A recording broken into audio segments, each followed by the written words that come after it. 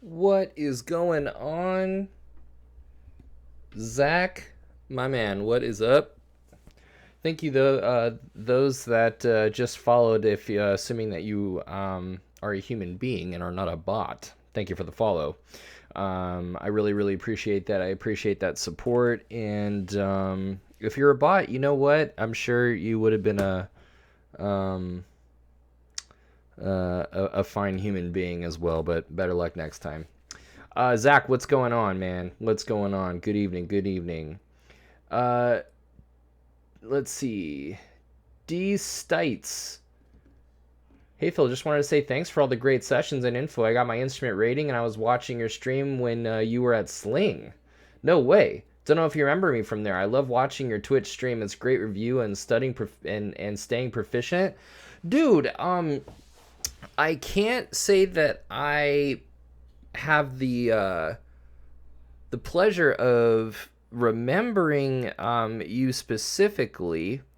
Um, did you go by the same name in the Zoom sessions? Either way, I can't tell you. Like, thank you so much. Like, enough. Thank you so much for following me then, and um,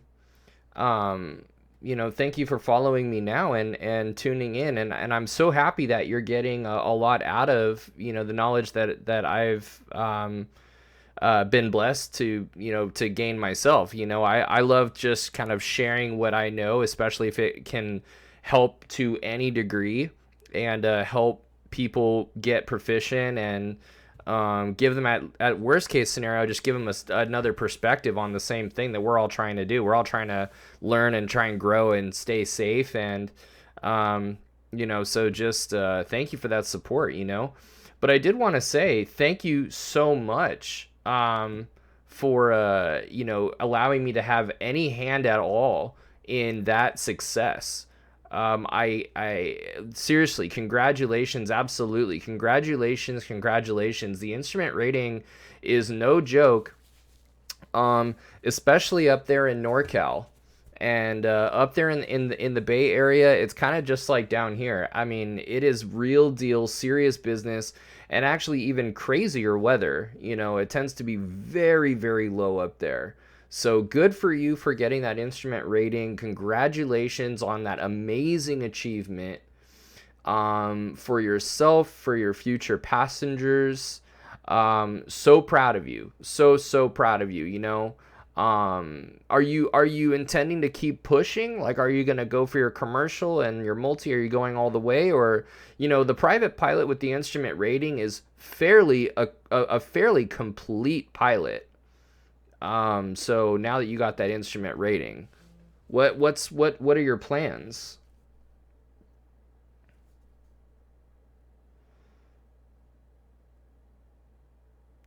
And the other thing is I'm actually cooking some dinner right now. I just wanted to stop by and while we got the ball rolling. So hold on, I'll be right back. Okay, you guys can hang with Tangles. I'll be right back. Commercials next, followed by multi. Woot woot. What'd you do your instrument rating in, man? Oh, you know what? You're gonna have a great time tonight. We're gonna be talking about regulations, and feel free to chime in. And Zach, we can get you on the Discord if you want, on the voice chat. Feel free. I'll happily join you in there as well. But yeah, I shall return.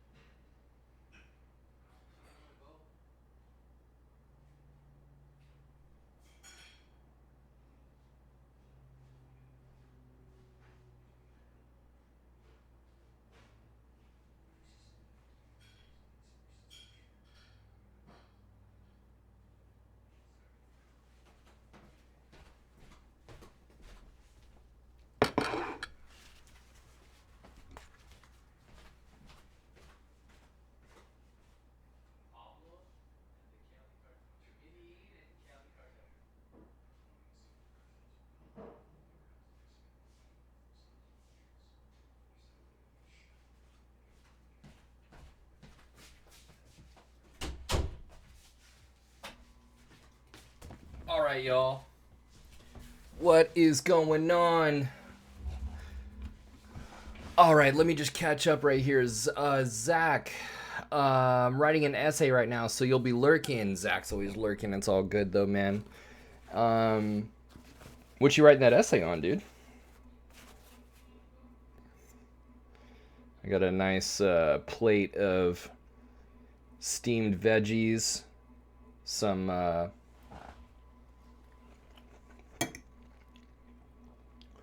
chicken breast, some like rosemary and like garlic salt or garlic powder on there, and drizzled the whole thing like in feta all over across everything. Oh my god, bum. D-Stites, just a regular old 78 172 mic model with a 6-pack and a 430. I love it, dude. I love it. Same setup I had for my PPL, Zach says, shooting for my instrument next.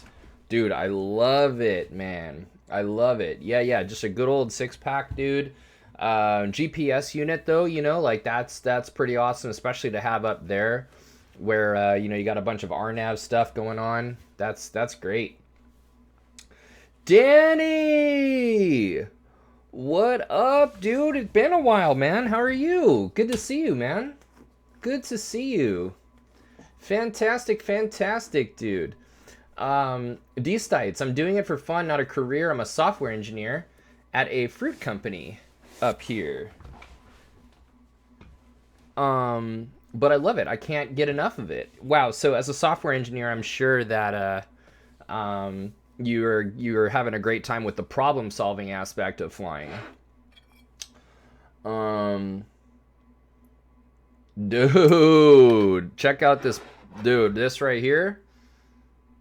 You got the chicken on the back side right there. I just like coated it. It's all veggies and feta, and then just like piled on top of chicken.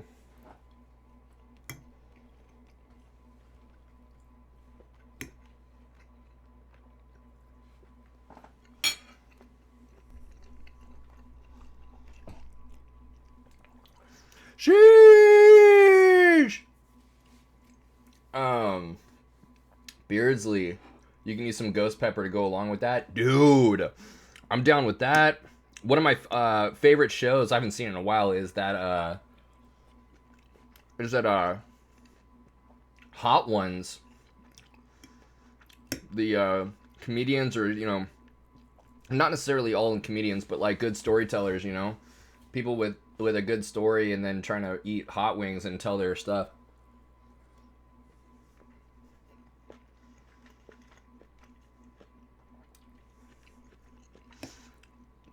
How's everybody doing tonight? How's everybody's week treating them so far? We're going into hump day tomorrow.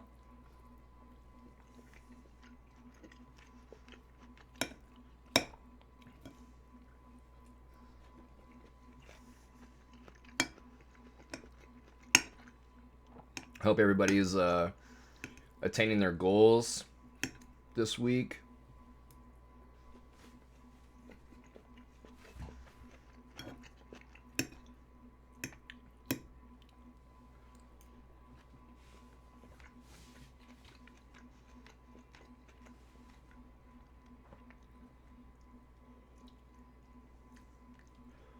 You've thrown up 3 times so far, Beardsley, and I've done many laps around my kitchen chugging. Oh, like actually doing ghost pepper stuff? Dude. Oh my god, one time, I think in like home economics, we were doing, we were like, you know, doing cooking and stuff like that. And we were learning how to make stuffed jalapenos. And they were bomb as hell, of course, but like dumbass, dude, I didn't wash my hands, and so I went to go like wipe my eyes or like itch my eyes, and I couldn't get it out of my eyes. Like I was just like crying. I wasn't sobbing, but I was like tearing up, you know. My eyes were just trying to, you know, flush it out, and you know, the punchline of the story is my next class, it was during like my middle school. So my next class was SSR, dude. It was silent sustained reading. The irony is, you know, I was like a bad student for basically my whole life. And the problem is I was always the one to like cry wolf basically when it came to going to the bathroom, because I like to go to the bathroom and like visit my friends like in other classes and whatever. So here I really needed to go to the bathroom to like rinse my eyes, and like I wasn't able, you know, my teacher was like, she was like being a kind of a bee about it. But I'm like, dude, my eyes, like, look at my eyes, dude. So, I think she eventually let me go, but man, it was torture, dude. But yeah, hot stuff is actually, I've definitely acquired a taste for it over time.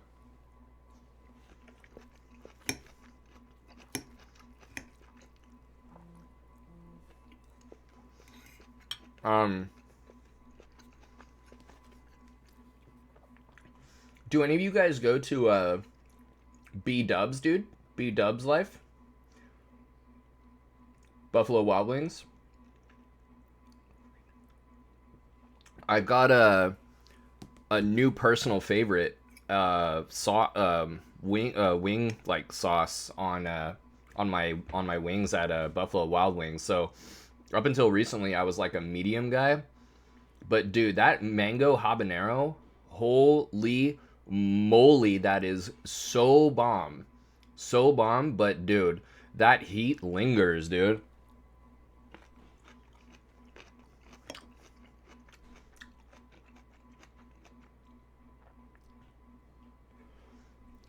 Danny, the blazing aren't even hot. Danny's just trying to flex on all of us, dude.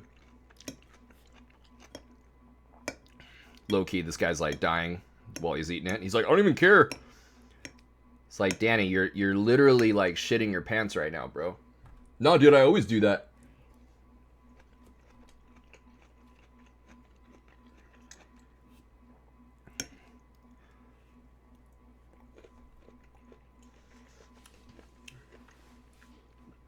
Danny, you know I had to like bust your balls, dude. No, have any of you guys tried that at Buffalo Wild? Oh, that's true, Danny. Yeah, damn, that's true. Have you guys, any of you guys tried that mango habanero, dude, at Buffalo Wild Wings? Oh my god. Cause it starts off sweet. It starts off because it's actually like a thick, it's like a thick like glaze kind of a sauce. You know, compared to the medium's pretty, you know, pretty viscous as well, but it's like it's quite viscous, and sugary, you know, the mango habanero, it's like so sweet, but dude, when that heat kicks in, bro.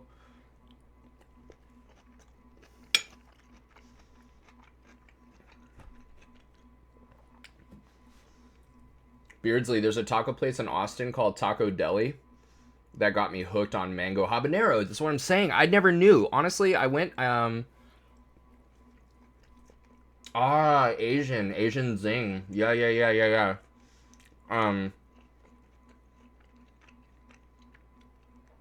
Dude, Asian Zing is bomb. Just that kind of thing. Danny, no way, dude. Maybe I'll join you and we like text. We'll share a drink like elsewhere.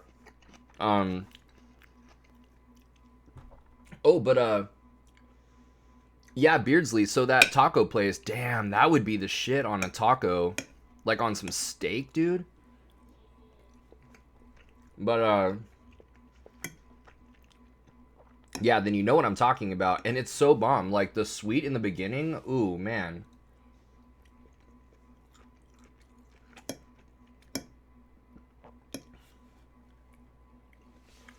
D Stites or D Stites. Asian Zing, like, are you talking about like Panda's got like a Kung Pao? I think that's kind of, it's got a little bit of a of a sting to it. Is that what you mean?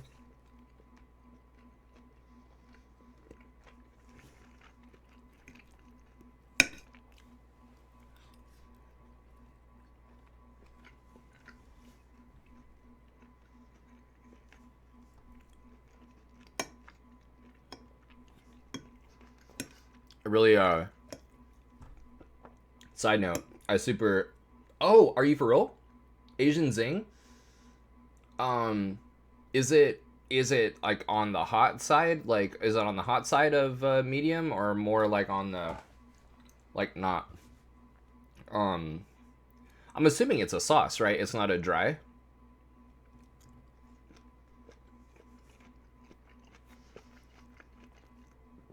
Also, you guys, I know, like, I started this, like, I didn't want to wait, like, and keep people thinking, like, I wasn't going to do the 8 p.m.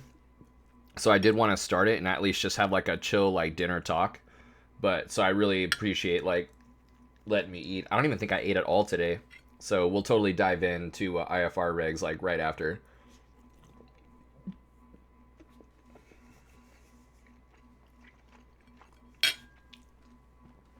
Danny, I'll drive, dude. I'll drive. That's what's up, dude. Danny comes in just, dude, it's been forever since we talked, and you just, like, come in here party mode. I love it.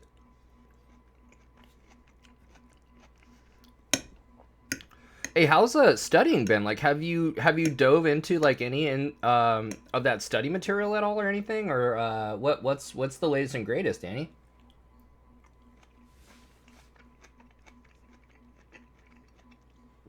Yeah, D Stites, like, the hotter side of medium. I'm so intrigued by that side, dude. Because now, medium to me, I'm not really a hot flavor kind of guy, personally.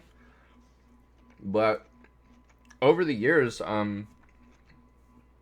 since I've been going there and, like, I've been trying, like, new things, I've kind of been acquiring a taste, and I have, like, I definitely have the acquired taste now of the flavor. For me, like, I used to just get my shit would just burn. I'm like, what do you mean this tastes good? I'm like, first of all, I don't taste anything. I'm just in pain, But, over time, I definitely, like, taste, like, the flavor in some of these things, and, like I'm saying, the mango habanero. So, now that I have that acquired taste, like, I'm totally intrigued by that side of medium, dude.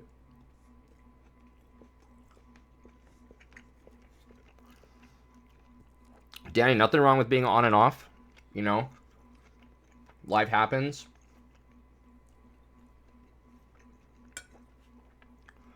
I know for me, it took me a year and a half for my first license.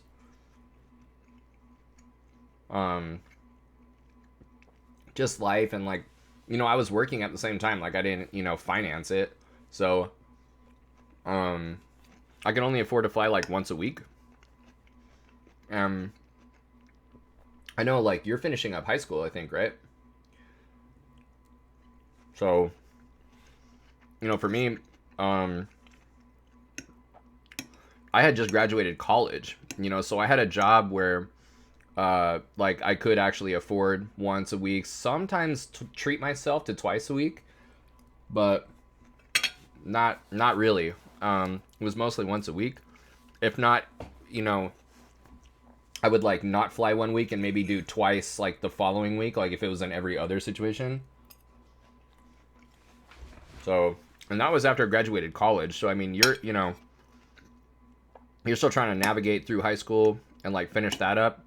Figure out, like, what are you going to do, maybe junior college wise, or 4-year wise, or trade school wise, or not, maybe you're going to do something entrepreneurial, So, yeah, just figure that out, man. It's like, make those moves, and then when it makes sense, then do it. Now, one thing I would totally encourage you to do is just stay in touch with me, and any questions or mentoring or anything, like, I got your back. But also, get that sim stuff going on. I forget if you said if you simmed or not, but I know when we were talking before, that's a big one. For especially somebody in your position Like that very well might be the best thing that you can do right now. And that's the best thing many of us can do, regardless of how well our jobs pay or how far along in life we are.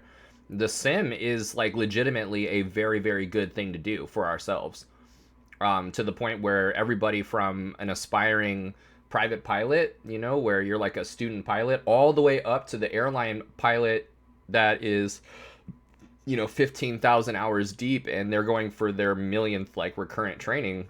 They're in the simulator, dude. So something to think about.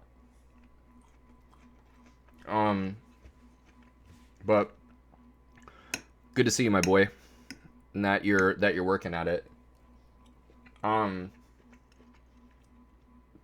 D's died, so you can buy the sausage at Buffalo Wild Wings, take them home, or on Amazon, We Grill, and put it on stuff. Oh hell no, dude. Is it expensive? I'm so down, dude.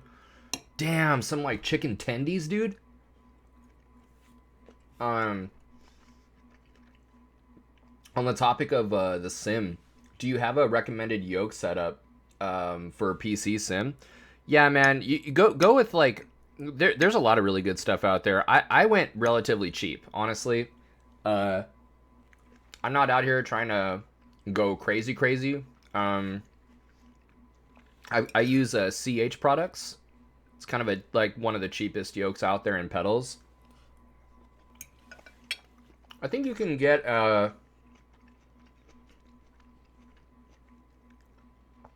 yoke is like 160 or 150 now, and the pedals same thing. It's like 170.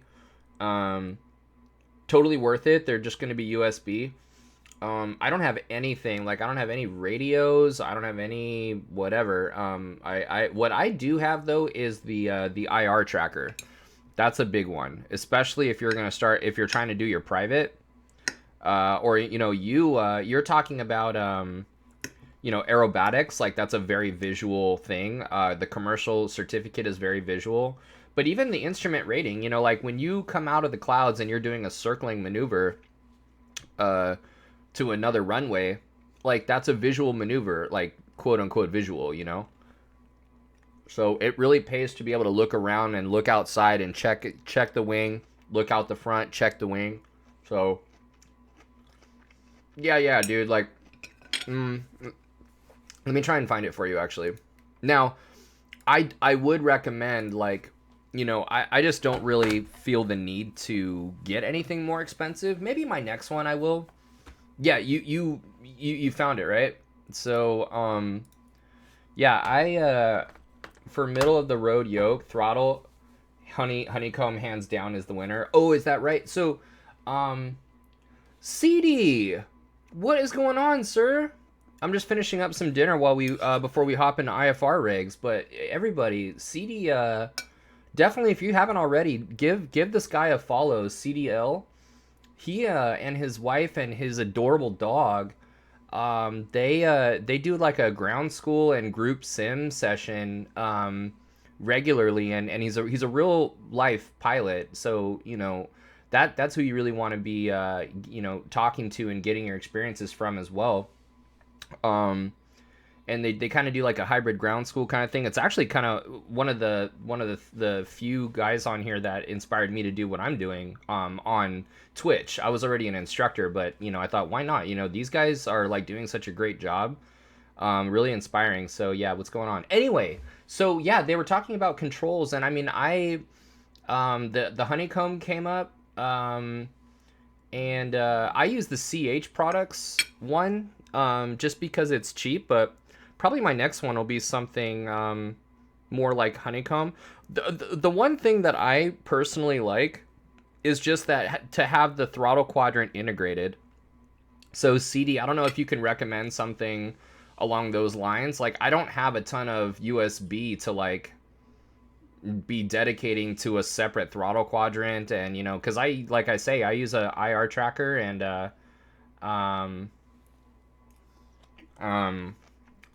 the just different things like I use standard flight sim hardware actually. It's funny that you bring that up actually, because somebody, I was playing some video games last night, and one of the guys in here was asking if I use that, and I use an Xbox controller. Like when I play my games, I use a two-handed controller with one hand, which is super hilarious because I will like hustle the hell out of some people on Call of Duty. I'll be like, "Can I play with you guys? I hope I can play." And I'll like sit down with them or whatever, like if it's at a party, and totally they don't know me. Maybe they just met me or something, and I'll get like the middle of the table or something. But no, I just use regular flight controls. CD, are you using any virtual reality for your own personal? I know during your sim sessions you don't, but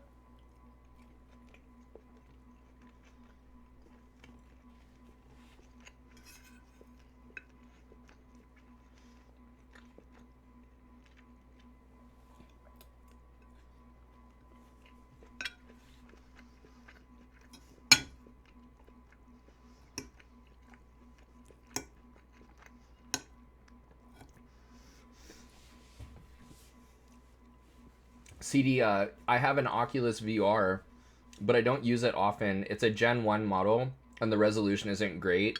It makes it hard to read the instruments. Yeah, I love Track IR personally, but yeah, that Gen 1 Oculus, like, dude, prolific, like, instrument, you know, like, like, super, like, crazy. All of those that came out, like the HTC, and very, very cool. But yeah, for me, like, the lack of resolution, and I think it's just not totally perfect, and it nor should it be. Like, why should anything be perfect? Like, it's all good. I'm just saying, since it because of its imperfections, it makes me so sick, dude. It is the worst on me. Like, I have such a weak stomach for VR, dude. um so mm. Dude, how's the ground school been treating you, man? Are you guys like in a particular unit right now, or are you doing like mostly like your events, like charity event or anything, or what are you guys up to? We're doing IFR regulations tonight.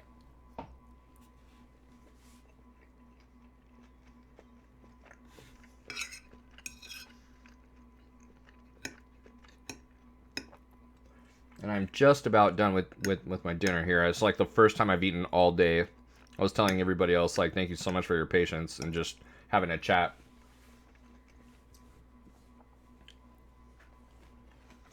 Oh, Danny, you didn't really use it? Yeah. I mean, the only thing I really came close to VR was PlayStation VR, and that was pretty cool. Like for Skyrim, VR is nuts, dude.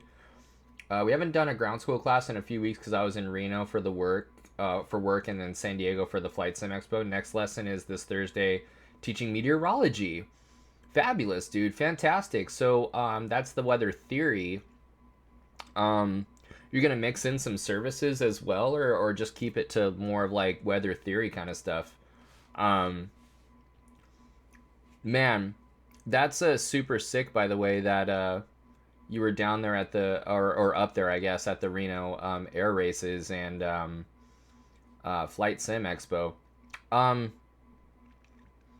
the guy that I work for, he's my mentor, but also he employs me for to make some of his teaching materials. I believe spoke at the expo. Ed Valdez. I don't know if you got to hear or see him talk.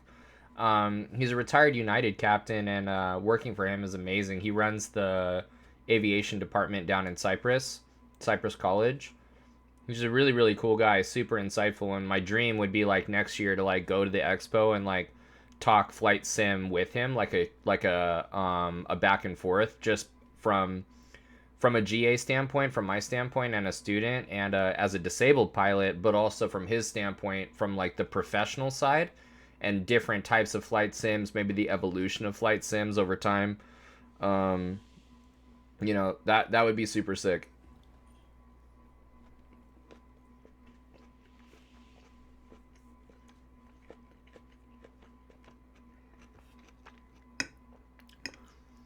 CD, that's great, man. That's great to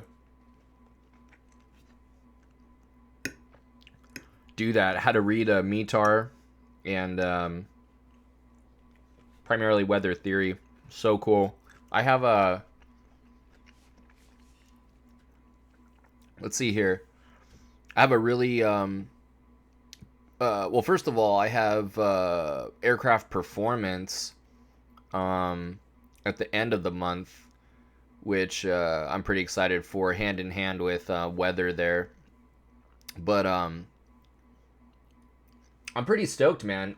Tomorrow is private pilot. I do Wednesdays and Thursdays private pilot. Like tonight is IFR Tuesday, and tomorrow I've got a spin on like aerodynamics, where it's a Star Wars, the aerodynamics of Star Wars ships, and obviously not flying through space as they fly through the atmospheres of like the different planets and stuff. And relating certain starships like in Star Wars to like they have like nods, or they're reminiscent of designs of actual aircraft. Like I think I have one of them is like the X-wing, and like the with the four in attack mode with like the X versus like the pits, like the biplanes, the aerobatic like biplanes, and like that high lift high drag situation. Dude, CD, tune in. What are you doing? Are you streaming at all tomorrow? Dude, you should tune in. Wait, is that tomorrow? Oh, you know what? That's gonna be Thursday. My bad. I had it tomorrow, but I can't. I'm taking the kids to a soccer game. Thursday at 8 p.m. Oh, dude. Okay, but I think your class normally ends at 8, right?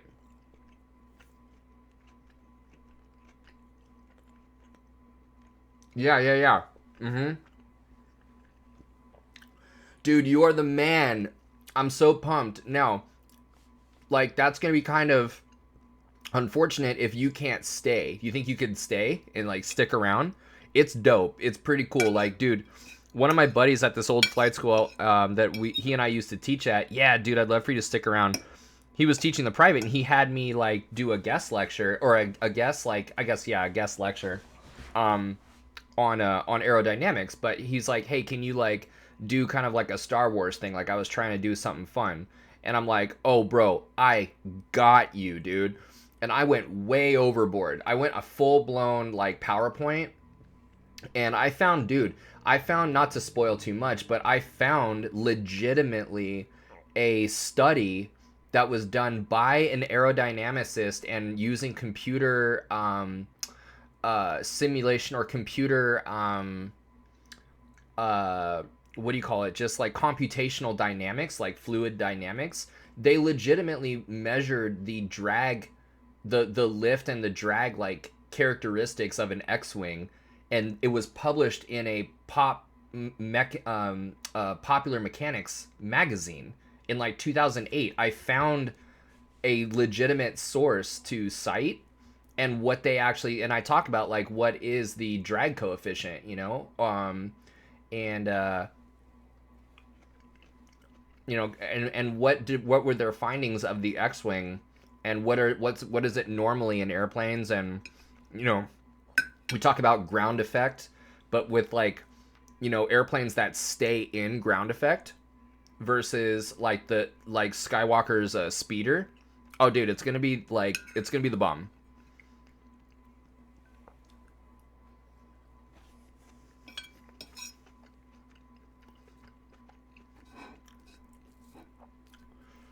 Almost done here again.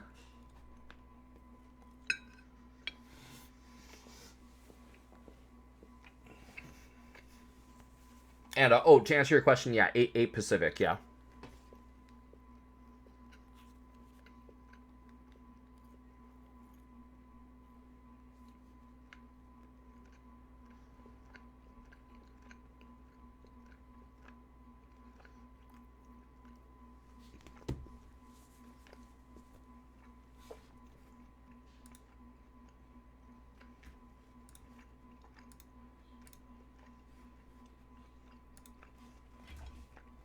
All right, guys.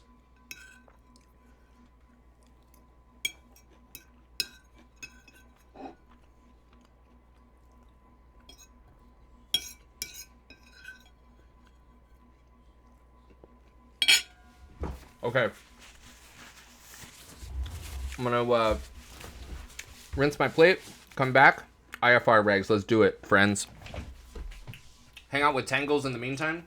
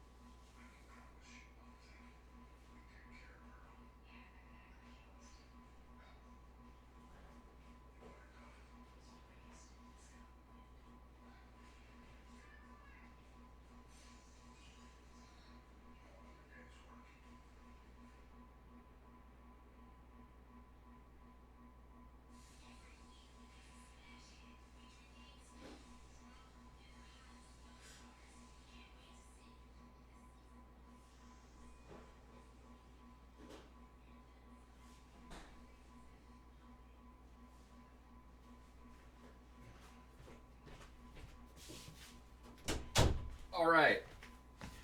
Let's do it. Oh. All right. So, good evening. Happy, what day? Tuesday, I suppose it is. And it is 8:40, a little bit behind, but like I said, thank you so much for the patience. Eating dinner. Dude, first time eating today, and god damn, that was glorious, dude. I had a little bit of iced tea to, like, wash that down. And I'm really excited to get into IFR regulations tonight. We're just gonna hop in. I'm thinking we stick to the core. This is something that I attempted to do before, and there are at least a couple different ways of going about doing this type of discussion about IFR, really regulations in general, but like especially the IFR regulations. Is we could go deep dive, which I'm not going to do tonight. I'm going to try and learn I tried going deep dive last time, and we just didn't really get to the meat of what I really wanted to talk about, which are the core IFR regulations, 91-167 through 91-185. Those core. Oh, Danny, it was nice talking to you. 10:42 for me. You got school tomorrow. Take it easy, dude. Absolutely. Thank you very much for stopping by, dude. Fantastic seeing you, dude, and talking with you. We'll talk soon. Just keep in mind what I was saying, dude. Just hit me up, dude. Like, we'll stay in touch. You're awesome. Good luck with the rest of the week. So, there's two ways of doing this.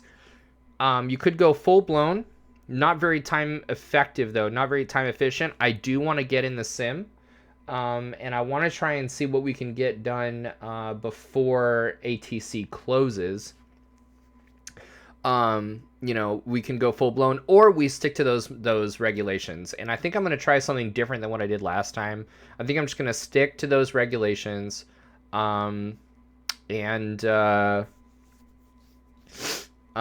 maybe actually.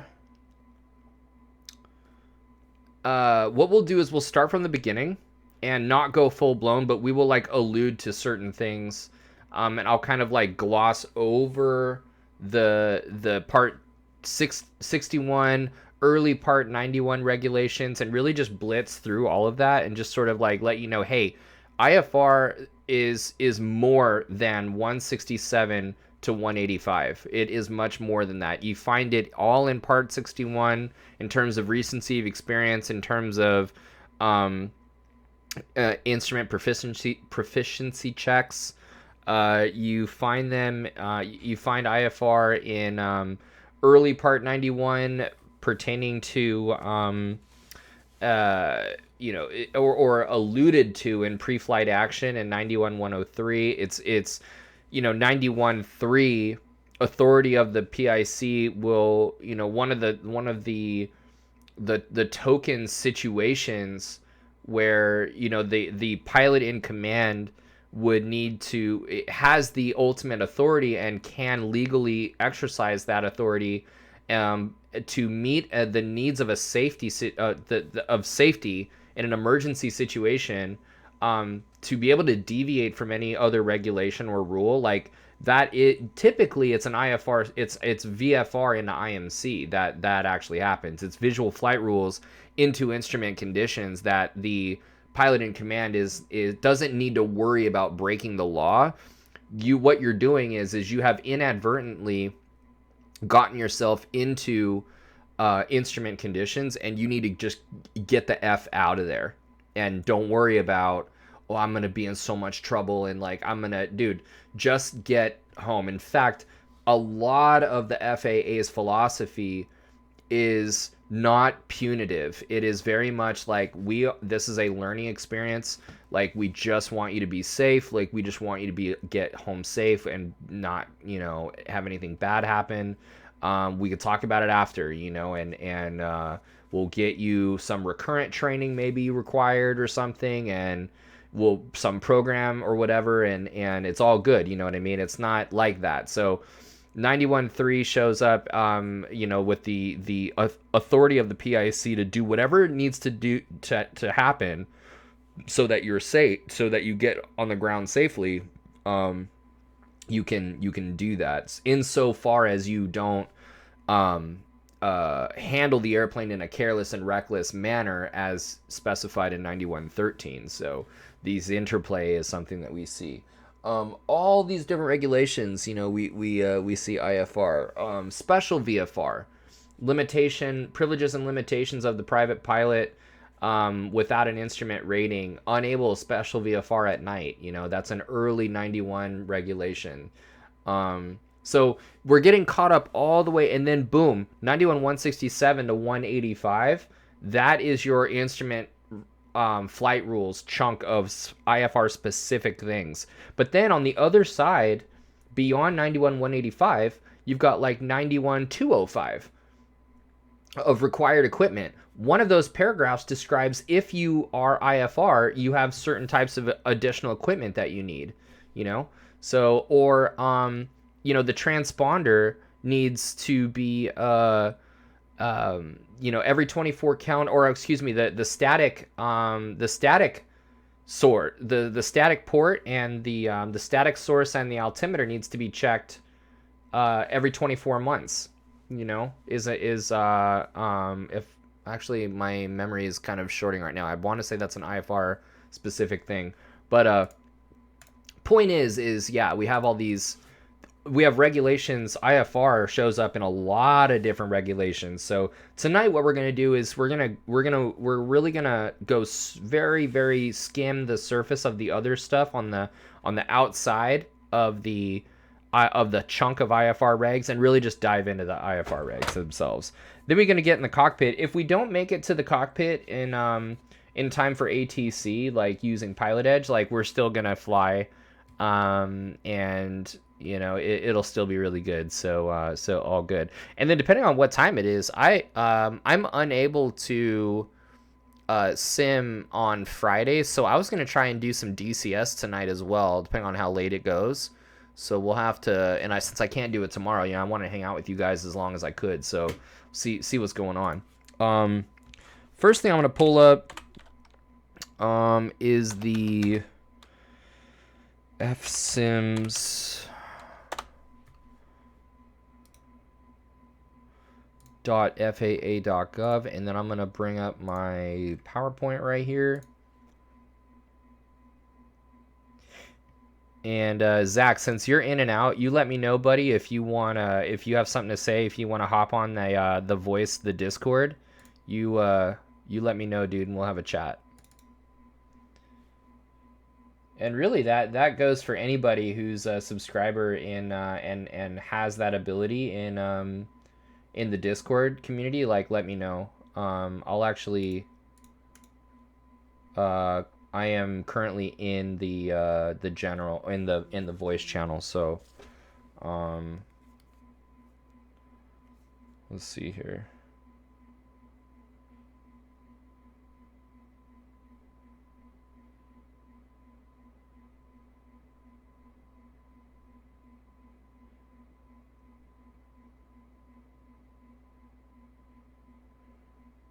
Huh.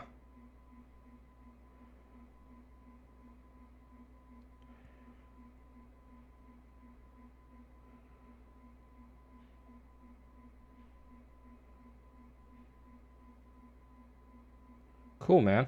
One of my old mentors just reached out to me. Not used to, never didn't think I'd hear from him. It'd been a long time since I heard from him. Um, so I'm actually gonna disconnect from the voice channel and then just let me know if you guys have a question. Um, let's get to it, dude.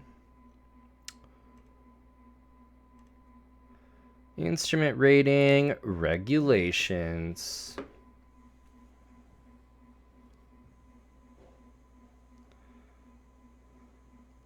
My girlfriend just tuned in.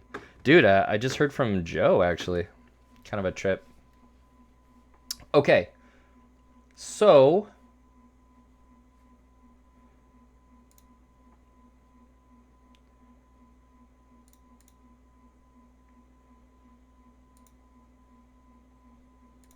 there we go. All right. The instrument rating. Now, what are the regulations? Like, what are we even talking about? And for those of you that are like just tuning in, maybe you're not instrument rated. Yeah, I know, dude. Trippy, right? He was just saying let's stay in touch. I'm like, all right. So what do we mean by the regulations? Like, are you in the right place if you're tuning into this channel and you are not instrument rated, right? Like, are you in the right place? What even are you talking about? First of all, there are some pilots, some actual in real life pilots in here. You are familiar with what I'm talking about. Like, the regulations, they are the laws. They are the rules that we need to learn as we go about our flight training that keep us all on the same page. They have kind of not kind of, like very much like legally type jargony language that, you know, part of a job of a CFI is to help you appreciate and understand not only what these rules are and like what this weird language is telling us, but how do they actually relate to each other? Not only that, but like, how, you know, are these regulations, like, how do they protect us? Do they protect us? You know, a lot of the time, these, when you really dive into these rules, you're like, wait a minute, that's a rule? That doesn't sound very safe. And it's like, yeah, you know, a lot of, you know, these rules need to cover a very broad spectrum of a lot of different skill levels of pilots. And so it's the job of the instructor to help you come up with personal minimums and personal limitations for yourself that are more conservative than a lot of what these rules talk about, regarding, let's say, minimum weather, or, you know, what constitutes an alternate airport. How much fuel do you need to bring? You know, these are examples of rules that you need to familiarize yourself with, but then, you know, you have personal minimums that are based on those things. So, so for those of you that are pilots, you are familiar already with regulations. We're going to be looking at the ones pertaining to IFR. For those of you that are not a pilot, are you in the right place? Absolutely, right? Even though you're a flight simulator enthusiast, you know, and you're going to go break, you know, you might, you know, might not adhere to these regulations. Honestly, you should. If you're really taking, you know, your flight simulation seriously, and you're using it as maybe a jumping off point for future flight training.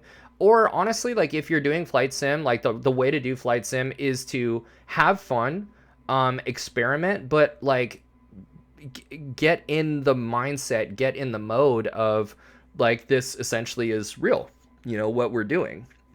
Certainly, rules still apply, you know, when we're on networks and we're still coexisting with other people in the flight sim space. They're going to be adhering to certain rules and assumptions that are actually regulatory in nature.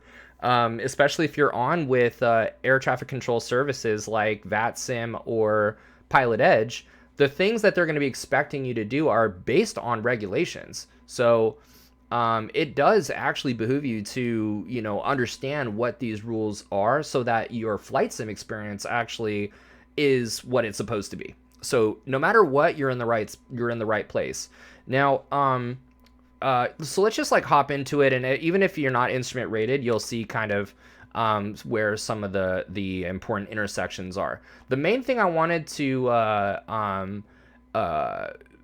like kind of get across, a lot of the time regulations, you're like, legal language, that sounds boring. The thing is, especially with the instrument rating regulations, they are very not boring. They are totally not boring at all. Dance party, IFR regulation dance party. This is the way that we need to like kind of we get excited about learning about the rules, because without learning about the rules, we can't play the game. And it should excite you to learn more about how to actually do this. CD, dude, I went out of my way to find those gifts, dude. Okay, what's to come? So, for those of you that are not familiar with the way that the regulations are organized, how these rules are organized, they are organized in a series of basically chapters in the Code of Federal Title 14 of the Code of Federal Regulations is a collection of laws that pertain to aeronautics and space. And within Title 14 of the Code of Federal Regulations, there are a series of chapters called parts that pertain, and each chapter, each part, right? There's part 61, for example, pertains to a certain like set of rules. So, for example, part 61, we're looking at the rules pertaining to like if you want to become certified, how much experience do you need? What type of experience do you need? What type of knowledge areas do you need to gain proficiency and an awareness of? Do you need a written knowledge test? So looking at part 61, very important. We talk about logging experience. What do you need to do regarding experience and keeping your experience? That's a big thing with IFR.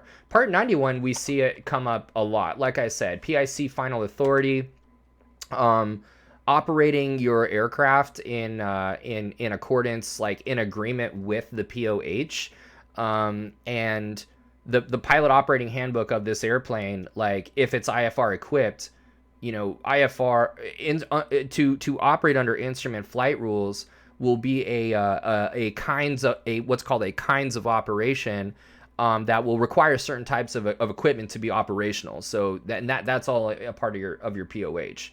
So it does show up there.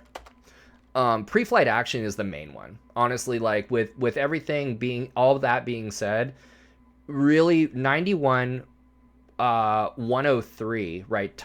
Title 14 of the Code of Federal Regulations, Part 91.103.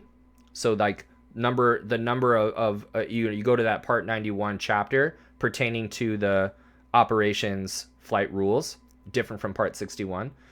And 91.103 is like one of the honkers like that you want to be like familiar with when you're all the way from like, dude, I do like 91.103 pre-flight action items. What are the items that you need before you go fly? Like that is like a second or third lesson thing, and it is a part of us of a couple different categories of things. It's one of a few different categories of items that you need, when you're talking about getting your ducks in a row before you leave. So pre-flight action items are like your fuel requirements or getting your weather, understanding your runway lengths and your takeoff and landing performance, and that kind of stuff. What we're going to find is whether you're under visual flight rules or under instrument flight rules, pre-flight action kind of takes a different form. Like these are the items, right? Like I said, an alternate airport or an alternative if a flight can't be completed, getting the weather reports and forecasts, knowing your performance, fuel requirements, those mean something to the VFR pilot, but they mean something a little bit different to the IFR pilot. Mainly, some of those things specifically, the weather concerns, what constitutes the alternate airport, those are further spelled out in detail in the later IFR regs that we will see. As we said already, they will be communicating with 91103 pre-flight actions. So kind of a reinventing or a re-understanding of 91103 clearances. Like I said, IFR fuel requirements, what constitutes the alternate airport, how are we going to be conducting ourselves on these approaches. The glitz and the glamour of the instrument rating is like the approaches. You always hear about like the approaches. Personally, I think the departure is kind of a more interesting situation, because that's you don't have to leave an airport. You know what I mean? I mean, assuming that you're a Part 91, you don't have to go. You do need to land. So, presumably, if we're talking about a departure, we have not yet left. So, that is your last opportunity to, obviously, if you're diverting, you're in the air and you're handling it. But the idea is like, we can do a lot before departing to make sure that if anything happens, we can get down. And so regarding personal minimums, I think that is a more interesting discussion versus like when you're talking about the regulation of landing IFR, taking off and landing IFR. First of all, there's nothing regarding departures regulatory wise for Part 91 operators. But when you're talking about landing, it's like very mechanical. It's like, okay, when you get down this far, you look for these things. If you see this, then you do these things. If you get there, you can continue if you have this and this. It's like, okay. And if you don't, then you do this. It's almost like flowchart wise. It's like, okay, very black and white for the most part. But departures, dude, it's very nuanced and very more of like the art side of it, in my opinion. Yep, minimum altitudes. This is a big one that I really regret not being able to get to last time. How do you handle a radio failure when you cannot see outside? It is actually a contention. Like, it's a debate if that's an emergency or not.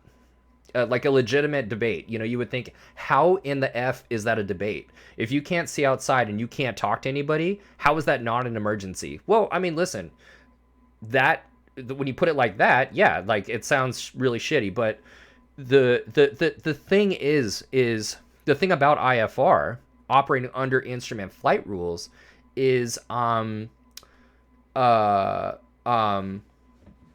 squawk 7600 for 1 minute and then squawk 7700. Yeah, well, here's the thing. So CD, that's like a great question. First of all, it's 7600. Yeah, it's definitely a 76.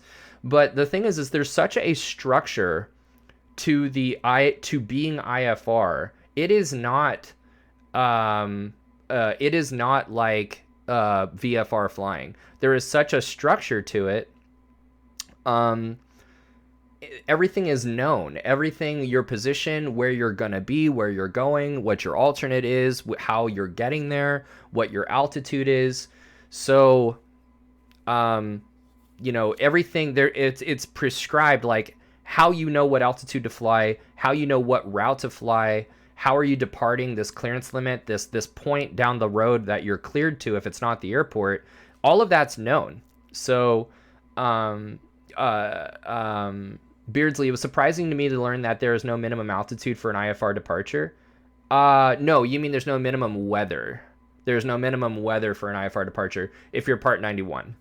All other types of commercial operation there are, which kind of is getting into the weeds a bit, but yeah, Part 91, like there literally is no minimum weather. So very, very important that we develop those personal minimums. What are your limits for an IFR departure if you knew you were flying one way to a different airport? Fantastic. And I'm going to talk about this. Oh, you know what? We are not going to talk about that. That is actually more in depth in the departures lecture.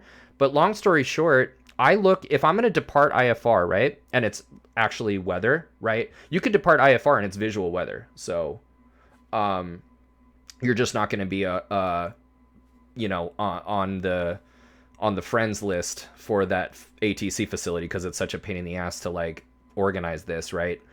But if I'm departing and it's legit IFR, like IMC, my weather minimums for departing, like what that minimum weather needs to be, and anything lower I'm not leaving, is based on the approach to come back into the airport. So like if I know that I'm departing from an airport with like an instrument landing system, an ILS, we talked about approaches literally last week actually.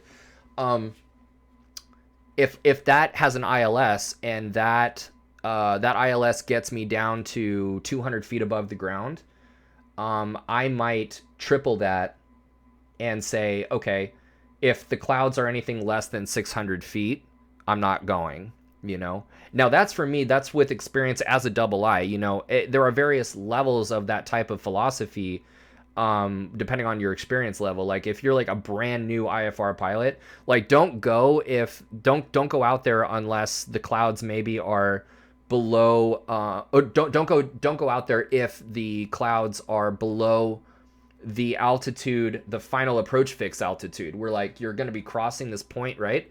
And then starting your final segment, you're actually descending down to the runway. If your clouds are below that point, maybe you don't go, you know, or maybe you're new-ish, you have some IMC time, and it's your home airport, you know this approach well, or these approaches well, you have multiple types of equipment on board, maybe you like double your localizer minimums, right? So if it's 500 foot on the localizer, maybe you don't go out if it's lower than 1,000 feet, you know, or something like that, where you're quantifying it and you're basing that on the approach coming in. And then you do want to write those personal minimums down and go into that check ride with those numbers. You're like, this is my home airport, I'm not leaving until I'm basing it on this approach, and you know, I'm not, or I'm like doubling my circling minimums or whatever. So I hope that answers your question. So yeah, CD. So the short answer is squawking 7600. You know the route, the altitude, and how to leave that final point. You're staying on 7600. And basically, long story short, is you are being predictable. You're either doing what they told you to do, which is what they're expecting you to do, or if they didn't tell you to do something, if you get to a point beyond which you have no further instructions from them, you do what you told them you're going to do in your flight plan. Because in order to be IFR, you actually had to file a flight plan. So, you know, but my D-Stites, my DP said it was totally an emergency. Well, I mean, I'm like in the middle about it because, you know, do you squawk 76 or 77? Well, you squawk 76. You know what I mean? 77 it conveys the wrong thing. It's not a vacuum failure, right? If your vacuum pump fails and if you're an IMC, if you're IFR, regardless of whether you're an IMC or not, but if you're operating IFR and your vacuum pump fails, like that's an emergency situation. You are partial panel, your attitude indicator and your heading indicator do not work, and you are like legitimately on a compass and a turn coordinator, really kind of hoping that nothing else fails. And you need vectors back to you need headings back to your airport. Like that's an emergency, you know? A passenger like having a seizure, like that's an emergency. Minimum fuel, you're right on the doorstep of an emergency. You are not an emergency yet, you know? But so to me, a lost comm situation, I think definitely declare the emergency, but you know, it's a point of contention. I just think like it's an emergency, especially if you are new, but whether you're new or not, it really shouldn't matter. Like I think that if you understand how to execute your flight with a radio failure, all I'm saying is I understand why it's a debate, you know? So, Beardsley, does that mean you'd take off in fog if you knew you could get to 600 feet at another airport you were going to? No. Let's get into it and we'll totally talk about it. But basically, for myself, like I'm not taking off if the ceilings are, for me personally, because and again, I'm not recommending this because, to a new pilot. I have experience IMC. I've given instruction in IMC. I've flown single pilot IMC before, which is super hairy. I've flown single pilot IMC in high performance complex.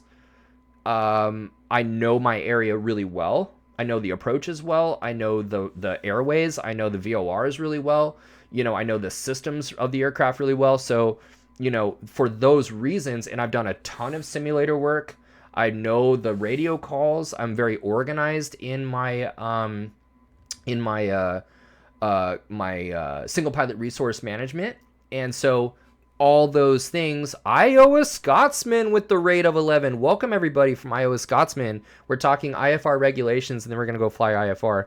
My minimums are 500 feet, which it's quite low. It's actually kind of uncomfortable. But Kenny, thank you for the follow. Raid.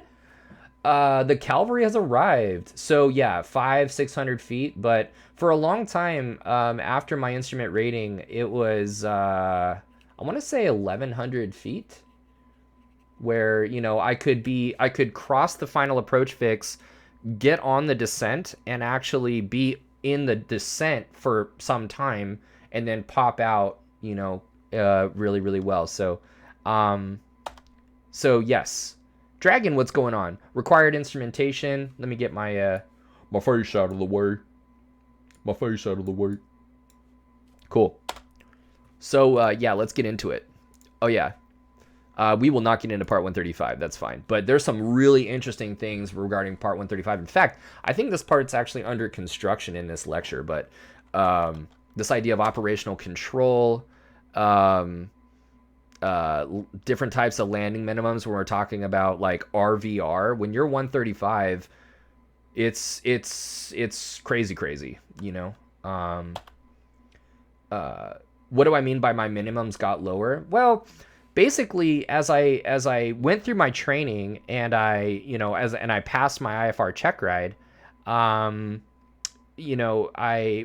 was in a position to work further with my double I. Really good evening, Iowa. Work further with my double I to responsibly expand personal minimums with somebody super experienced, like my instructor. I'm not even with another instrument rated pilot, and get really, really good with my trim.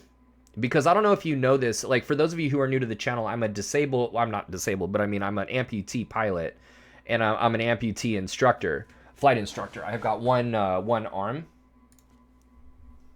So when you're talking about flying IFR, especially single pilot, it's real deal. I cannot get behind. There is no coming back. And so I needed to take, whether you're an amputee or not, we expand personal minimums by taking our time and gaining experience working in the flight simulator, gaining proficiency, getting organized, and through repetition, like we can go out and not push, but really like settle into some minimums. Now, if I'm going to go out, especially if I'm not proficient, if I need to build some proficiency, I'm not going to go out there until, I'm not going to go out there if it's like less than 800 feet. So I adjust based on proficiency. So yeah. So 135 is kind of crazy. Okay. Now, for those of you that are actually interested, I would recommend going through the AIM and reading further about. Well, first of all, we talked about part 61. We talked about part 91 briefly in terms of organization. This stuff just keeps getting more confusing. So Kenny, feel free. So are you a certificated pilot by any chance? I would just have you help me help you, because all are welcome. and you are in the right place if you are not even a pilot, if you are just, if you really enjoy flight sim. But regulations is not an easy thing to discuss. And the rules can be kind of gnarly. So yeah, I did, help you if you want to pose a question or anything like that. I'm an open book. Some of the things that, before we jump into the regs, I want to turn you on to is part 1.1 in the regulations pertain to definitions. It's a very important. Oh, Kinney. No, I'm just a sim pilot, still a noob, no problem at all. You are more than welcome, and I appreciate your vulnerability. We all were noobs at one point. In fact, the wise pilots are noobs for life. So, I feel you on that. I can do an ILS, but not sure what you mean by lowering minimums. What I mean by that is, having, when you're first starting off, having an established set of where the ceilings, where the clouds are going to be, and how low are the clouds going to be, and how low is the visibility going to be. Mainly clouds and visibility, but wind actually does play a role as well. But it's really clouds and visibility, where below you're not going to go out and depart an airport IFR if the clouds and the visibility are below a certain level, right? If the clouds are too low, if the visibility is too low, you're not even going to mess with it. So at a certain point, like when you start off, your minimums might be 1,500 feet ceilings, and 3 miles visibility or 4 miles visibility. Where as somebody a little more experienced, or a lot more experienced, maybe a lot of time in instrument meteorological conditions or whatever, may drop that down to 800 feet and 2 miles, or whatever. So.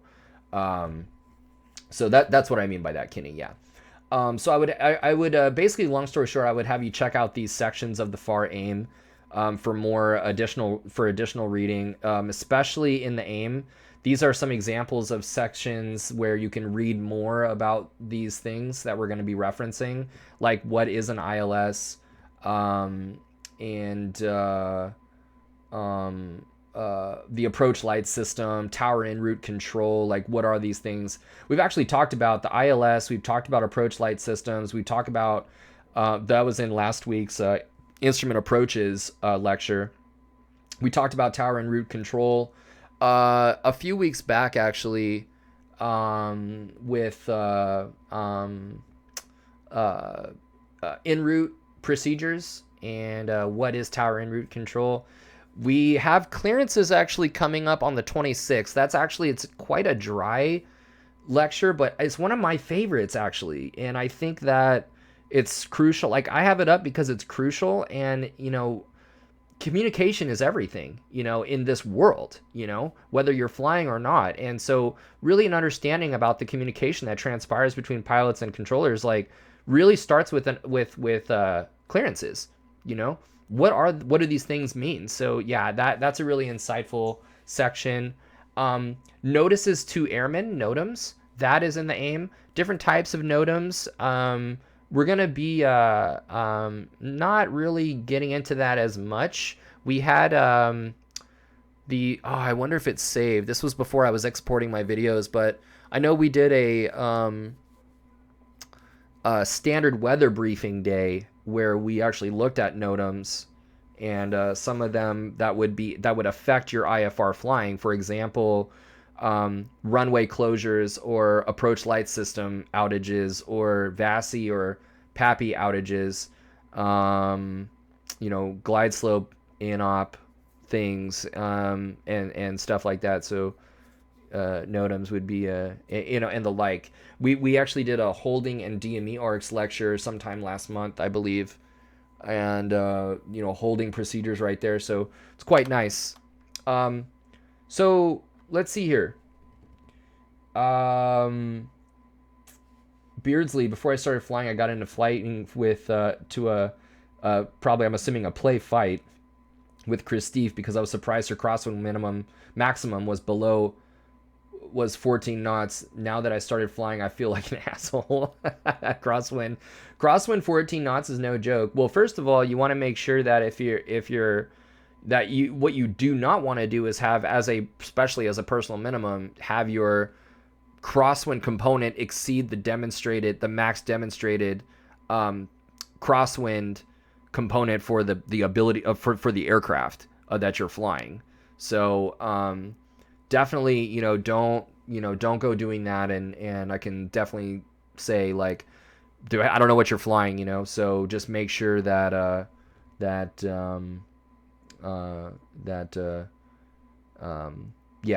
you don't exceed that. So yes, so part 61. Where do we see the instrument rating? Again, we're gonna go kind of quickly through. We're gonna go quickly through the initial regs that pertain to instrument flight. We're gonna get as quickly as we can to the meat of everything, which is 91.167. Okay, now 61.3 is where the instrument rating starts showing up. We see that we need an instrument rating if we're operating in weather less than visual conditions, as documentation. This is where the documentation thing comes in, where it's like, you need your pilot cert, you need your ID, and your medical. Logging, in terms of logging experience, we need any type of experience that we are accumulating over time toward this instrument rating. We need to log, whether we're accumulating it toward toward getting our instrument rating, or after the fact, if we're doing things like recency of experience. Recency of experience, this is one thing that we could spend a lot of time on that we're just not going to, but like the private pilot, like the normal VFR stuff, we need to do certain things to keep current, right? We know that as a private pilot, we need 3 takeoffs and landings within 90 days to take a passenger, right? Full stop if it's at night, or full stop at night if it's done at night, in order to take a passenger at night, right?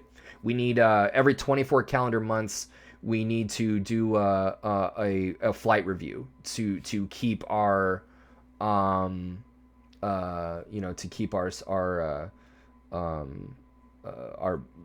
being able to exercise our privileges as the PIC, right? Kinney, so if I'm reading that right, minimum's 474 feet? No. Yeah. So for the ILS runway 34 left, it's 4,426 feet, 4,426 feet MSL, and then at 1,800 feet RVR is essentially a quarter mile visibility, and that going down to 4,426 on the altimeter gets us 200 feet above the ground. That's what this 200 is right there. So you were reading the localizer, so that is 474 feet above the ground. Yes, you're correct. You are correct. 474 with 24 is 2,400 feet. That's a half a mile. So like the VFR stuff, we need to do certain things for our instrument rating to be recent in our experience, to be current. And long story short, within the past 6 months, you need to have done 6 approaches, and including holding procedures and intercepting and tracking of electronic courses. And outside of those 6 months, if you haven't done your six approaches, ideally you're doing more to stay proficient. You've got to do other things.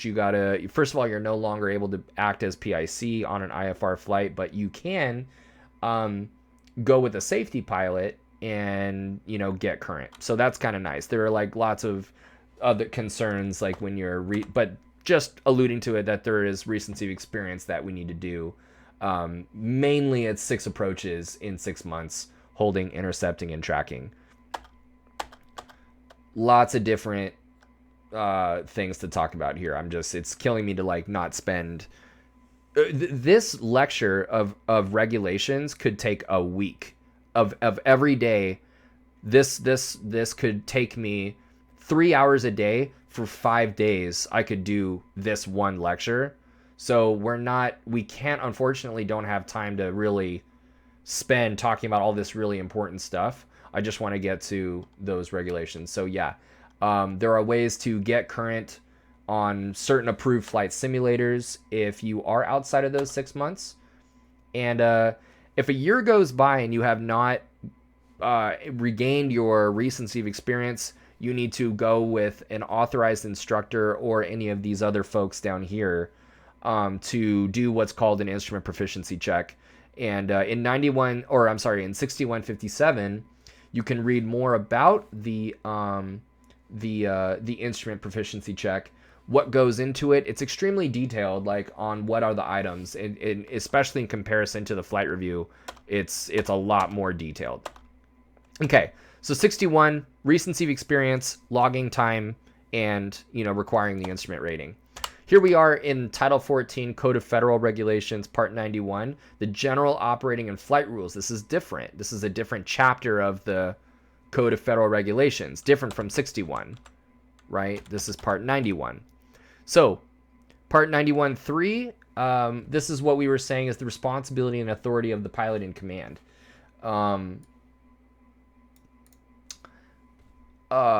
That the 91.3 says that the pilot may the pilot in command, the PIC may deviate, and what a PIC is defined in 1.1. That's why I gave that to you in the beginning.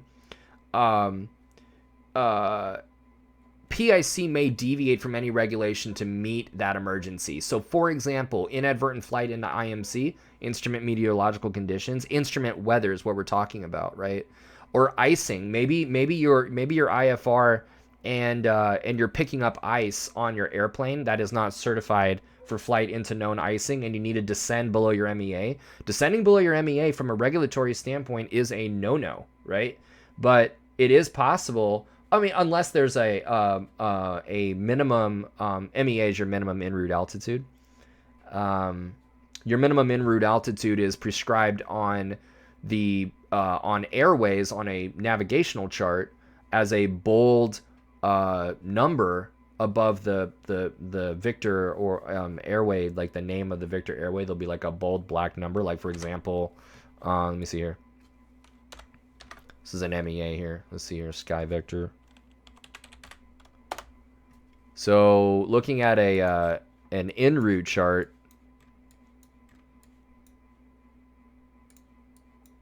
whoa, there we go. You look at this is an IFR navigational chart right here. You could see here, like, here's Victor 363 from Wakro to El Toro. 4,000 feet right there is your minimum en route altitude. And here's a minimum en route altitude for Victor 186 on this segment, at least, is 6,000 feet, right? Here's another one. On this airway, it's 7,700. So, descending below that MEA is a no-no, because that MEA, that minimum en route altitude, is designed, and that airway, the location of that airway is designed such that at that minimum altitude, you are afforded 2,000, over here in this part of the United States, it's 2,000 foot clearance from the highest obstacle 4 miles either side of that airway, right? It's 1,000 feet in non-mountainous areas of the country. So that is an altitude that you are not allowed to go below in order to ensure that you have that obstacle clearance. Now, it's true that on certain airways you can go, there are minimum altitudes that is below an MEA. And these special cases are called the minimum obstacle clearance altitudes, or MOCAs. Dragon's got it. The MOCA is an altitude that may be prescribed below, that would permit going below an MEA, in so long as you are above the MOCA and within 22 miles of the VOR, not whenever you want. Not at any point that you want along that airway. You need to be within 22 miles of that VOR. So, like, for example, here's a MOCA on this airway that is 2,300 feet for Victor 27. right? You got an MEA of 4,000 feet, but if you get icing at 4,000 feet, to your question, Kenny, about icing right there, if you are picking up ice at 4,000 and you're within 22 miles of that of the VOR, then you are permitted to descend down to 2,300 feet, and you are still afforded that suitable obstacle clearance of that associated with that airway. And that's good to know. It's good to know that if you really needed to get down below 4,000 and get out of the ice, that you could, and you are definitely within the protection of that airway, right? But otherwise, along Victor 27, you got to be, higher. Okay, so that's good to know. If you're on a segment of an airway with a MOCA, right? Here's an example of an Rnav of a GPS airway. This Tango 261, 6,200 foot GPS minimum altitude, but you got this MOCA right here, 5,700. If you're within 22 miles of that VOR, you're good. The 22 miles is only for reception of radio nav. If you are GPS, you can go below the MEA whenever you want. I'm gonna have to get back to you on that. I'm not sure that that's true, but we can. Well, I'll get back to you on that. I definitely don't know everything, and I'm learning stuff all the time. So if that, we can talk about that. So you said I fly planes in the sim, don't have anti-ice systems. I've crashed many times. Okay. Yeah, that's good to know, Dragon. Don't have any anti-ice systems. I've crashed many times, sometimes able to divert and land. Yeah, you definitely want to be able to know, how to get out of the ice. So that's the main thing about, when you're 91.3 and you do not have a MOCA, if you're IFR but you can see below you and you know where the terrain's at, yeah, I mean, 91.3, like, you got to get out of that ice, you know what I mean? So, yeah. Okay. Right, so you just want to be careful when you're looking at an airplane, and that you're, when determining the airworthiness of an airplane. Okay. 91.9. So this says that you gotta you have to operate this airplane in accordance with the POH. And if the airplane is equipped for IFR, the POH will tell you what type of equipment needs to be working for IFR operation. This is what's called the kinds of operation equipment list. And basically it shows the equipment that must be operational, that in order for you to be IFR. So let's see here. Same thing with being on an IFR flight plan. You only have to submit your something and destination on your flight plan, no matter how far, if you are Rnav. Okay. Can you rephrase that? You only have to submit your. You mean to say origin? I see, your origin. Give that a third try, Dragon. So your origin and destination on your flight plan, no matter how far you are. No matter how far, if you are Rnav. Dragon's intentionally making us work to decipher the cryptic nature of his wisdom. Yeah, I mean, you have to, yeah, I mean, you do. I mean, and under certain conditions, you are legally required to also include an alternate airport, but yeah. Let's see here.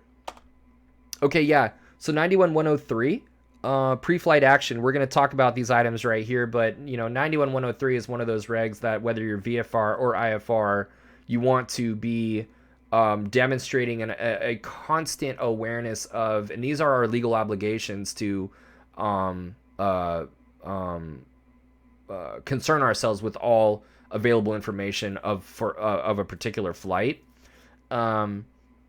And whether you're IFR or not, you want to be doing these things. RAWFAT is the acronym, and we're talking about runway lengths, takeoff and landing performance. With regard to IFR flying specifically, there are ways to interpret each of these things. For a private pilot, VFR, these are going to kind of contain different things. But when we're talking about the runway lengths and takeoff and landing performance, we really are emphasizing personal minimums here. We're saying, okay, regarding takeoff and landing roll, like, remember, you're taking off into the weather, so the impossible turn and all this stuff, like, less likely, not impossible, but I mean, it's way less likely that you're going to be oriented in a way to and capable of doing something. So we really need to make sure, like, do we have enough runway? Do we have an out? Personal minimums, like we said, runway lengths, takeoff and landing performance. One thing that we talk about in our departures lecture is establishing personal minimums about takeoff performance. So, like, for example, a certain type of instrument departure may require you to climb 500 feet a minute or 500 and something feet a minute in order to comply with the minimum climb performance for that departure, in order for you to meet the minimum obstacle clearance requirements, right? It might require you explicitly on the departure procedure to have a certain type of performance. If your departure procedure requires a 500 foot per minute climb for your particular airplane, but due to whatever speed you're doing it at, and you look in your POH, and on that day, for the weight and the temperature outside, you're able to do 600 feet a minute, it would be tempting to say, oh yeah, we got the performance. And it's like, well, hold on a second. You're telling me that in order to ensure that we don't hit something, we have to be maintaining 500 feet a minute, right? And we are, best case scenario in the POH, remember, those are best case numbers. Best case scenario, we are 600 feet per minute. Let's think about that, Are we okay with that narrow percent margin? That's different than, 260 or 300 feet per minute required, and our performance is 800 feet a minute. That margin, let's rock it. Let's do it, right? Assuming that all the other things are in place, right? But major personal minimum opportunity there regarding how much wiggle room do you have performance-wise to comply with that departure procedure. So food for thought there. Weather reports and forecasts, I mean, it goes without saying, like, we're looking at the weather reports way more closely. Where are the freezing levels at? Where are the ceilings? How thick are these clouds? Personal minimum wise, when we're looking at the weather, and CD, you might want to talk about this as well. I don't know how familiar you are with the GFA on aviationweather.gov, but the GFA is like one of my favorite tools. It's what replaced the area forecast, and there's a filter on there that shows you cloud thicknesses, actually, the ceilings and the tops, and it's invaluable to the instrument pilot, because if you know that your en route altitude for your A to B is 5,000 feet, and you look at the GFA weather report and you've got clouds that start at 1,000 feet but they go up to 7,000, you need to ask yourself, like, yeah, thanks, Dragon. You need to ask yourself, like, am I comfortable? I'm in the clouds for the duration of that flight. Even though 1,000 foot ceilings is above or at my minimum and I'm going to go, do you have the proficiency? Can you cope with the fatigue associated with a flight that long in IMC? It's very, very fatiguing to do that. 45 minutes or even an hour or even 45 minutes in solid IMC, depending on what you're flying, that can really tire you out, let alone 2 hours or whatever it is. So that sounds like a familiar service than what Nav Canada offers us. Oh, dude, that's awesome, man. That's awesome. Yeah, really. Oh, you know what? I'm going to try and tune in if I can. I might actually have a flight training student at that time. I'd love to tune in and see your guys' perspective on some weather services there.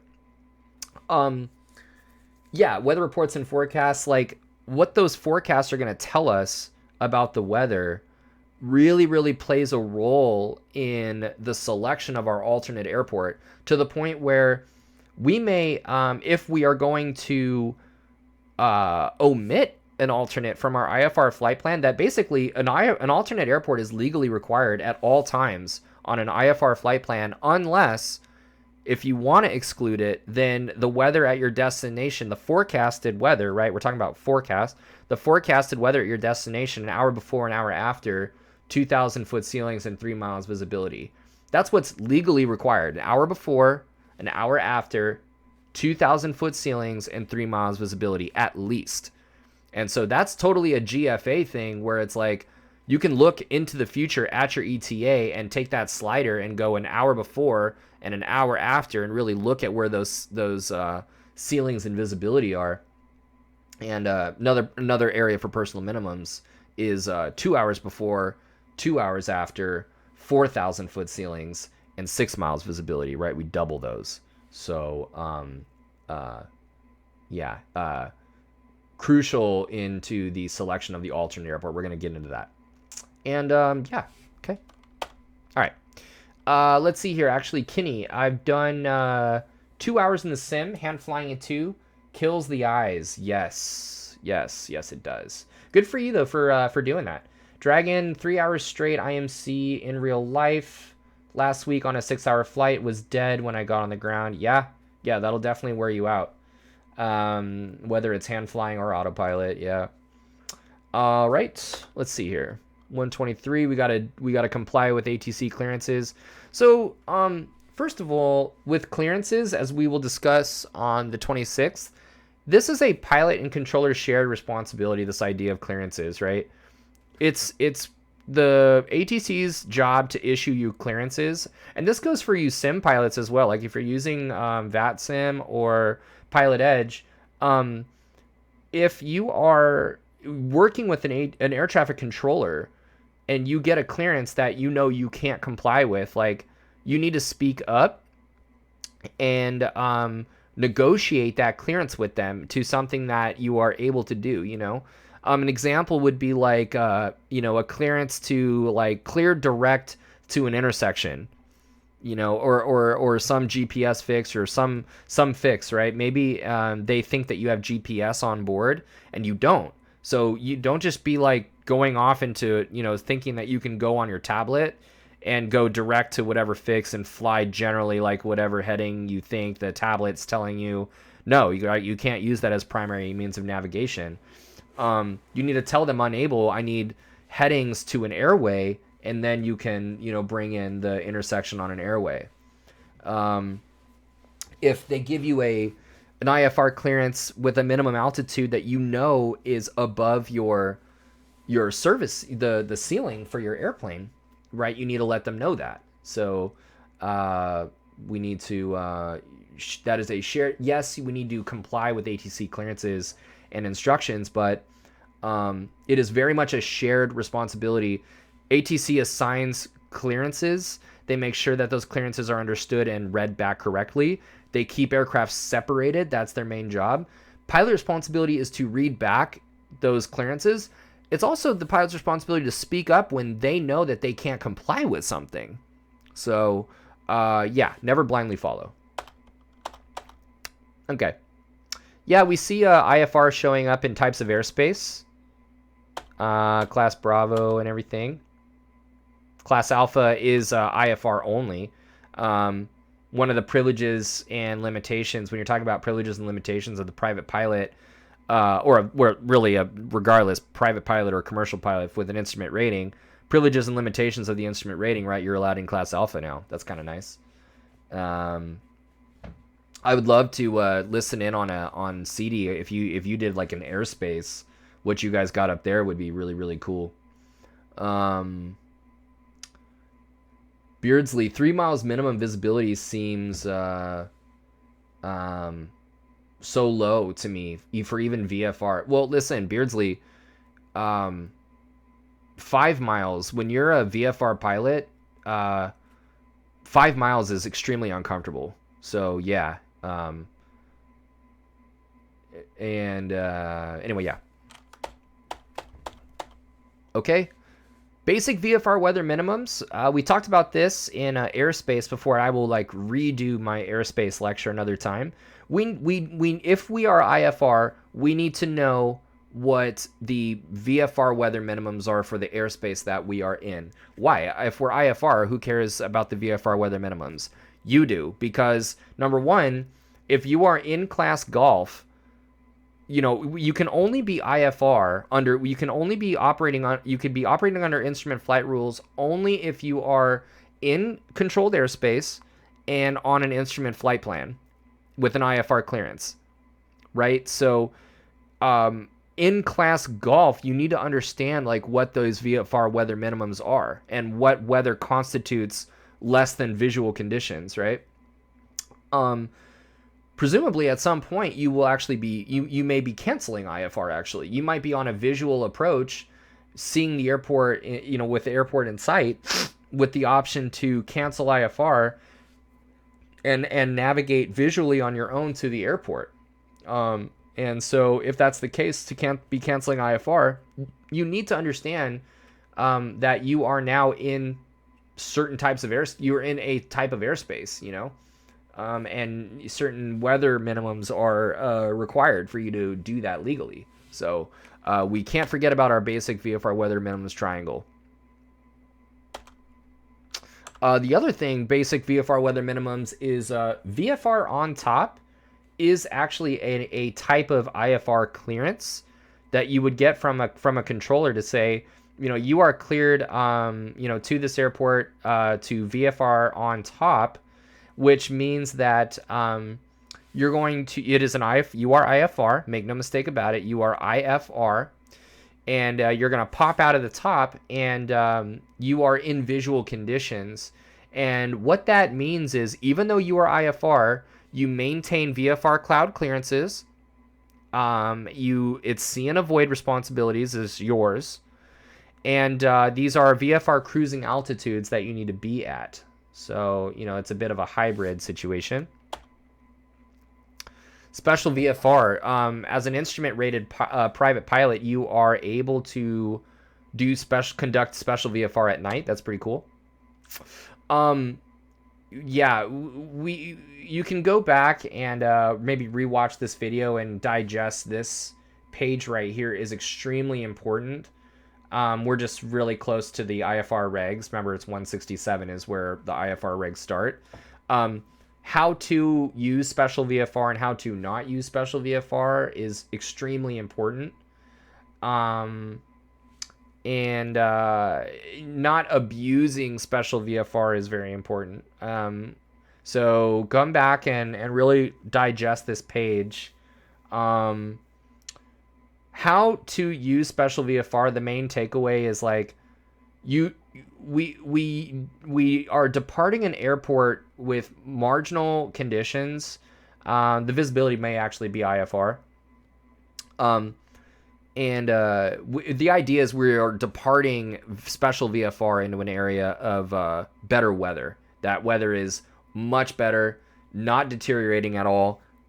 And the situation would be like the best situation would be sky clear, but with haze and like 2 miles visibility. So, you know, you could read more about that in the 91-157 regulation, but like, it would be really, really nice if you could just, if you're going to depart a special VFR without an instrument, without an IFR clearance, and, you know, if you're going to go VFR, just get above the haze. It's probably going to be a couple 100 feet thick, and get above it, sky blue, like, you know, get out of there, and do not do it to avoid an IFR clearance. Like, if you get your IFR clearance and you have a hold for release time that, you know, is like 20 minutes from now and you got to go, you have to go right now. We don't have the time to wait. Let's just depart special VFR so we don't have to wait for our IFR clearance. BS. That is not the way to do it. That is not the way to do it. First of all, if you do that, you're assuming that they're going to be able to fit you in a place in line, and they very well may not be able to. You do not want to be departing special VFR assuming that you're going to pick up IFR in flight, you know, assuming that they're going to have a place for you in line, So you're going to take off into deteriorating weather, thinking that surely by then you'll be IFR. Well, what if you're not? You know, what if they're not able to accommodate you? Sometimes they're not able to accommodate you. So what if they can't accommodate you? You're aimed right at the weather. That guess what? That weather was deteriorating at your departure airport as well. Weather got worse at your departure. You can't turn back. You got to go forward now, let's say. And now you're all boxed in. And now you're inadvertently, your VFR inadvertently in an IMC. Number one killer for GA. So just don't be making those kinds of decisions, you know. And so, yeah, spatial disorientation. I mean, the Kobe accident. That is the issue with the Kobe accident. It was a special VFR situation. We don't have to get into it. We could just do a Twitch stream on that only, you know. But what it was a very experienced double I in helicopters, a very IFR capable helicopter as well, operating out for a company that was not authorized to be IFR as the 135 operator, that the air carrier itself as a company was not authorized to be IFR under Part 135 rules. And this was a Part 135 operation, this charter from John Wayne to, I want to say Camarillo, where Kobe's daughter was, you know, going to a game or a practice or whatever. And instead of, and I was out there flying that day. I was actually out there in the IMC. I was doing single pilot IFR stuff when the crash, the morning of the crash. It was while I was actually out there.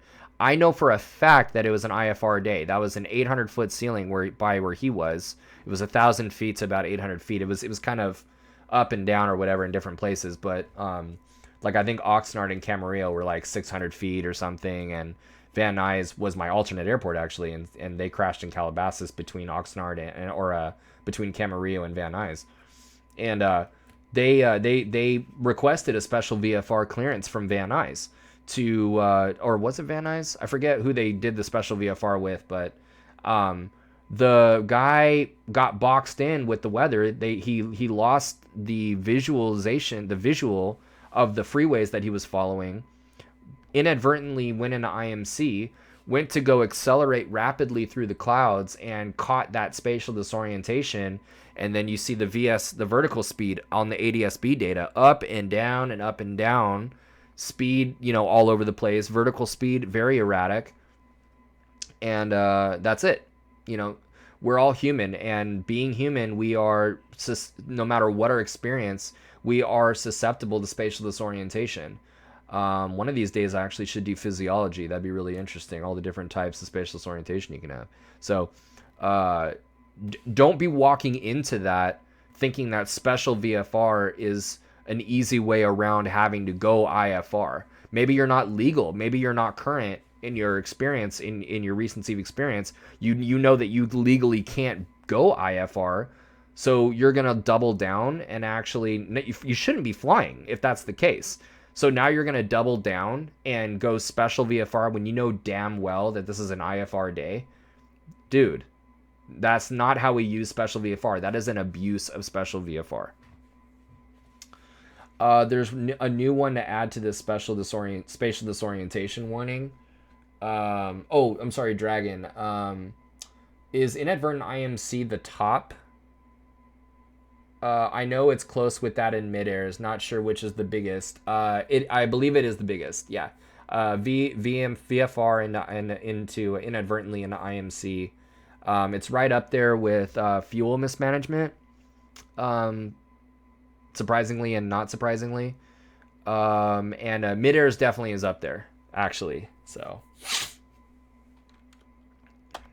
Oh, Beardsley, there's a new one to add to the spatial disorientation warning. A cardiologist in California yesterday had a horrific crash. No shit. I wasn't going to bring it up yesterday, but I'll drop more info in the Discord if you haven't seen. I haven't. I'd love. Yeah, thank you for dropping that in there if you could. Okay, we are now into the instrument regs. So how much fuel do we need to bring? Here we are in 91,103. The F in raw fat, right, is how much fuel do we need to bring? We need to bring enough fuel to go to our destination, to our alternate airport, unless an alternate airport can be excluded, and then 45 minutes after that alternate at a normal cruising speed. Okay, so just like your VFR flying, personal minimums wise, typically an hour is a good personal minimum at best power. Right? So the question is like, how do we pick a good alternate? This is a very important slide for you. This is not in the regulation, like, no, Dragon, the regulation does not specify that. It does not specify that.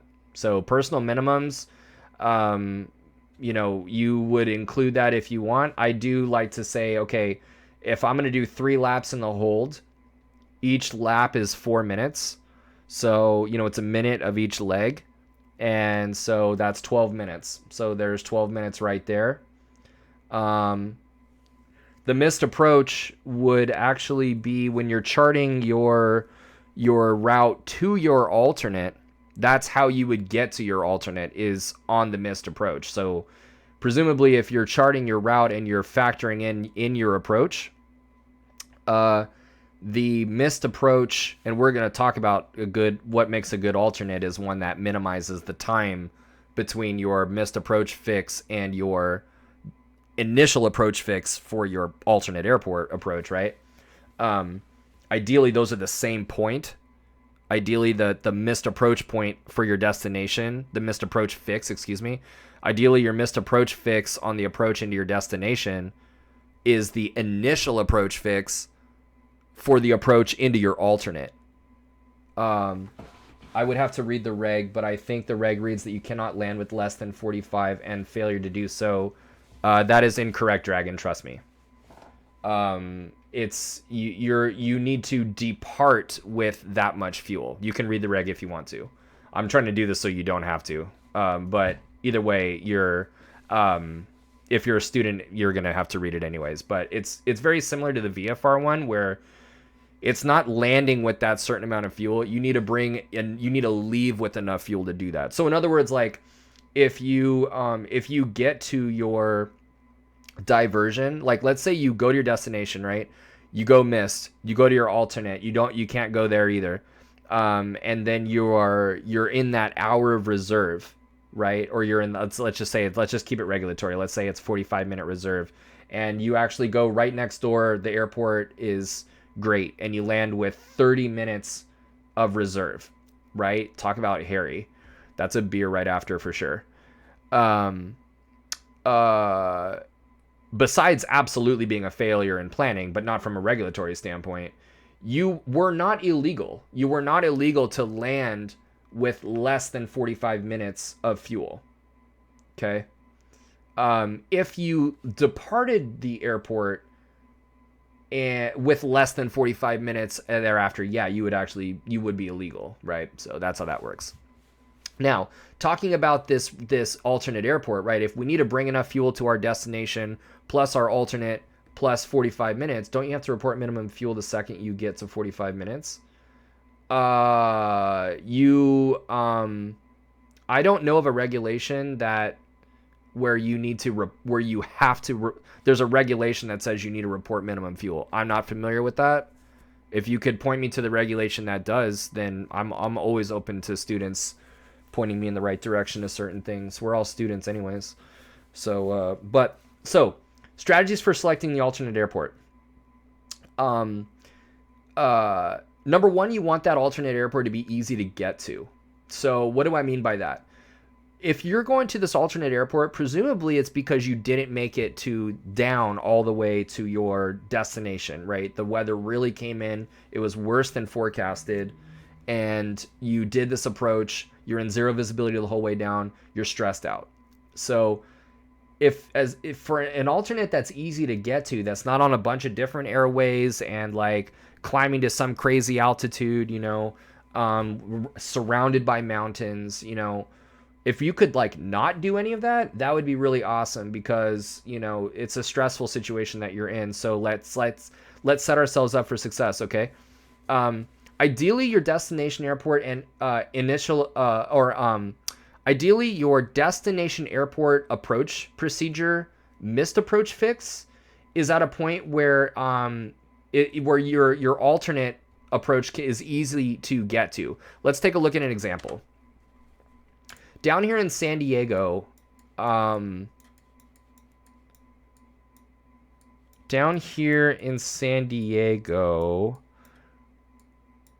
read the article today about that. It said it was a VFR conditions, though. Is that right? Was it a midair collision? Cray. So there we go. Looking at Palomar, okay? Now, if this may look kind of confusing and kind of weird if you weren't... it was loss of control actually is one of the main ones as well. Loss of control in various phases of flight is a big one. I want to say loss of control on takeoff is the biggest one. Is that it, or is it landing? Dang, I have to look at that. But loss of control is huge, to the point where they have loss of control analysis of crashes like in all various phases of flight that they take data on. So here's an example of an approach, okay? And you could like tune into the last video that I shot, the last stream, last week's instrument approaches on like how to actually read this. But what we're looking at is what's called an instrument approach procedure. And this is in the government issued format in comparison to, yeah, there's no minimum reporting on that. Now, listen, you need to exercise the best judgment. You need to totally report that 1,000%, because minimum fuel is not an emergency, but it's like right about to be. You know what I mean? So that, in terms of good judgment, there's no question, right? But when you're saying, yeah, they're fuel wise, or regulation wise. So what's going to happen with this approach? You're going to get to Oceanside VOR. You're going to go outbound at 4,500 feet MEA on a 083 magnetic to this place called Homely right here. Homely, you're going to make a right, and you're going to intercept this fan shape radio signal. This fan shape right here is a symbol, like how we symbolize the localizer. And the localizer is it's a pair of beams, of radio beams. Oh, dude, sure you can, Dragon. You absolutely can. You can totally regulate good judgment. You can make it a regulation, a requirement that you take crew resource management classes. Like, for example, if you're going to a charter, boom, dude, that's good judgment right there, man. But I get what you're saying. So you're gonna go intercept this radio signal that's gonna help guide you and align you with the runway, all the way in, all the way down, right? And there's the runway right there. But if you get down to 527 feet on the altimeter, this is 201 feet above the ground, and you don't see the required things that you need, that 91-175 actually talks about, then you need to go missed. Okay, so what we're going to do, we're going missed, we're going to go straight ahead to 3,000, and then on a 245 heading, on a straight ahead, and we're going to catch that Oceanside 145 radial to the Oceanside VOR. And then we're just going to hold there. We're going to hold, and we're going to collect our bearings. And the question is, where are we going? Where's our alternate airport? Well, the question is, when we're selecting our alternate airport, is there an airport nearby with an approach that can be easily started from the Oceanside VOR? Right? If we're going to end up at the Oceanside VOR on the missed approach to the ILS into Palomar, an airport in the area where we can get to the approach for the alternate airport from Oceanside really easily would be amazing, right? So look at this, though. On the en route chart, this is the Oceanside VORs right here. This right here, this gray circle with this 083, right? Look at this to Robin right here. Look at Ramona. Really easy First of all, we start, I'm going to leave it just like that, side by side. The initial approach fix for this Rnav runway 9 into Ramona, I would consider this as an alternate, because check it out. The approach begins at Robin, right? The initial approach fix right there. You go from Robin to Atc and then Atc into the airport. So can we get to Robin really easily from Oceanside VOR? You betcha. Here's Oceanside VOR, 3,000 foot MEA with a minimum crossing altitude here of 5,000 feet if we're eastbound on Victor 458 or 208. Robin's right here. It's a straight shot from Oceanside VOR to Robin, no problem. No problem. We get straight shot from there to Robin, relatively low MEA, and then boom, Robin, Atc, and then the runway, right? Really, really easy to do that. So that's an example. Yeah. Okay. A lot of different examples there. So that's an example of a straight shot. Another strategy select, and these kind of go with a lot of these cross apply to your VFR flying too. Good alternate is on your way to the destination. That would actually be really cool too, where if your alternate, if you could pass your alternate airport along the way, that'd be really nice, because chances are you've been using those VORs. You can you've already tuned and identified them. We did VOR navigation a couple weeks ago, so we know about that. If not, feel free, you can go back to an earlier video on what we mean by tune and identify the VOR station. But if you have passed the airport, not only have you likely used those VORs already, so you know if they're working or not, but you can look down. If you're above the clouds, if you're IFR and you're above the clouds, you're able to look down above your alternate and see, is the weather, are you going to be going through some weather, or is it actually clear? Or is it marginal? Like, what's going on? You could even listen to the ATIS by the time you pass. Not all the time. Like, you're not always going to be able to listen to the ATIS for like a distant airport. You know, it might be too far away, you know?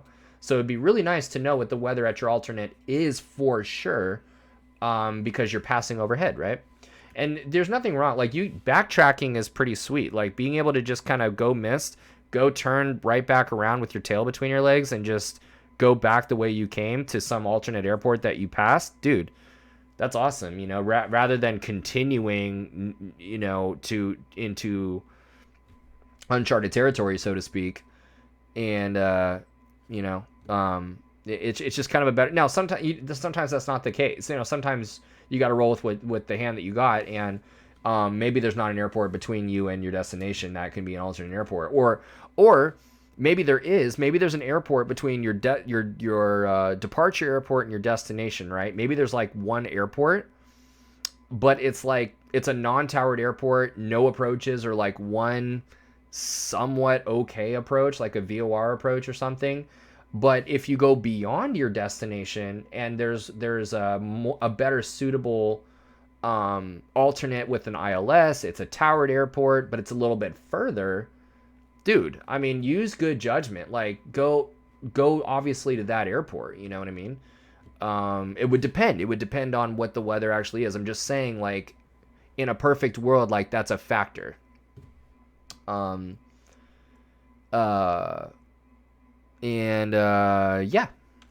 Okay. Now, what this regulation, and actually in 169 it talks about it as well, you always need an alternate airport on your flight plan, if it's IFR, on your IFR flight plan, unless certain conditions exist, and then you may elect to exclude one. The regulation does not tell you when you need an alternate. It tells you when you can exclude one. That is a really crucial difference. You go into a check ride saying to the examiner that the regulation tells you when you need an alternate. They're knowing that you don't really, you've read it probably twice, if that's the case. And you didn't have an instructor really go through the nuance of the language that it, and certainly the intent of this regulation, okay? So, if you are going to elect to exclude this, you always need an alternate. But if you're going to exclude one, you need two different conditions need to exist. Okay, and it's an and condition, not an or condition. Okay, it's an and condition. The destination needs to have an instrument approach prescribed by Part 97. Part 97 is one of those chapters that we talked about. We talked about all these different chapters. Part 61, Part 91, and 97 is one that's kind of like the recipe book for instrument approach, or not the design of an instrument approach procedure, because that's like, dude, it's like dude, you want to talk about the weeds? Forget weeds, dude. There are jungles out there about how departure and approach procedures are designed. Holy monkey balls. But I will say that Part 97 is the start of like a recipe book for like what's what. And basically what it says is the approach procedure that is at your destination, you can't make one up. It needs to be like an official one. All right. Let's see here. Dragon. What gets tricky is to find a legitimate alternate that doesn't have A and A. No. Well, at least not in this area. It depends on where you're at. If you are in a more remote area and you don't have, and you're like surrounded by class golf airports, very limited on the approaches. Yeah, you'll find some not authorized approaches,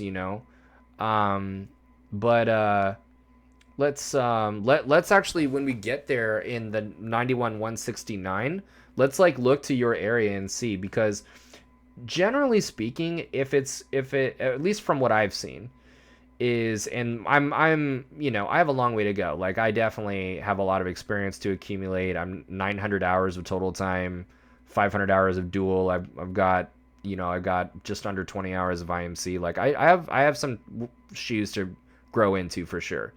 But in what I've seen, if it is a not authorized for an alternate airport approach, it is going to be a GPS approach that is not WAS. It is not Rnav.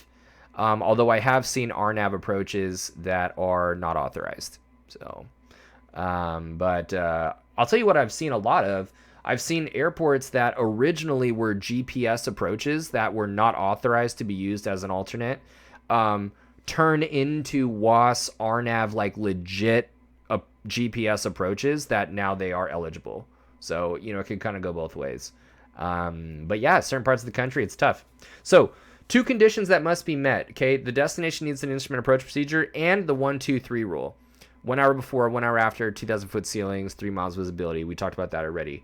2-4-6 is a good personal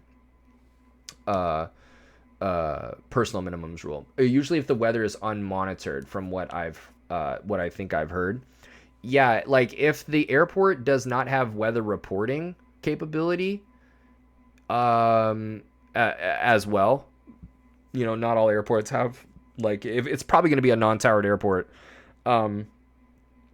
so like it's different. So like if the tower, usually a lot of the time, if an approach is not authorized, it is, as long as that tower is open. If there's like a tower, somebody that can monitor the integrity of the antennas, right? The localizer and the glide slope antennas. But I'm talking about like a straight up not authorized across the board approach. Many ILSs are like not authorized if the tower's not. In fact, I don't know of one that is.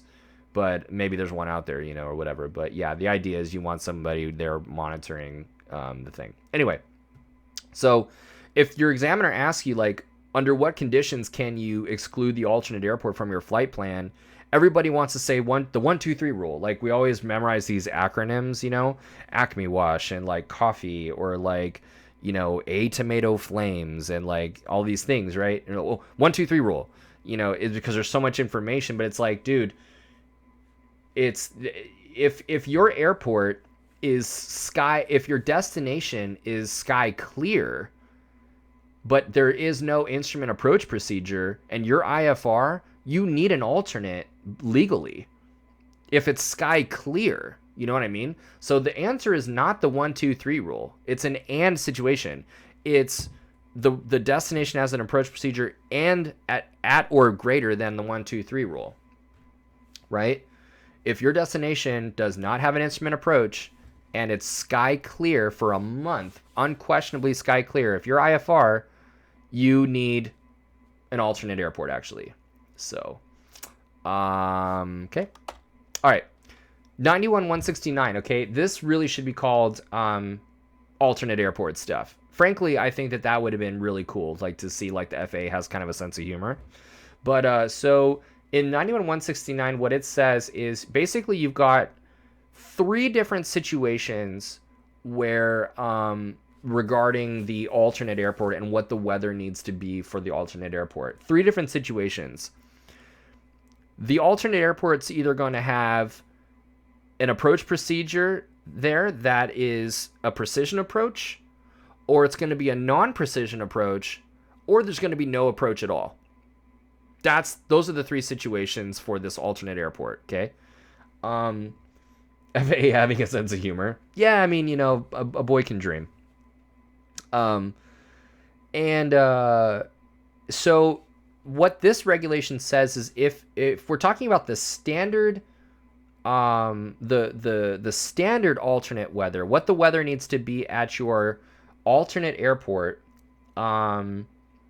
unless otherwise specified, right? These are the standards that if you're talking about the approach being a precision approach, 600-foot ceilings and 2 miles visibility. So that precision approach would be like an ILS, precision approach radar, right? These things are precision approaches. Everything else, VOR approaches, Rnav, localizer, LDA, these are non-precision approaches. So if it's a non-precision approach and there are no specified weather minimums, it's 800-foot ceilings and 2 miles visibility. This is what the minimum weather needs to be. If there are no weather minimums specified, this is the minimum weather for you to file this airport as an alternate on your IFR flight plan with the intent of using this approach as your plan B. That's what we're talking about. So let's look at that example again of Ramona, right? Out here in our example, but you can shoot the approach down to absolutely drag in. So that's a great point. So this is, again, as I said, this is to be listing this airport in order for you to legally declare this airport as an alternate on an IFR flight plan. This is not to say that this is what the weather must be for you to shoot this approach, should you actually need to go missed out of your destination. This is not what the weather needs to be for you to execute this approach procedure. What they're saying is if you're going to file, you have not left yet, right? If you're going to file this airport as an alternate, this is your plan B, right? You are bringing enough fuel, assuming that you're bringing enough fuel to your destination, some alternate airport plan B, and then no more than 45 minutes after, we are, right, an hour, then you really need to make that plan B count. And what they're saying is if you, in order to make that plan B count, before you leave, that weather needs to be forecasted to be at or above those minimums. For the precision approach, 600-foot ceilings and 2 miles visibility, you know, typically you're going down 200 feet above the ground, 250 on an ILS, typically 5, 6, 700 feet above the ground, depending on what it is for many non-precision approaches. So, 800-foot ceilings and 2 miles visibility gives you a fighting chance as a minimum, a standard minimum for getting down to the ground. Continuum with a rating with a party of 75. Vox! What is going on, everybody? Welcome to the party. What is going on? Good day. Oh, we have another Canadian in here. What is going on? Welcome. Everybody, if you're new to the channel, I wanted to say thank you for stopping by. My name is Philip. I'm a CFI down here in Los Angeles. I'm a CFI and I'm CF double I.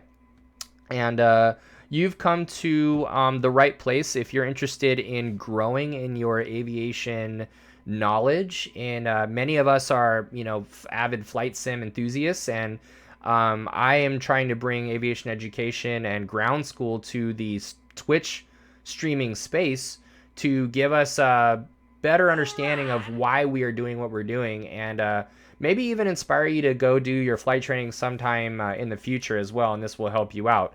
You've landed on the channel on an IFR Tuesdays, what we do. Thank you so much for the follow, you guys. You've landed on an IFR Tuesday, so we're talking about some pretty deep into the weeds stuff. We're talking about the IFR regulations. So these are the rules that we are following when we are IFR. Very, very important, especially if you are engaging with ATC in your flight sim stuff. Certainly if you're a student pilot, you need to know this stuff. So welcome. Give the channel a follow. This is all information that I've prepared myself over a long time, a lot of expense, a lot of time, commitment to bring you this for free, essentially. So I'd really appreciate a donation or a subscription, to subscribe. Subscribers to my Discord get voice, and I'm working on a Patreon schedule to do a class actually through Zoom. So we have a question though. So I have a question on this subject. Can you attempt an approach when the local ATIS ASOS is reporting weather below the minimums listed on the approach? I have gotten two different answers in the question from CFIs. It is cut and dry that Part 91 operators you totally can. 121 and 135 you actually cannot.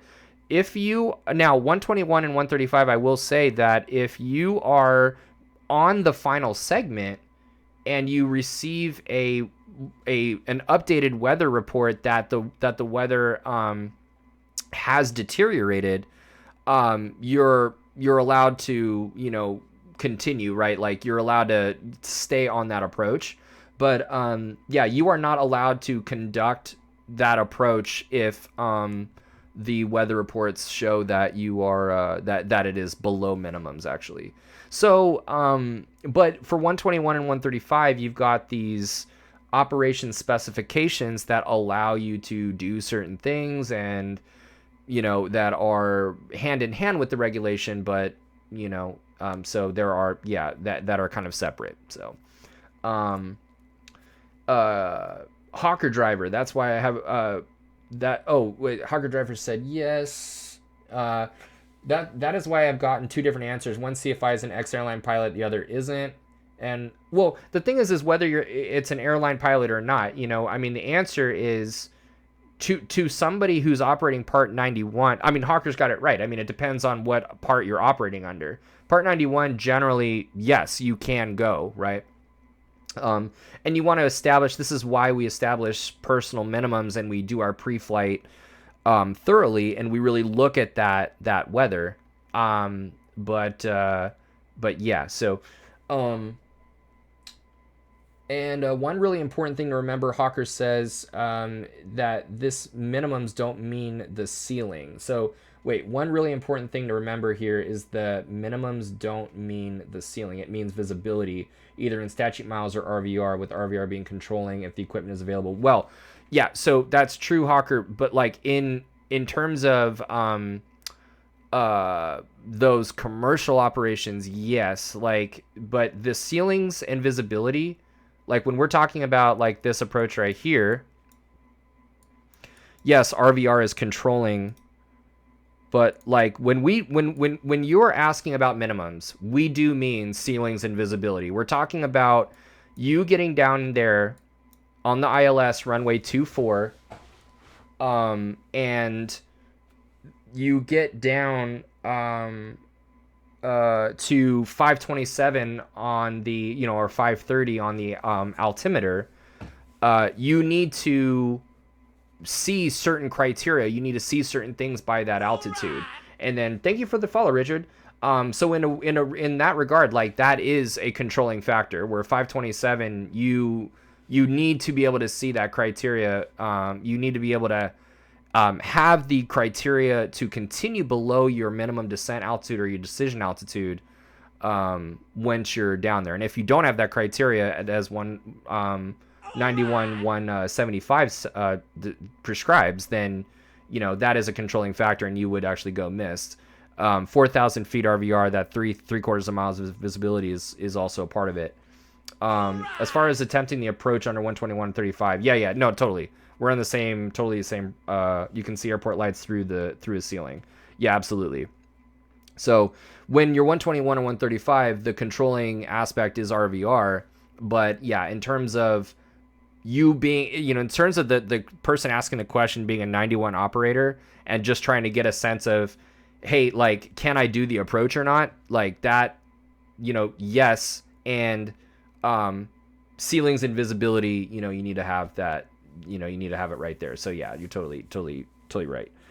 Okay, so let's continue. So talking about the alternate airport, now the alternate this alternate airport is either going to have, assuming that it is eligible to be used as an alternate airport, and you don't have an NA, like a not authorized, anything that says, so you don't assuming that you see something that is not authorized, assuming that you don't see that. Again, like we said, the alternate airport is either going to have a precision approach, a non-precision approach, or it's not going to have an approach at all. It is possible for you to have an alternate airport. It's possible, depending on if it's authorized or not. It's possible for an airport to be an alternate, and for you to file this airport as an alternate with there being no approach procedure available to you, right? If the examiner asks you, is it possible, are you able to file an alternate an alternate airport that doesn't have an approach? And you're going to say, yes, I can file an airport that does, as an alternate, that does not have an approach, as long as I'm able to descend from my MEA and land under basic VFR, right? It's not advisable, right? You want to pick a good alternate with some way to get down, but it is possible. Okay, and then we're going to look at, these are the standard weather minimums, depending on what type of approach it is, assuming that it has an approach. We're going to look at some examples, going back to Ramona, at what the weather needs to be if it is non-standard, if there are non-standard weather minimums prescribed. Scare bus driver. It really depends on whether you are conducting a low visibility operation. Non-low vis ceilings versus visual rules. Okay, well, we are definitely talking IFR though tonight, but yeah, we're not talking about category 2 at all. We're talking about part 91, category 1 approaches. Low vis in category 2 or worse, RVR becomes controlling, and approach point comes into play. Past a band point, RVR can go to 0, and you can continue prior. Yeah, but I mean, we're not talking with RVR 0. I mean, we're talking category 3. Like, that's not. Yeah, we're talking part 91, category 1 approach. We're talking normal situation. Now, for a non-standard situation, what do we have? We have, first of all, you want to look at the approach procedure when you're selecting an alternate airport, and you're looking around and you're looking at the airports in the area, and you're thinking, okay, I have the equipment for that. I can fly this ILS, or I have an IFR certified GPS. I can do this Rnav approach. That's awesome. It has that little A up at the top there. We look at Ramona, and we see that this Rnav runway 9 has this A up in the top there. What that tells us is that there are some non-standard conditions that we need to look up in the alternate weather minimum section to determine, okay, under what conditions are we able to declare Ramona as the alternate with the RNAV, with the intent of using the RNAV runway 9. So that we see that, and that would trigger that. An example of a not authorized looks like this. We go, oh, it would be really awesome to divert to be able to have a French Valley as our alternate airport. RNAV runway 18. Oh yeah. Oh no, I can't. Right? As an alternate airport, not authorized. So there's an example of an RNAV GPS where it's not authorized. Okay. So going back to Ramona, we said that we were picking Ramona because on the missed approach out of Palomar, right? Remember, we were going to do this ILS. We go on this feeder route from Oceanside to Homely to Escon, and then we descend Escon, Wineb on this ILS down.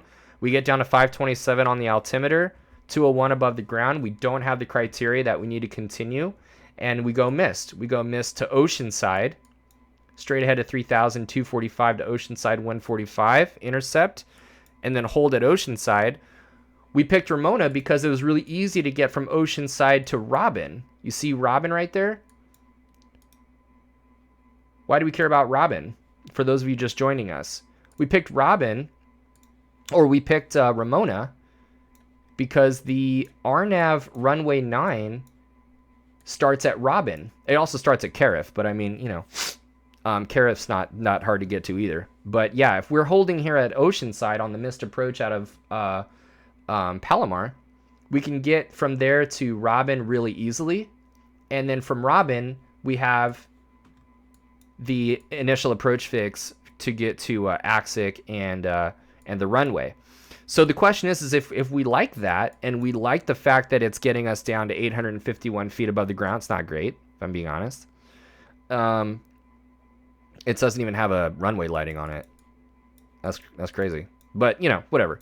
So if we like this, and weather is really good, you know, it's a really good alternate airport. We got to see what the weather actually is. These are non-standard conditions that, unless it otherwise specifies, this is a non-precision approach. So if there was no A right there, we would have to go with the 800-foot ceilings and 2 miles visibility. But because there's an A there, let's check it out. Nothing about this airport is great. I'm going to San Diego instead of one of the GAs. I know. I'm thinking the same thing. Frankly, I'm going out in the middle of the ocean before I go to Ramona. But just as an example, you know, I'm probably doing Montgomery, actually, if I'm being honest. I'm probably going past right there. They got a nice ILS or something like that, or maybe going back. I don't know. But I'm actually totally with you, Hawker. It's kind of weird to be like, and then I would do this. So let's check it out. We go to the alternate minimums right there. Okay. Yeah, I know, Dragon. I love the community here as well. Everybody's so awesome. These are listed in alphabetical order by city. And so here is Ramona. Yep, because nothing says a happy diversion like trying to find a rental car in Ramona. Exactly. Just where you want to be. Nah, it's all good. So, let's check it out. Here's our selection right here. Right there. And let's see here. For the Rnav GPS runway, I didn't want to say because space flight, you know, French Valley didn't work. Oh, let's go to Hemet then. It's like, all of a sudden CFIT is looking appetizing. JK. Ramona. So Rnav runway 9. Here's the thing. So across the board, no matter what we're talking about, and all three of these approaches cross-applied, none of these are authorized when the local weather is not available. If that ATIS is not reporting, if the local weather is not, you know, if that ATIS is down, okay? So, now, assuming that the local weather is reporting, the Rnav runway 9 has a superscript of 2 that points us in the direction of this right here. That for categories A and B, we saw last Tuesday that aircraft category is based on the speed with which you're going to be doing this approach. Really what it is, aircraft category is based on 1.3 times the stall speed of your airplane in the landing configuration at max gross weight.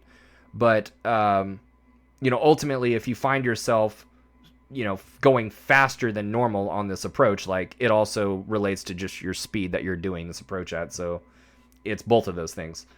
Categories A and B, we're talking about, Dragon, exactly. Yeah, 1.3 VSO, but people don't know what VSO is. So 900 foot ceilings and 2 miles visibility. So, not 802. Remember, this is a non-precision approach. What we're saying is if the standard for a non-precision approach is 800 foot ceilings and 2 miles visibility, I don't think so. I think a lot of people in here don't know what VSO is. A lot of people, in here are flight sim enthusiasts, not real life pilots. And either way, like, my job is to make sure that everybody understands what it is and to minimize the technical whatever jargon, that I'm not here to do that. You know what I mean? I'm here to try and bridge people's understandings of certain concepts that bring us together, not, exclude people that, because it's really easy for people to get turned off if you start doing stuff like that and shut down. But when you break it down for what it is, then, it's better outcome. So, and we are inclusion.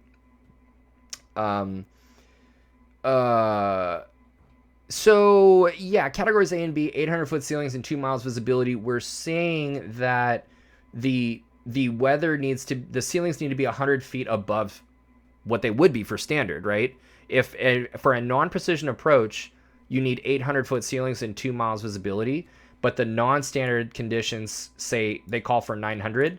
These are above standard, right? These are ceilings that are higher than standard, is what they're saying. So, and it makes a lot of sense because there are like mountains and hills and stuff all around. And there you go. All right. So that's how we look that up when we see that.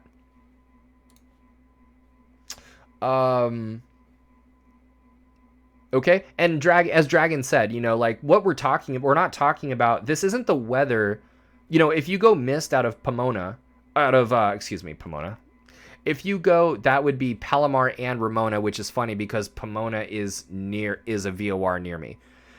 That's a lot of stuff. So if you go mist out of Palomar, and you divert to Ramona, that doesn't mean that if the weather is worse than 900 feet and 2 miles visibility that you can't do that approach.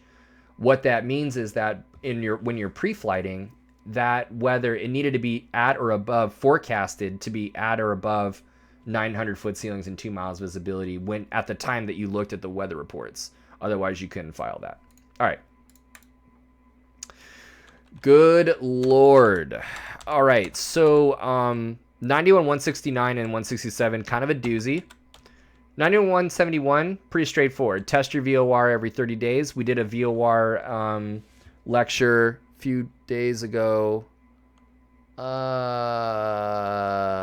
last Wednesday and Thursday. We talked about testing. Just test your VOR every 30 days. 91-171D is actually a knowledge test question. Obviously the tolerances are not knowledge tests as well, but date, location, air, and signature are needed. All right. So 91-173. This is what's saying that you need the two things that you need to fly IFR other than an instrument rating. You cannot be IFR unless you have or be in weather less than VMC and controlled airspace. You need to have a IFR clearance and you need to have filed an IFR flight plan, right? Or have had one filed for you. So 91, if you say, what? Show me where in the regulations it says that. It literally says that right there. Craft is a great way to keep our information for this clearance straight from a single pilot resource management standpoint. It's very good. C, we'll talk about clearances next, or on the 26th. Really excited for next IFR Tuesday is Jeppesen versus FAA. Be really good. But yeah, so C is for the clearance limit and where we are actually being cleared to. The R is for the route that we're going to copy down, that we're going to be cleared to fly. The A is for the altitude that we're going to be flying. F is for the frequency, the departure frequency, who we're going to be talking to on the handoff when tower, clears us for the frequency change, or if we're departing non-towered, it's the frequency of the folks that we're going to contact. And then the transponder code is the T. The trick here is getting the clearance. My clearances are awful. Awesome. That's hilarious. So, call a briefer. Yeah. So there we go. All right. Okay, and now we have like the meat and potatoes of IFR flying. Okay, so we've already kind of gotten into it. For context, I'm controller on Pilot Edge. Dude, that's right. You are Hawker driver, not Hawk driver. You, I do watch you. That's really cool, man. And you're a controller on Pilot Edge. Thank you for doing what you do. Like, I love Pilot Edge. Oh man, yeah, you guys are great, man. Thank you for joining tonight. Hawker is a controller on Pilot Edge, if you didn't know.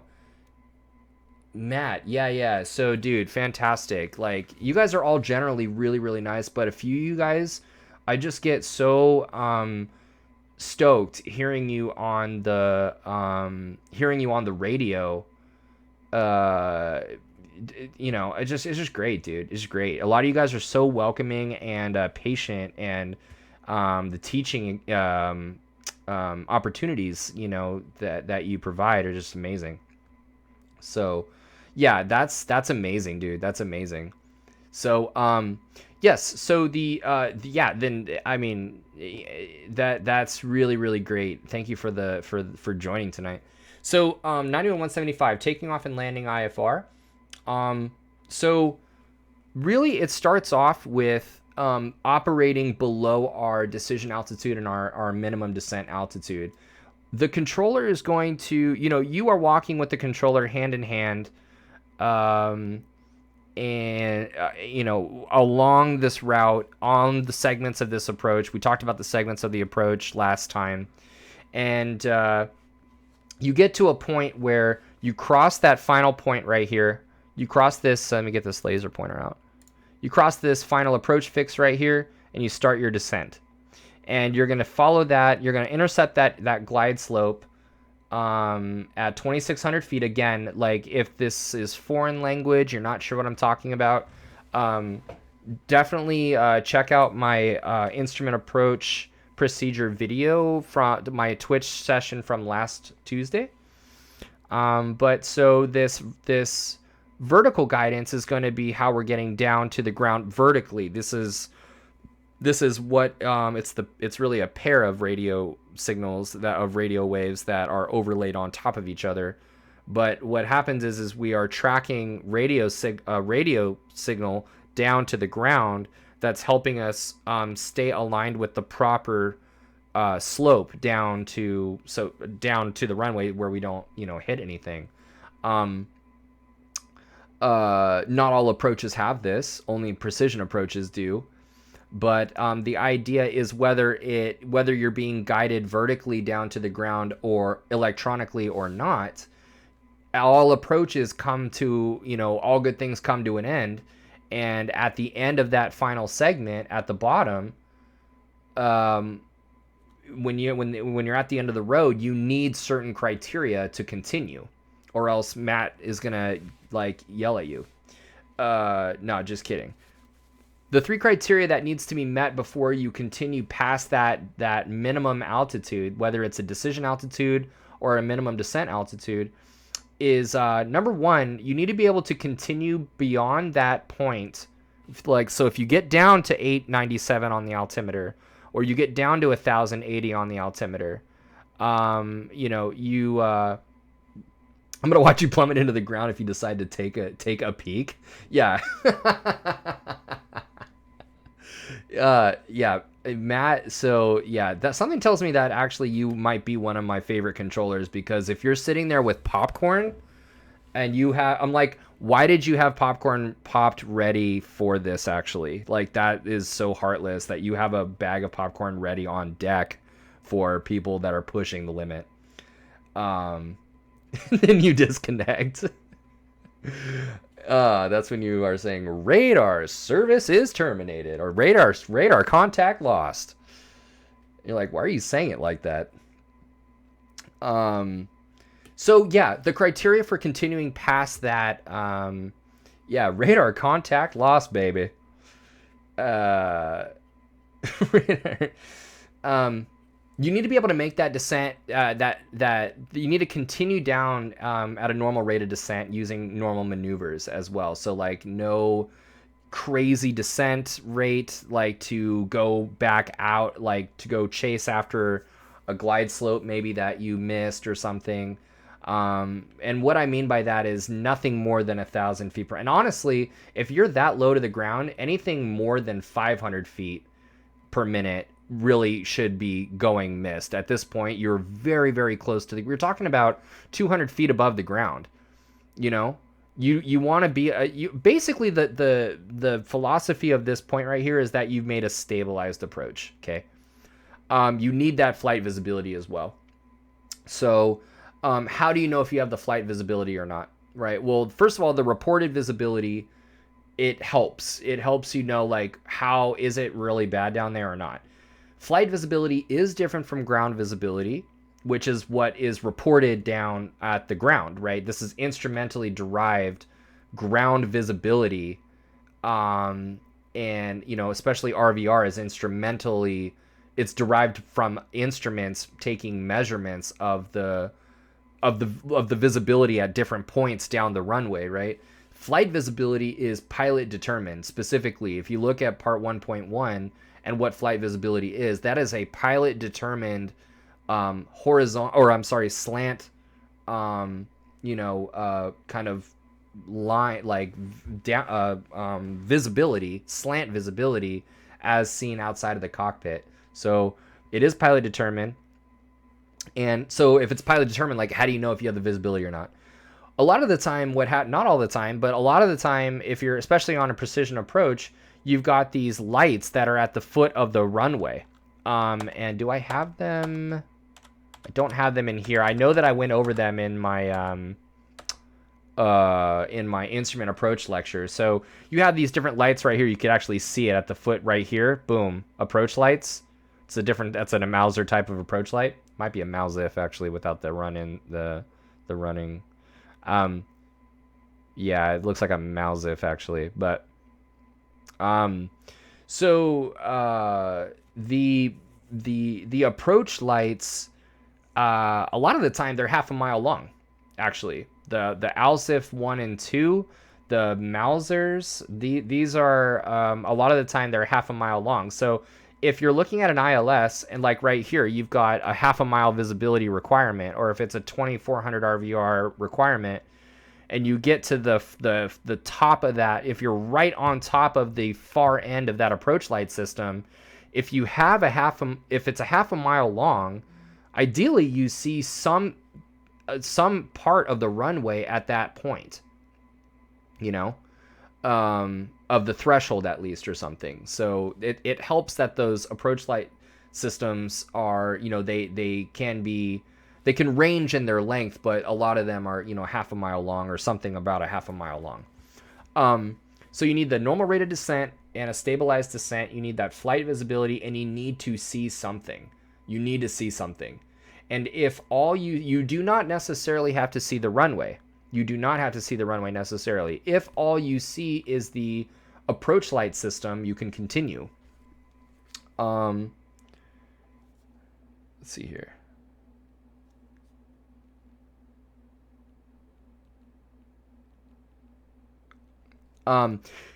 If all you see is the approach light system, then you can continue to 100 feet above your touchdown zone elevation, which is why you want to brief that touchdown zone elevation when you are running your approach brief. We talked about the approach briefing in last week's lecture as well.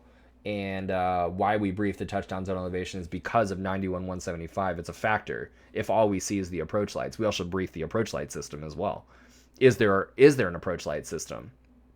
So if we get down to our DA or your MDA, normal maneuvers, flight visibility has been met, and all you see is the approach lights, you can continue, and then ideally at that, to 100 feet above your touchdown zone elevation. Ideally at that point, you see something on the runway. If the approach light system has red terminating bars, then you can continue to the runway. So let me see here. Let me see, actually. Hold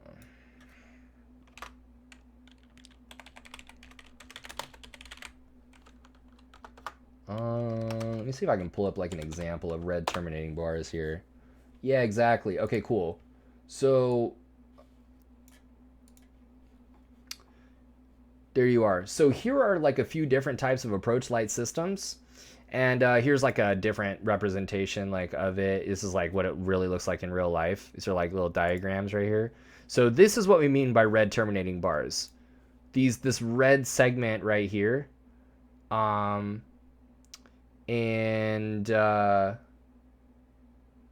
Someone is a what? Someone is a Chris Roberts fan. Chris Roberts?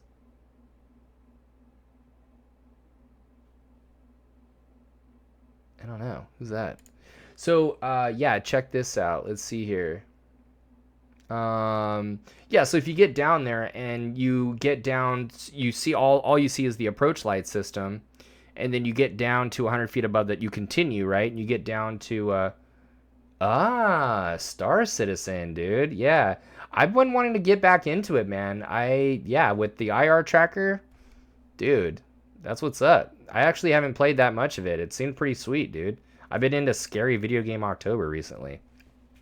Yeah, so that's what we mean by red terminating bars. Okay. And then at that point, we do need most approach light systems don't have red terminating bars. It's really important if you're going to go into your check ride that you know what airports are around that do. Like around here, it's really, I need VR support before I dive into Star Citizen. Exactly, dude. Exactly, dude.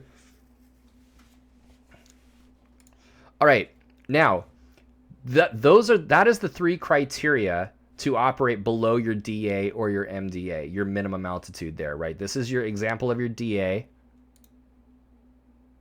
This example of your DA. This is an example of these are your MDAs right here.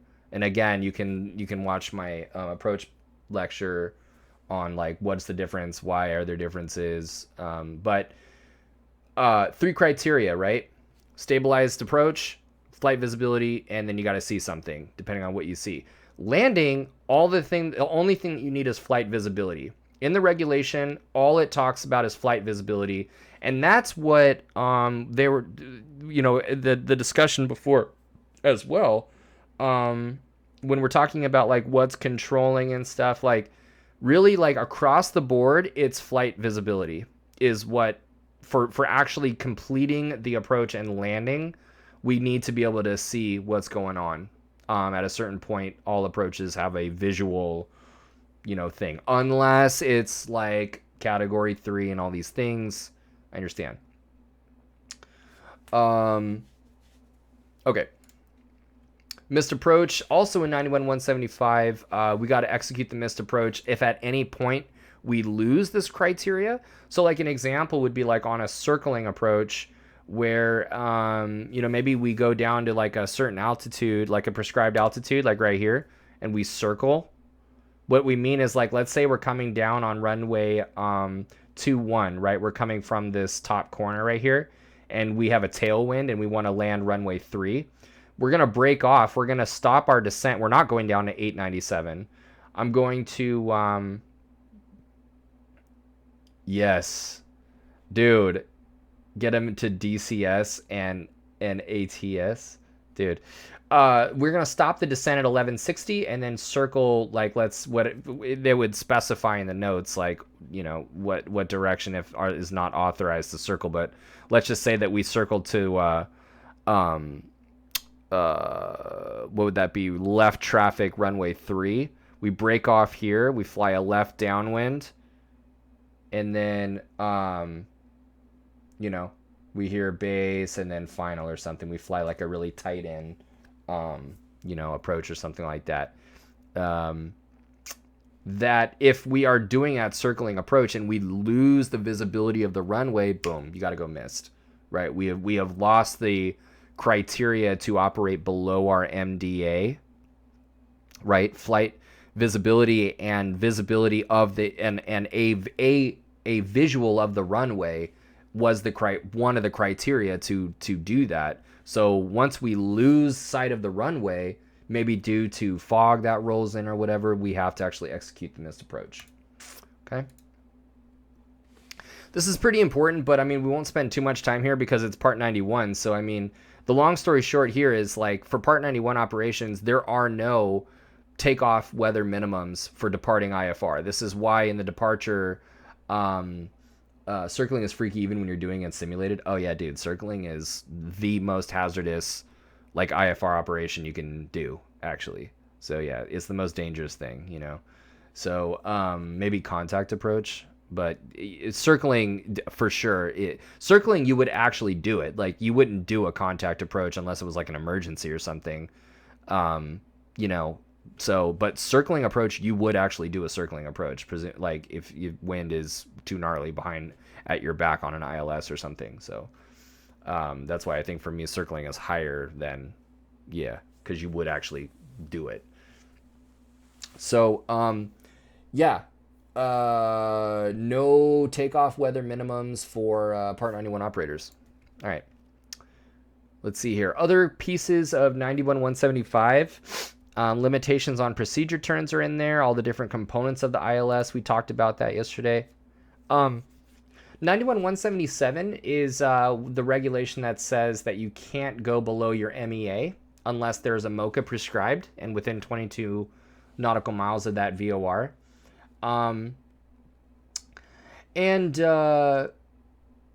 Yeah, if there's no MEA, what the regulation says is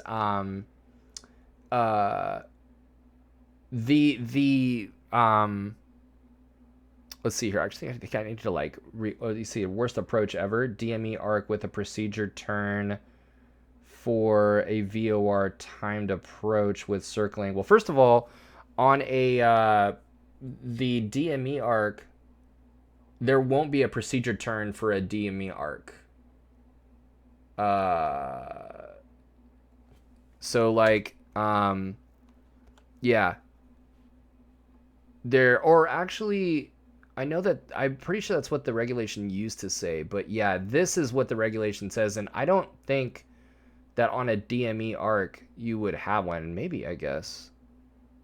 Why am I thinking that the DME arc would not have a procedure turn? But anyway, yeah, for a VOR timed approach with circling. So, true, but in training they make you do it just like that. I mean, yes and no. Like, there are more appropriate ways to load up a student, but DME arc with a procedure turn for a VOR timed approach with circling.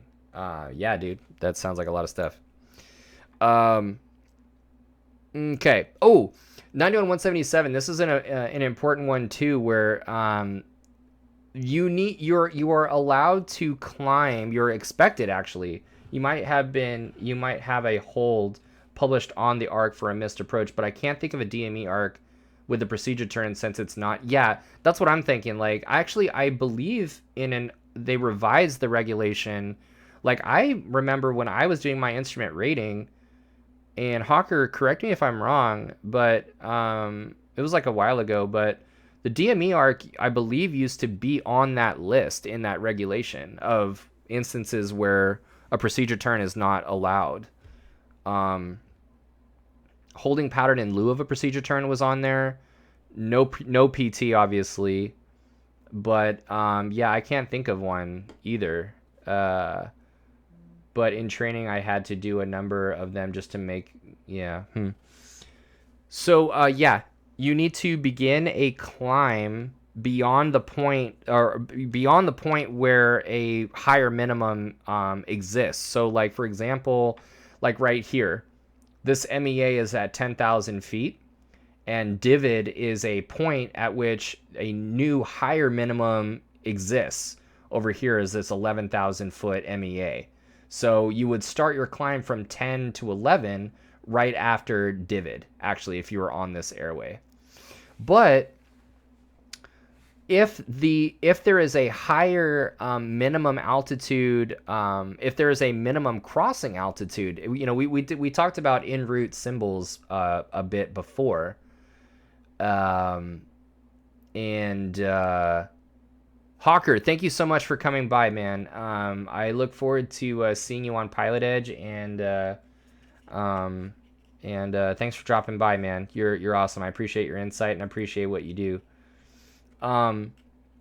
Yes, so you're looking at a minimum crossing altitude right here. That is a point at which you must be at a higher altitude prior to crossing it. So what the minimum crossing altitude does is it gives you a fighting chance to get up to a higher MEA, assuming that you're able to only do 200 feet per nautical mile climb. Okay. Yeah, 91-181 course to be flown. Oh yeah, so 91-183 is an important one to communications and reporting points. So here are some of the things that you need to report as prescribed by 91-183. You need to report designated reporting points, except when you're in radar control. So if you're in a radar environment, if you got a guy like Matt who's watching over you in a radar environment, you do not, if you're in that radar environment, no need to announce your position at points along the route. But if you're not in radar contact, compulsory reporting points are a requirement for you to report. You need to report on forecasted weather, anything concerning the safety of flight. Acme Wash and Coffee are two acronyms that you might see on IFR student pilot cheat sheets that help you remember what to call out at what time. So Acme Wash, all of the time, Acme Wash covers no matter whether you're in radar contact or not, Acme Wash tells you what things you need to report. So anytime you're leaving an altitude, if your climb performance is insufficient, they need to know that you can't climb 500 feet a minute. Anytime you're breaking off of an approach and you're executing the missed approach. Anytime you got equipment malfunction. The airspeed's an important one, and I wouldn't think too hard about it, but basically anytime you are you're going faster or slower than you told them you're going to go on your flight plan, they need to know that, because they're anticipating you being somewhere based on the typical performance of this airplane that you're flying. So if your speed varies pretty significantly from what they're assuming you're going to do, they need to know that so they can give the proper spacing.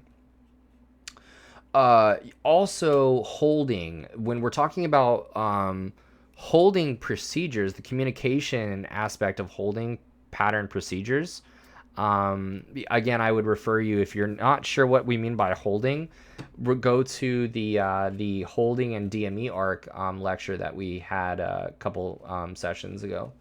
Anytime you're crossing the holding fix to enter a holding pattern or leave a holding pattern, they need to know that. Now, when you're not in radar, that was in whether you're in radar contact or not, but if you're not in radar contact, the points that you need to report to the controller, because they're relying on you telling them where you are so they can keep everybody separated, right?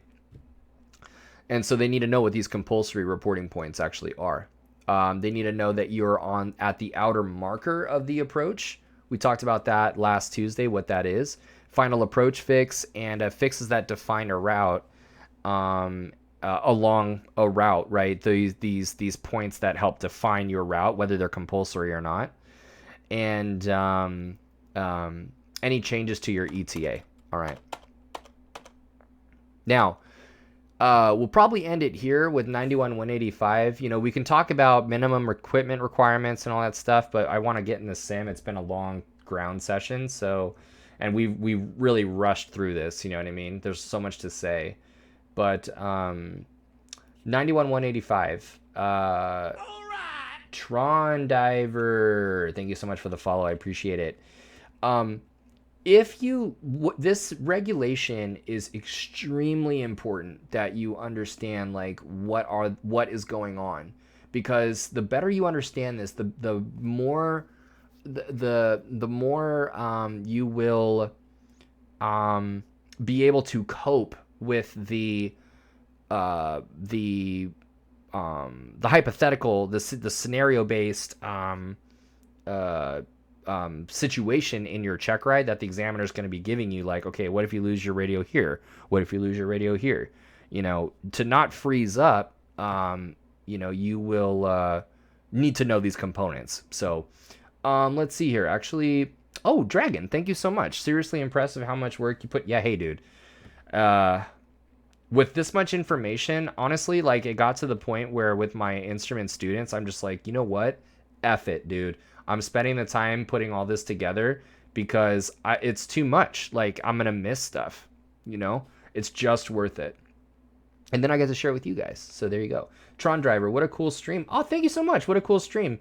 This is an amazing resource for students. I'm working on my CFI now. Seeing things taught is so helpful, even on this level. Tron, thank you so much. Hey, you know, one of the things that we talked about before is we are all learning. We're all students at heart. The best instructors are students at heart. I had a couple of students in here, you know, telling me that, hey, actually it's this. I'm pretty sure it's this. I'm like, hey, dude, I'm going to go look that up. I really appreciate that. You might be right. Students teach me stuff all the time, mostly indirectly. I learn so much from teaching students, you know, so it's all dope. Like, I really appreciate that. And you know what? I appreciate the humility as well. You're working on your CFI. Hit me up, dude. Let's do it, you know?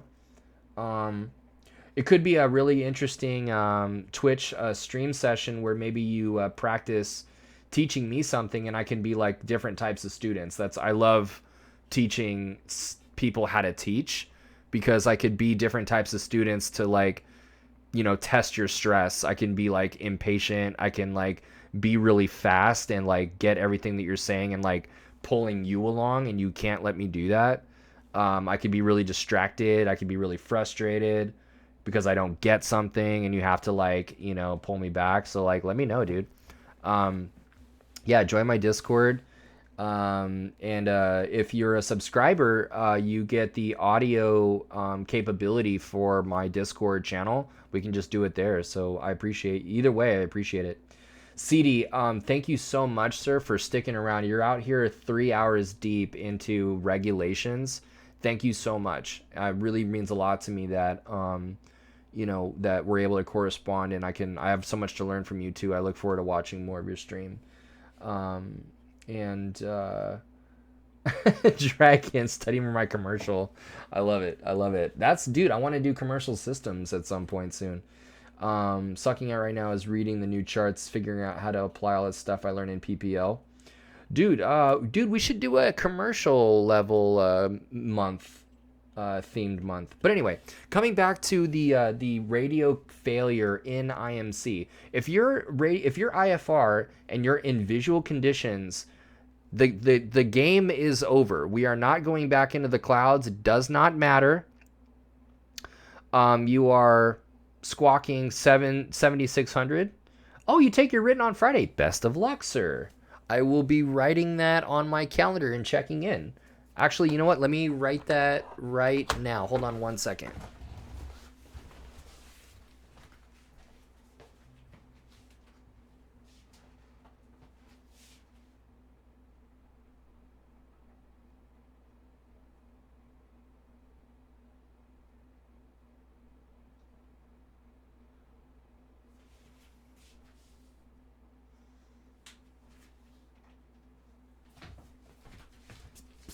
very important that Twitch friends, Twitch students get the acknowledgement that they deserve, and I'm going to check in with you on Friday. I'd like to get check rides and stuff on there.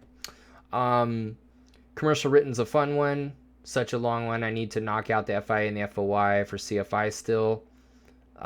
Space CFI training is a lot of fun, dude. If you're with the right CFI, it's a lot of fun. It's a lot of work, but it's a lot of fun. I hope you love learning. I think I'm gonna take those right after I get this, since it's all fresh. So the listen, if we're in instrument conditions and we have a radio fail, how do we have three concerns. We need to know what altitude to fly, we need to know what route to fly, and we need to know how to leave the clearance limit. How do we know what altitude to fly? We need to fly the highest of the minimum IFR altitude, whether that be, and again, you can watch my en route procedures video on different types of minimum altitudes. Tron, have you gone over how you got your SOTA? I think a lot of people have anxiety about medicals, and you're a pretty great highlight of anyone who can get a medical. Dude, you know what I should, man? You know what I do is I'm gonna do, now that I have more followers, I'm going to do more just chattings where we just talk, you know, and I like to have like a motivational kind of like aspect to it where we can all just get to know each other a little bit better, and you know, everybody can have a voice. And if you're a subscriber, you know, I open up the voice chat on Discord, and it's all good, you know. So I would love to open up more about that. I do have people that get in touch with me on Instagram or on my website, and you know, they're amputees, or I've had a couple people that are stroke survivors, you know, want to fly, and I'm like, dude, you know, you probably can do it if you can see colors. You know, if your color is good, if your eyesight's pretty decent, but you can see color good, like, dude, you're probably good, you know. So yeah, with a full arm gone, like, and I started my training after my amputation. That's when I started my private pilot. I did all of it without, you know, with one arm. So I really appreciate that, Tron, dude. You're awesome. Like, I should share more about that. But that's also why I do my my website and stuff. Even though it needs to be updated, it's on my my About Me page. But actually, like, to your point, it's like to share the process, like, of actually getting the medical. Like, how did I feel? You know, did I have any hiccups? What was going through, like, my first solo, like, you know, like, was it weird? Was the FAA like, because the SOTA or the SOTA, yeah, is a pre-solo like deal. So pre-solo, like, you go up with an inspector from the FAA, and you know, they check you out. So yeah, I totally should talk about that. So the highest altitude, how do you know what altitude to fly? If you're IMC, radio failure.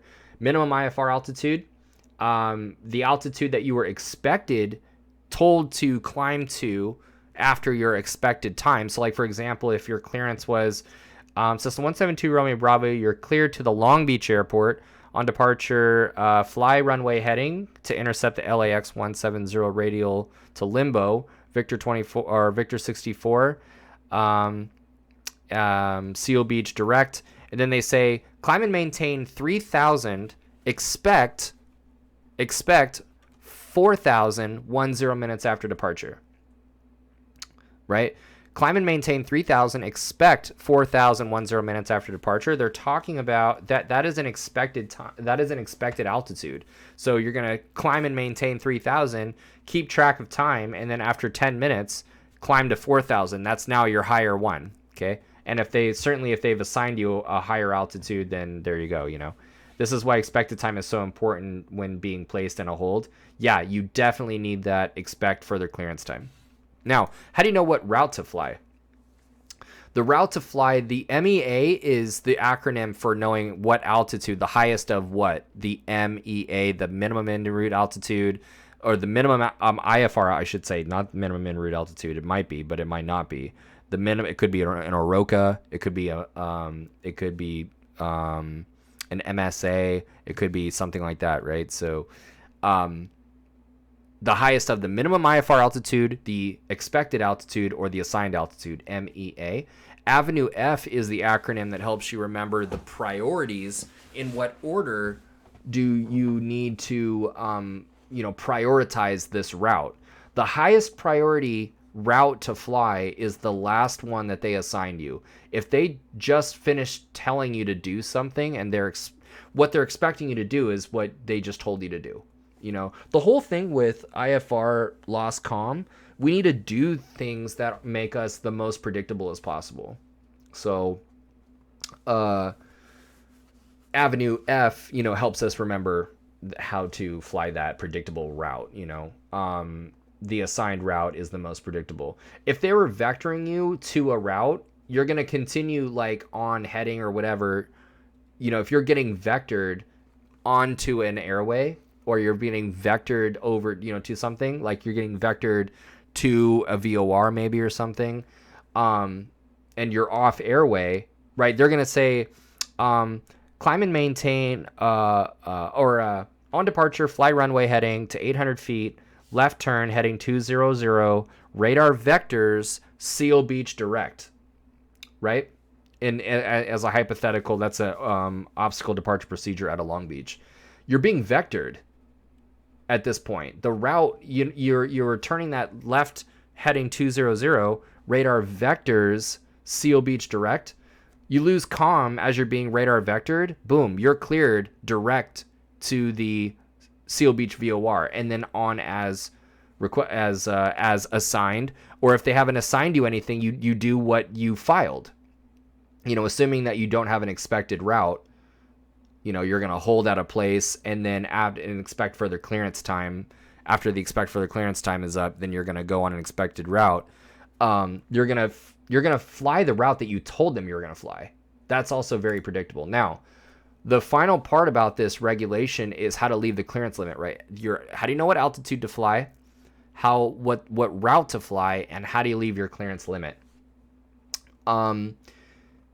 The clearance limit, okay, first of all, a clearance limit is the end point of a particular clearance, of an IFR clearance. So like typically if you're flying IFR and you're in the local area, the clearance limit is the airport that you're trying to go to, right? You are cleared to the Long Beach airport on departure, blah blah blah, right? You are cleared to the Oxnard airport, fly, the runway heading to whatever. On longer flights, like commercial flights, you may not be cleared all the way from Long Beach to New York. That's a long way. And to ensure that your place in line is good all the way to New York, they might not be able to do that. So what they're gonna do is they're gonna say, listen, I'll tell you what, you are cleared to the Austin, VOR, or to the Albuquerque VOR or whatever, and what you're going to do is be given holding instructions where if you reach the Albuquerque VOR without further clearance, right, without being told that you may continue past the VOR, then what they're going to do is they're going to say you are cleared to this point, and you're going to hold at this point until a certain time. And when that time is up, you can continue to go. Okay? That point is your clearance limit. The clearance limit could be lots of different things. It could be a VOR station, it could be a GPS waypoint, it could be an intersection. And so that it will be saved. In fact, I prefer this one that I'm doing versus the one that I did before. And that one that I did before, I wasn't exporting my videos. So this one will be exported, and it should be good. Clock was a part of IFR takeoff checklist as standard. Absolutely, Dragon. Yeah. So yeah, no problem at all. You know what you might want to do is watch the video and then pause it on certain knowledge test questions that I have. I just have no time on a Twitch stream to go over knowledge test questions. So yeah, hours of these videos to revisit again. So yeah, there are, if you watch, like, I really quickly like click over knowledge test, sample knowledge test questions, like, handle that, you know what I mean? Like, just pause it, like, look at it. I tell you what the answer is, like, you know. Yeah, there's only 1,000 questions. So yeah. Now, that clearance limit is either going to be an initial approach fix or not. Okay, assuming that it's not the airport. If you're cleared to an airport, like, it's basically an initial approach fix. Like, what they're saying is you're cleared to the airport. If you get lost comm, assuming that you get there in normal time, you're cleared to actually do the approach, and you're cleared to, like, the airport's yours. Okay. Let's see here. I had to correct this new CFII. Because I had to correct this new CFW. Oh, this new CFI. I am, because he reset my, I'm reading with, because, oh, that you're training with, I'm assuming, because he reset my clock once we got airborne. He never realized that we need that time because our clearance limit is actual IMC. So first of all, it's going to be in Zulu time. So really, the expect further clearance time is, it's not an interval of time, like, it is an actual Zulu time. So he probably reset it because, you know, like, I'm assuming you had a watch or something, and it, you know, you knew what Zulu time was. But it sucks that they reset the time because, I mean, I don't know. Like, you want to take your takeoff time. You don't really need to be keeping track of time. I mean, if you write down your takeoff time, like, you know, altitude limit for the EFC in minutes. Yeah. So, okay. So, your clearance limit is either going to be an initial approach fix or not, assuming that it's not the airport, you know. You know, you are cleared to the Albuquerque VOR, like, assuming that's not an approach, that it's like an initial approach fix for an approach. That if we're going to New York, it's certainly not an initial approach fix, right? It's just a fix. So if your clearance limit is an initial approach fix, if it is a point at which an approach begins, you're either going to have an EFC, an expect further clearance time, or not. Okay, so two possibilities with this clearance limit. Okay, number one, it's going to either be an initial approach fix or not. Okay, and either way, you're going to have an expected further, a time beyond which you can expect further clearance or not. Right? It's either going to be an initial approach fix or not, and in either of those two cases, you're either going to have an expect further clearance time or not. Now, if your clearance limit is an initial approach fix and you do have an EFC time, try not to overthink it. What's happening here? You're cleared to a certain point, basically all the way to your airport. Not really, but almost all the way to the point, and the point is a point where an approach begins, and you have a time that's been given to you that after that time you can proceed, right? So you just hold there. You just hold at that point until your EFC time. Once your EFC time is up, boom, you start that approach, okay? If you do not have an EFC time, you're still going to hold at that point until your ETA. You're just going to hold at that point until your ETA, and then you start your approach. How do you know what your ETA is? You do not file an ETA. You file an ETE, an estimated time en route, or an EAT, an EET, right? On the ICAO flight plans is the estimated en route time. Same thing. We just took that word and we moved it over here. Now we're different. You take your ETE or your EET, right? You take your estimated en route time and you apply that to your departure time, and you calculate your ETA. So the regulation says you're going to hold until your ETA as calculated from your filed ETE. So once you're going to hold at that initial approach fix, and assuming that you don't have an EFC time, you're going to hold there. And when your ETA is, when your ETA is there, then boom, you're going to commence your approach.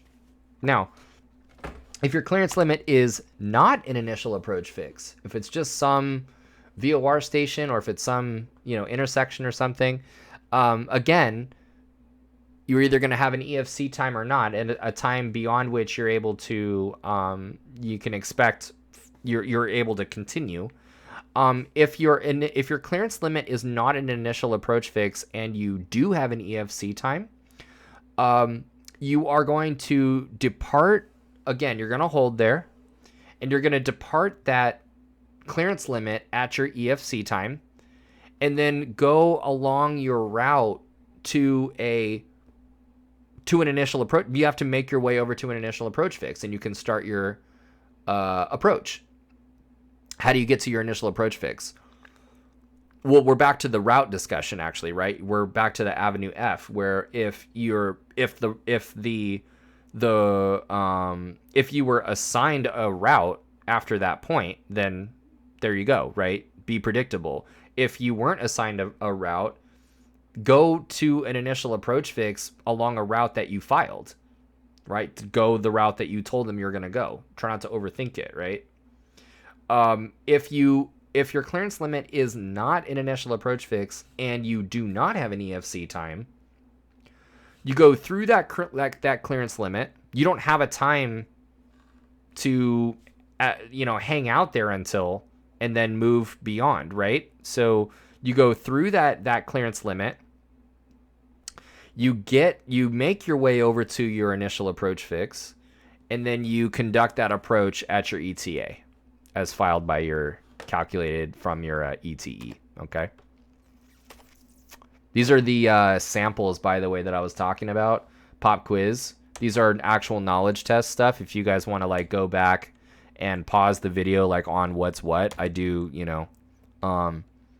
malfunction reports. So, oh yeah, you definitely want to know 91-187. That's true. Let's see here. 205. Yeah, you definitely want to know the required equipment in addition to tomato flames and flaps. These are acronyms to help us understand and remember required equipment for IFR flying. Yep, you definitely want to know how to handle inoperative equipment, 213. And that is it, my friends. That is it. Obviously, that is not it. There's a ton of regulations that, we can really spend a lot of time going through, but we did a pretty good job. So pretty awesome. Let's go fly the sim, dude. Do we do an IF? What's the consensus? Do we do an IFR flight or do we do F-18 flying in DCS? I don't know the F-18 that well though, so if it's the F-18, it would be like a tutorial video where it's fly around and engine startup, I guess, or something like that. But I'm down to do an IFR flight. DCS is really fun.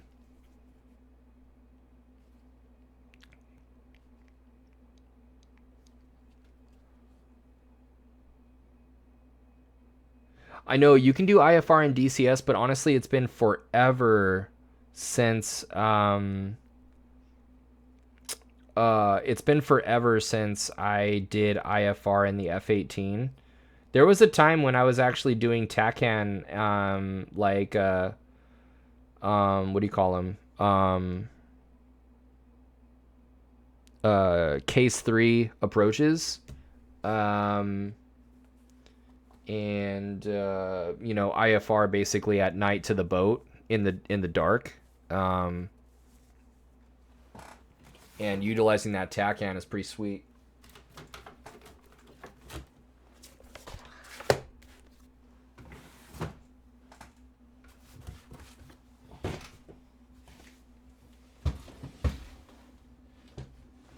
Now, the reason why I ask is because obviously the F-18 is super dope, but I will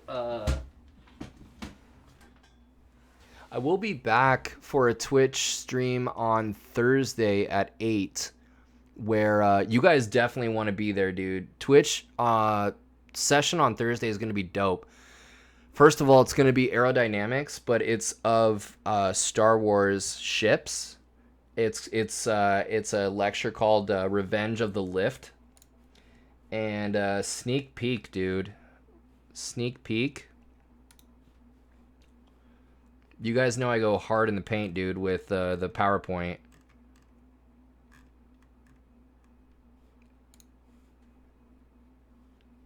Oops.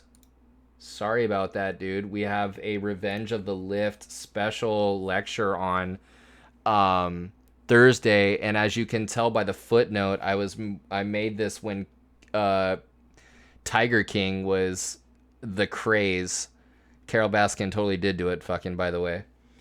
And we will be talking about lift characteristics. We have aerodynamics, but within the context of Star Wars ships, talking about the X-Wing and drag, different types of drag. We've got Luke Skywalker's speeder and ground effect, and aircraft that, you know, fly only in ground effect. We'll be looking at wing design and how certain types of ships, in the N1 Starfighter in particular, we see this delta wing shaped, and we see this in other types of aircraft as well. So yeah, do not miss Thursday, 8 p.m. Now, I will also be able to do sim on Thursday too. So, you know, if we do IFR tonight, we can do the F-18 then, or what do people say? Because I would love to do IFR personally. Like, I would totally do like an approach, or I would do a departure procedure. I'd do an approach. But yeah, you can't really argue with the F-18.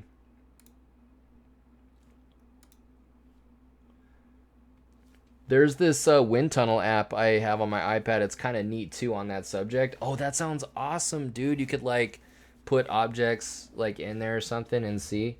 Lift and drag in a vacuum. This would be interesting. No. So the Dragon, the thing is we can't. Yeah, IFR it is. Let's do it. We can't do lift and drag are not issues in a vacuum. That is a very boring discussion. So luckily, Star Wars ships,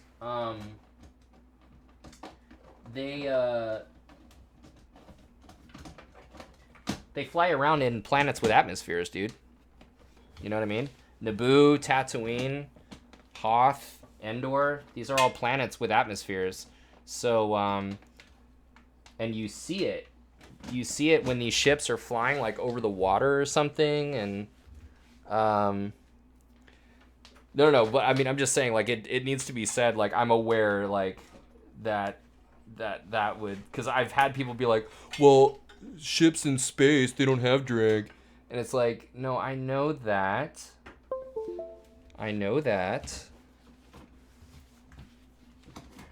So, yeah, I found some phenomenal gifs, dude, of those ships. Okay. So, to the IFR pilots or the IFR students or the NAPV, best way to explain lift, Bernoulli or Newtons? Interesting to dig for the curious. Okay, so yeah, Dragon, that's true. I've had students like stop me and be like, well, actually, technically. So, NAPV, if you're gonna make me pick a team, it sounds like I have to pick a team.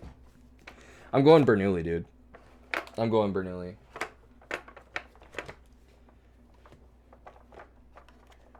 I'm going Bernoulli because even though they're both right, they just both are two sides of the same coin.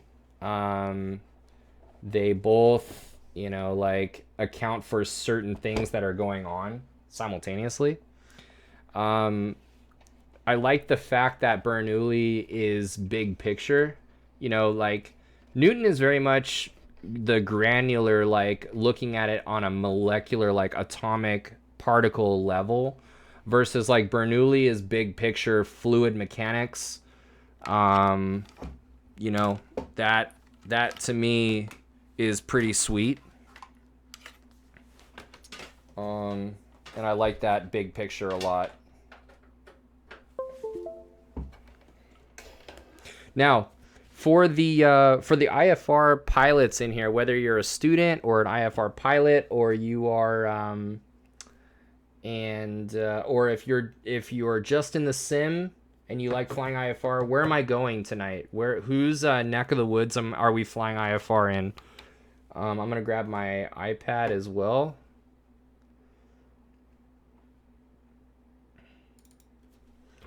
And do that BFI in Seattle area. Let's do it.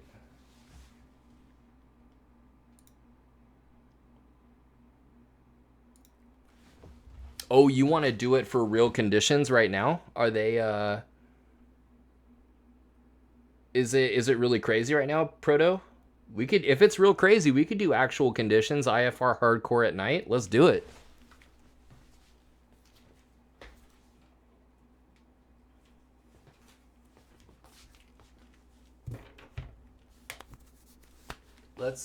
Let's check it out.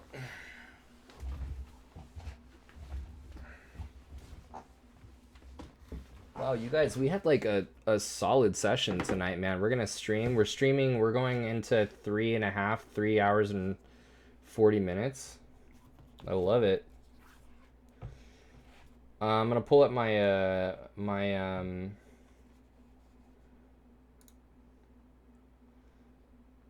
let's see here.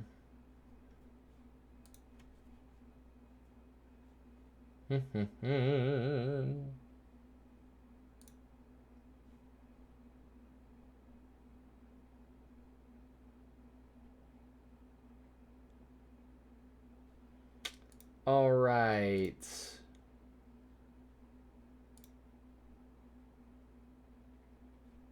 Boom. Tron, thanks for the friend request, man. So I'm gonna go to. Oh, you know what? I need to share my my tablet here. Hold on, I'm gonna put that up so we can all look at it together.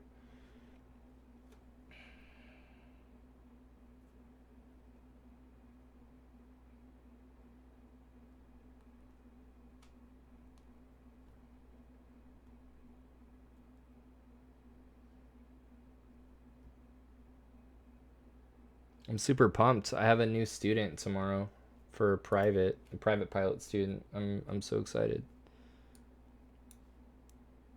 All right.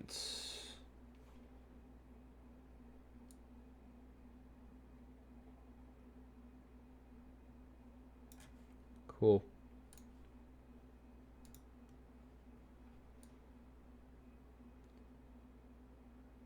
Yeah, dude, that would be really, really gnarly to teach in helicopters, man. I don't know, dude. It's pretty nuts.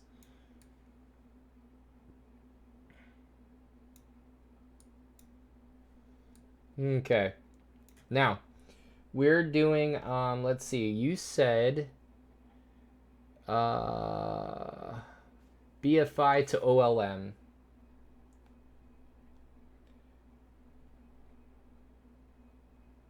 All right. Routes. What do we got? We got some stuff. Um Overcast. Overcast 3000 with showers.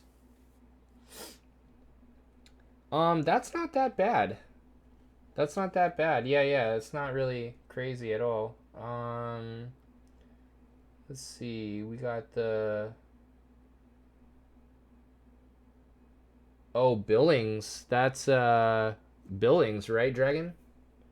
Low IFR. Well, we can manipulate whatever the weather we want. So I mean, what I like to do is just be in a totally unfamiliar environment and see what happens. So let's do 1.25 visibility. Dang, I have done that before actually. Not in real life. Not that low. Not that low. Pretty low though. Let's see what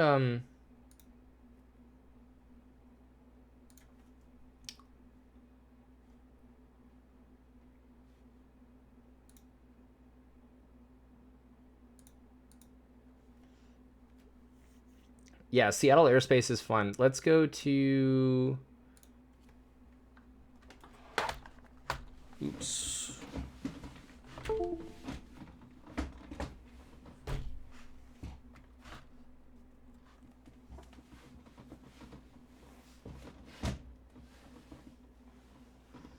Okay. Let's go to flightplan.com. And we said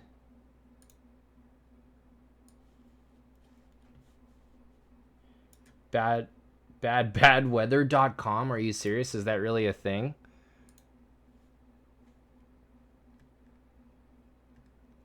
Okay, so we're gonna go right now. IFR KB FI and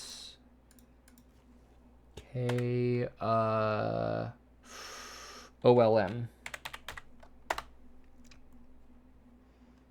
Yeah, home. Okay. Greater than 10.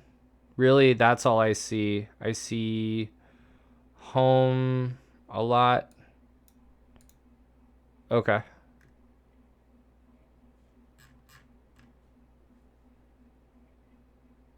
Cool. All right, sweet. That'll work. And you're not getting anything on the coast. Yeah, but we can put the weather down as bad as we want. So we'll go home like that, select the route, and then we'll go take it up to 8.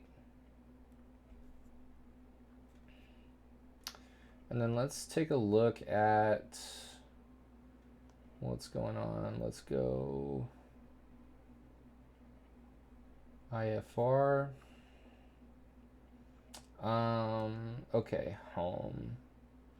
And then I'm curious what the departure out of Seattle Boeing is. Go here to procedure and the airport info. Oh. Okay. What's the ODP?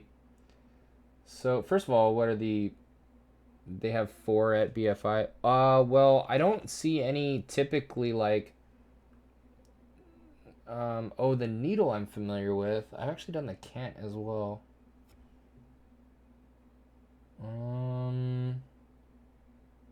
Like chasing the marginal IFR in the sim on real weather, I have to do stuff. I have to do stuff. I don't know. Yeah, same here. So, oops. So, what do we have? We got a couple of good runways here. Dude, we got a 10,000 foot long runway. 1-4 right. What are these NOTAMs, dude? BFI runway 32 left runway and identifier lights out of service. Okay, cool. And that weather, we've got 140. Oh yeah. Okay, cool. So 140 at 5. Overcast 3000. Yeah, so we'll just bring the weather down. Yeah, it limits you on winds with 1 runway. I like 2 at 90, so I have yeah, I mean sometimes you don't have those options though, but I mean it's all good. I mean it's right, it's 1-4. It's runway 1-4 and the wind is blowing 1-4. You know, it's like it's direct headwind, you know, it's all good. Yeah, we could go 1-4 right. And so then what is the ODP out of 1-4 right? Um, yeah, so we got high intensity runway lights, takeoff length 10,000. Okay, cool. Takeoff departure procedure 1-4 right. Wow, minimum climb of oh, interesting. So 500-foot ceilings, 2 miles visibility. If we are gonna do 315 uh 315 feet per nautical mile to 700 feet. So we're gonna take our climb, our speed, which we can round up to 80 knots, 75, like 80 knots, um, and oh, dude, we should do this in like the turboprop or something. Oh, but I don't have the. I have to re-download my PC 12. Damn. Okay, I'll do that for next time. We'll do the we'll do the 182. Uh, so yeah, 315 feet per nautical mile is 700. Um,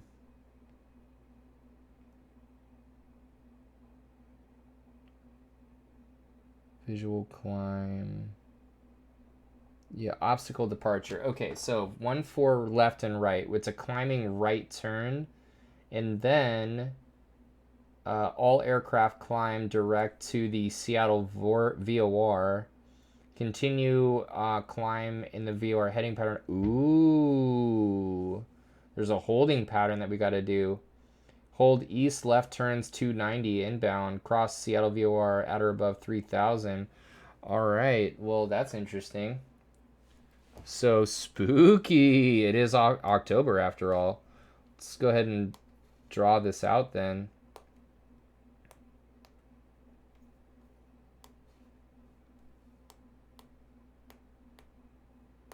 Okay. So, what did this say? It was, so hold east of the VOR. So here's the oops. Here's the VOR.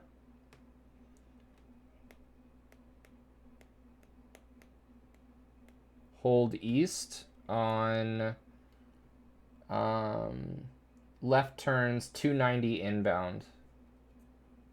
290 inbound is right here. And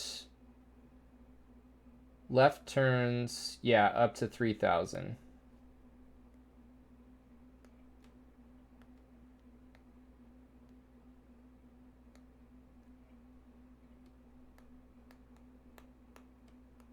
Cool.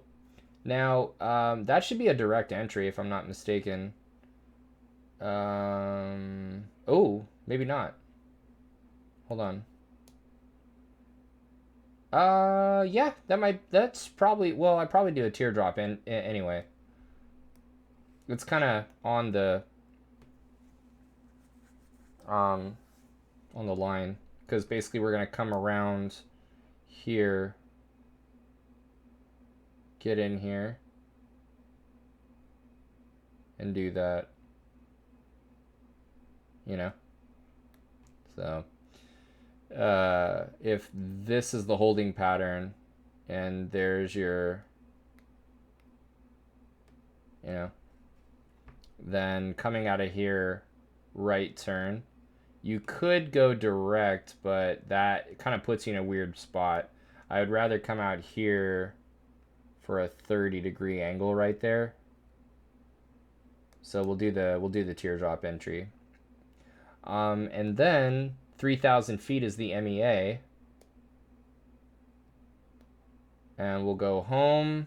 And then in Olympia, Oh, that's really, really simple. That's a really simple flight. What are we doing in Olympia?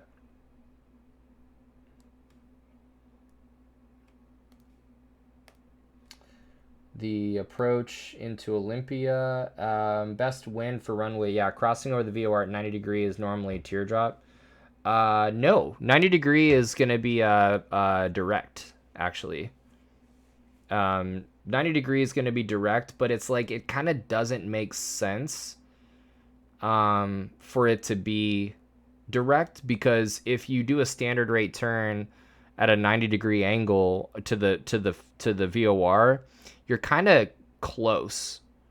You're kind of close. I mean, for my liking, depending on where the wind's coming from, I would rather just do a teardrop and have it be a fixed distance away. So let's do the ILS runway 17.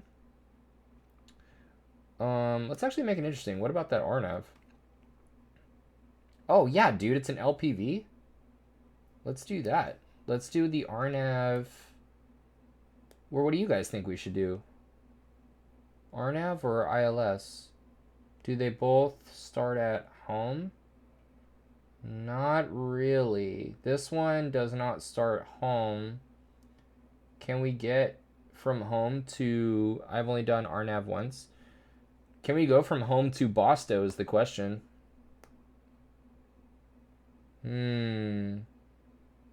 ILS does. Yeah, okay. We can also continue to Caro.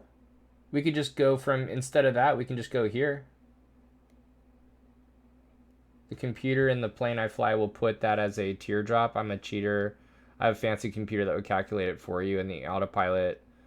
No. If you're coming at it from that direction, the computer will do it as a direct, like it's in the direct entry sector.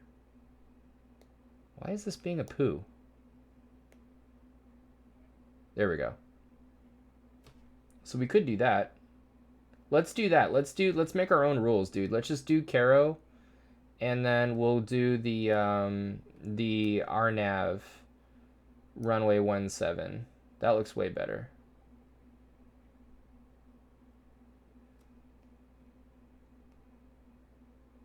Cool, man. And then we're gonna do from Caro. Very good. Very good. Oh, is that right, Vox? It'll do the teardrop. Teardrop is like the better way to go, without a doubt, hands down. It's more measured, you know. So Caro, Bosto, and it's a WAS approach. I love it. LPV, get you down to 200 feet above the ground. I love it, dude. The missed approach, very simple. We go to the Olympia VOR, and from there we go to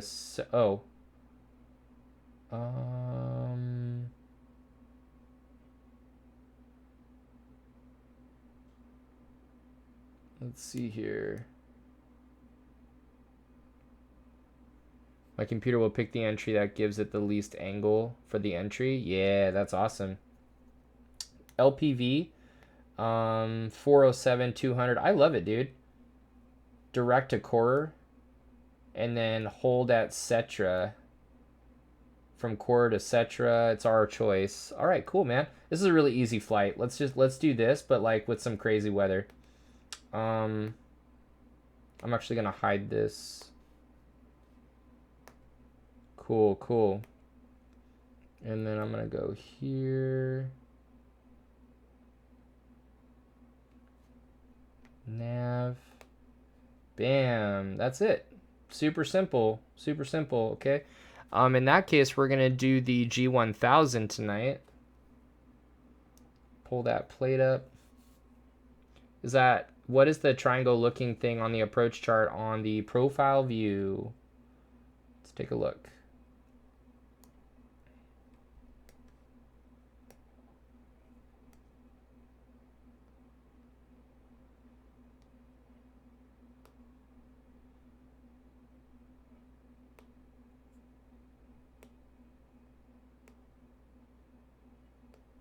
Okay.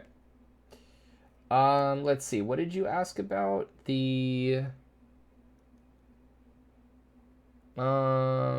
What's the triangle looking thing on the approach chart on the profile view? Triangle looking thing. Are you talking about, oh, at 1.3 DME? Oh, it's a V. It's a it's a visual descent point. So it's the point where if you are doing LNAV only, no, Dragon. No, first of all, there is no glide slope on this approach. It's a glide path. It's different than a precision approach. There is no glide slope on this approach. But it is not the top of the glide path either. It is the no, it's a glide path. It's a glide path. The V is a visual descent point. And it's the point at which, if you're doing the LNAV only, you want to be able to see something. It would be really nice to see the runway, because you want to make that normal descent like down to the runway, normally with the use of some VASI or PAPI. So like in this case, we've got the Mauser approach light type with a PAPI off to the left. That visual descent point right there, you would want to be starting to use that PAPI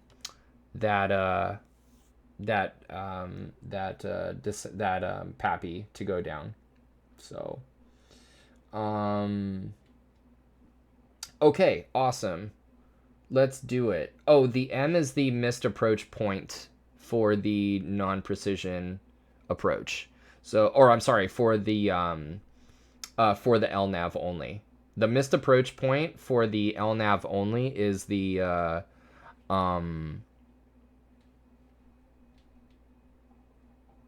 not the M. The LNAV line crossing the glide path. Let's see here. Yeah, I mean, basically you've got three different situations here. The two to the left of the V. So, okay, so you're probably talking about the triangles, correct? Or not the triangles, you're talking about the arrows, right? You got these three arrows here. You've got, yeah. So these are your different, like, it's a pictorial representation of your different missed approach points. So your in the first case, like right here, this is your higher minimum right here. That one's your first minimum that you're going to come up to. That is your oops. Yeah, it depends on what minimum you're doing. So like you could see here the LPV is the lowest one. That's your 407. Or 200 feet above the ground. You've got the LNAV only, which is a 473, and the LNAV VNAV is 422. So yeah, it's just a representation of different missed approach points based on your minimums. Okay, cool, man. So we'll break that out later when we brief it. And I'm good. I'm good if you guys are good. Let's do it.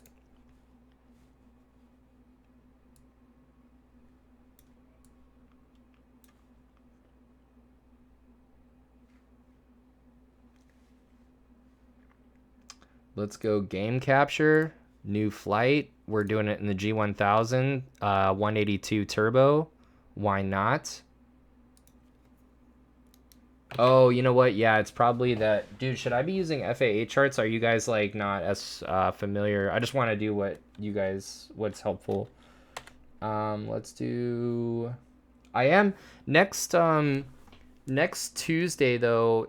My next IFR Tuesdays is Jeppesen and versus FAA. So that'll be a really good one for you to see the crossover. Like, where is this information? Like, how is it organized? FAA versus Jeppesen. I actually don't have a PowerPoint for that yet, so I'm just going to be walking through some charts. BFI. And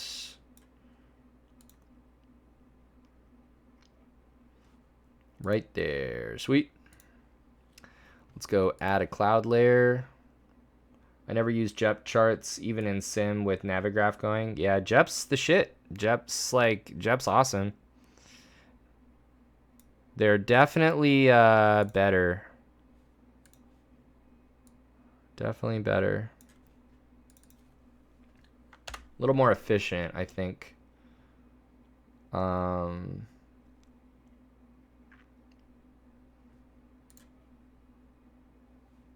then fuel. Let's bring a couple of dudes, and then we're gonna go fuel. Okay.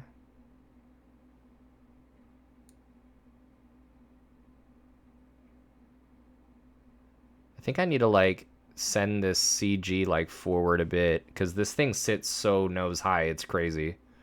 I just hope this doesn't like mess it up too much. Yeah, let's just see. Let's just see what happens. I hate JEP charts for the same reason CCM hates them. The mist is at the top versus where they're supposed to be. What?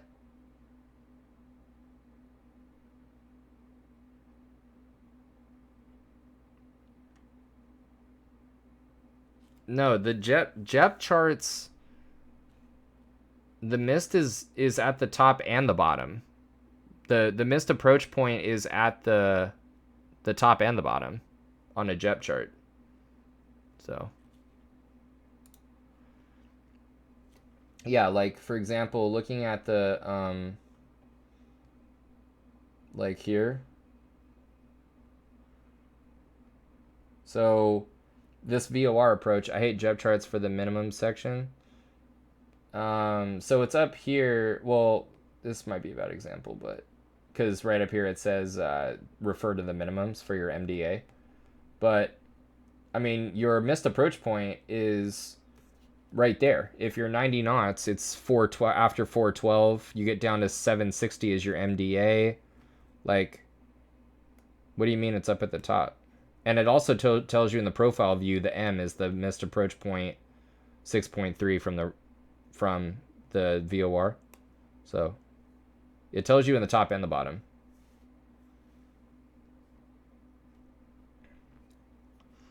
All right, start the flight. Dang, we got some JEP haters, man, up in here. What did JEP do to you guys?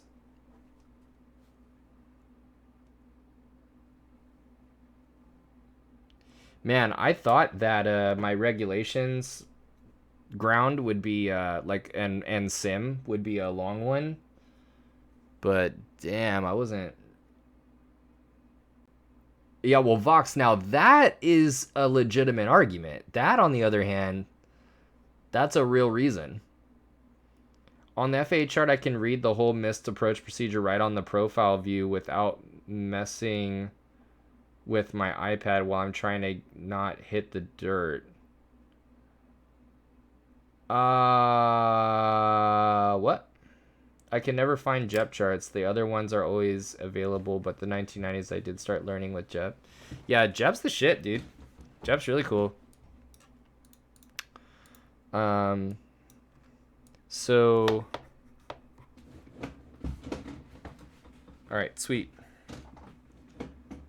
Let's go full rich and CalFlaps open, and let's go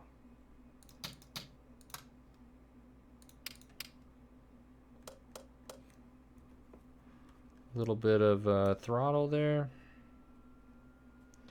Oh no, you know what? We can do this at night. We can totally do it at night.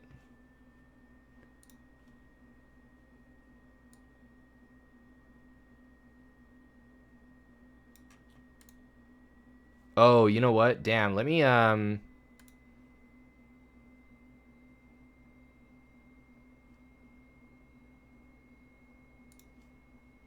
there we go. That'll work.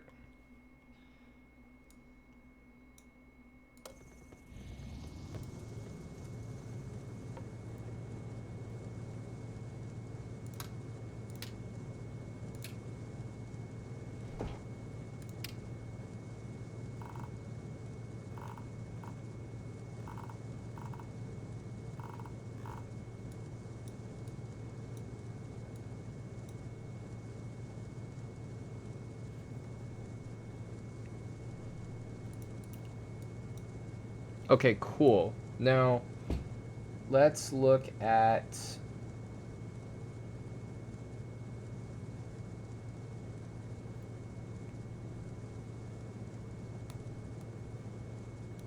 Let's look at some of our frequencies here.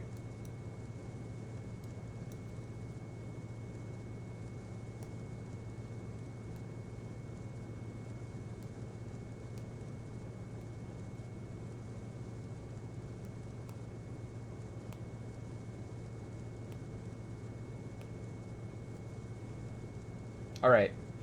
We got a runway heading of 135.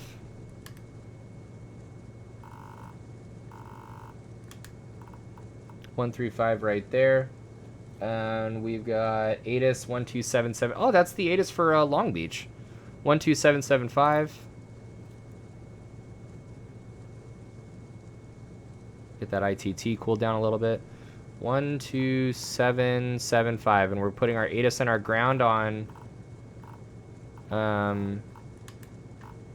Whoa, you guys.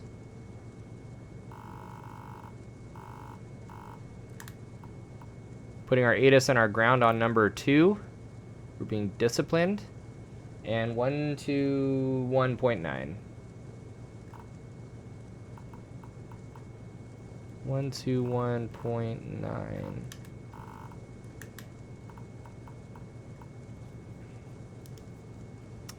All right. Man, we're going to go calm. Did someone not read NOTAMs? For shame. Boeing Field King County INTL Information Victor. 200 Zulu weather. Wind calm, visibility 2. Sky conditions 650 overcast, temperature 18, dew point 17. Altimeter 2998. Arriving runways 14 left, EFI. 14 right. Departing runways 14 left, 14 right. Advise on initial contact you have Victor. Okay.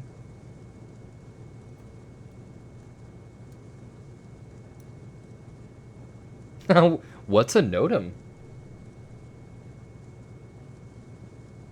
I fly tomorrow, I want to say at 11. Boeing Field King County INTL Information Victor.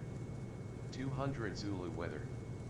Wind calm, visibility 2.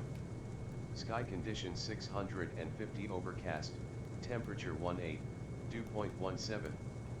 Altimeter 2998. Arriving runways 14 left, 14 right. Departing runways 14 left. Yeah, I have a brand new student. Advise on initial contact you have Victor.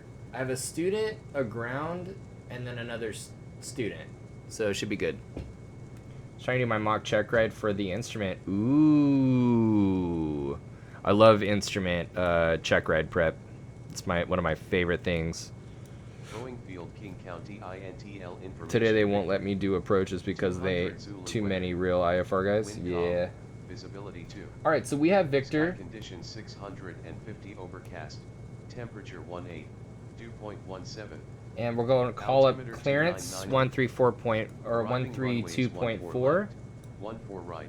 Departing First of all, I'm going to runways 14 switch left. that over to ground, and then 132.4.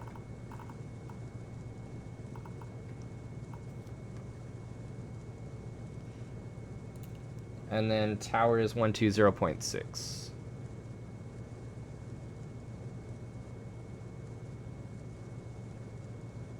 One 120.6.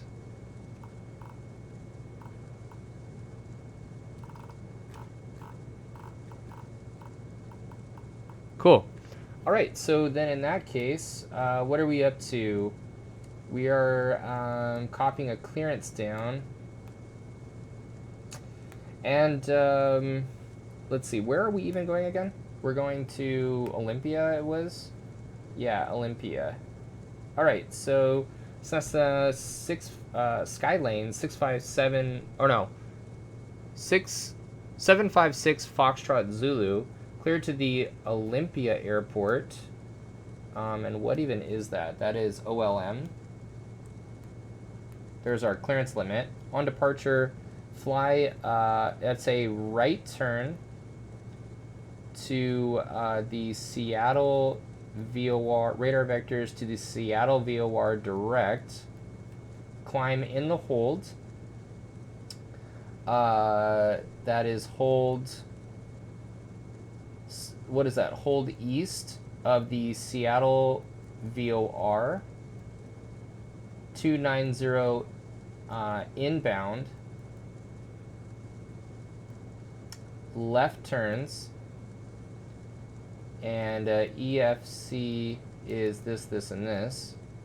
Climb and maintain 3,000. Expect 4,010 minutes after departure. Departure frequency is, let's see here. Oh, we're departing to the south. So that is 126.5, I believe.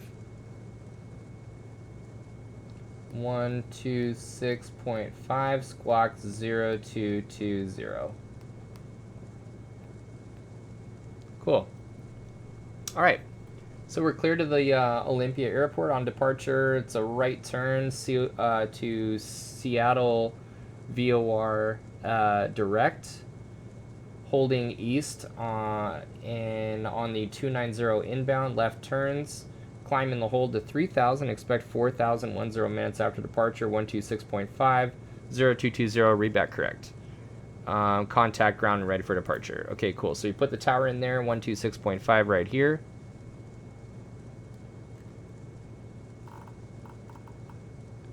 One, 2, 6.5.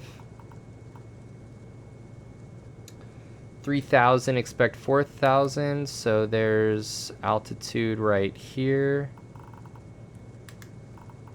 3,000. And 0220.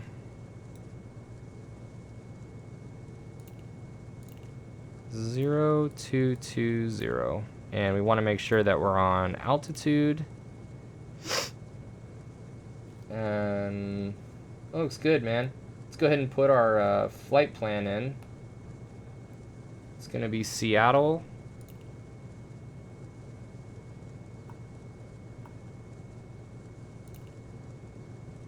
Just delete this, I guess.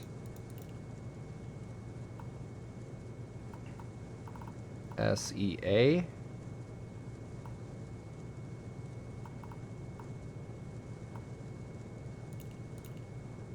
And then from there, we can add a airway.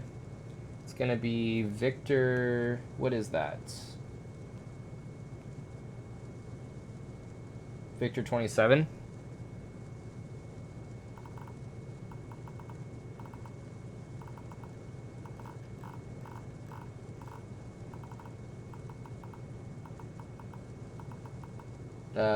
Is that Victor 27?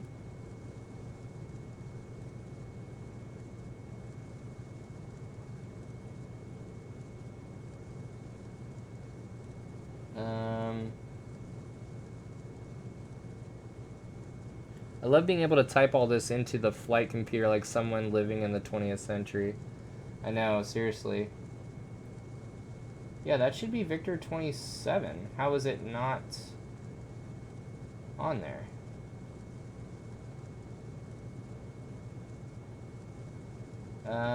Do you guys see something that I don't see? Victor 23 is there. 495 is there. Victor 4, Victor 2, 298.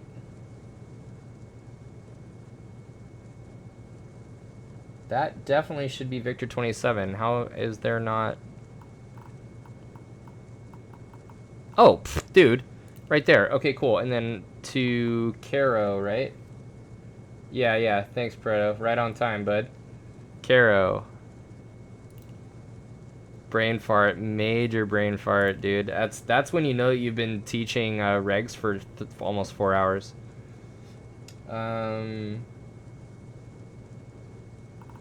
Caro. And then would it make you mad if I said I could load all this from ForeFlight without having to put any of this in? No, sir, I try not to have too much make me mad at all. But that is very cool for you. Bosto.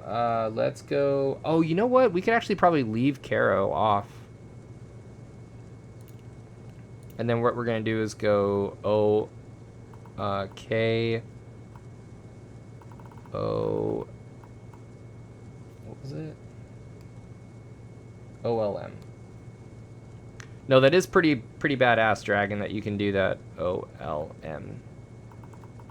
Would it make you mad if I said that it didn't make me mad?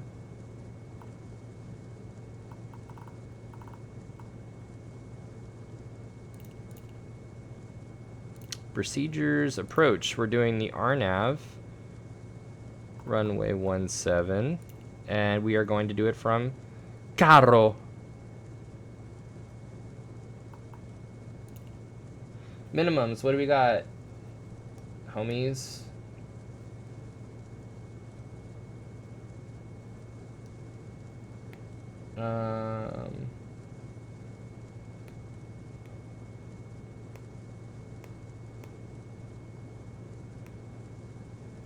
Rnav runway 7. We've got minimums down to LPV is going to be 407.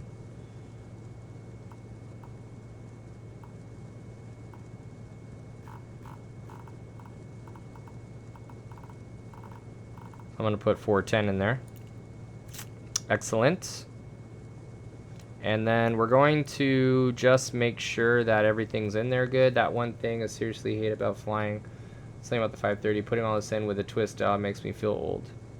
So yeah, we've got that, seal, and then Seattle, home, and then we're going to activate the approach to Caro, Bosto.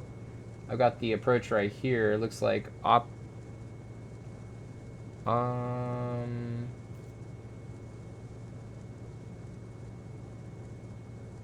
whoa, wait a second.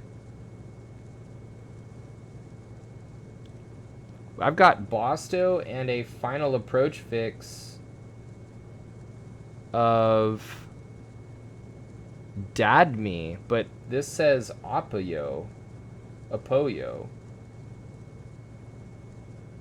This is the runway 117, correct?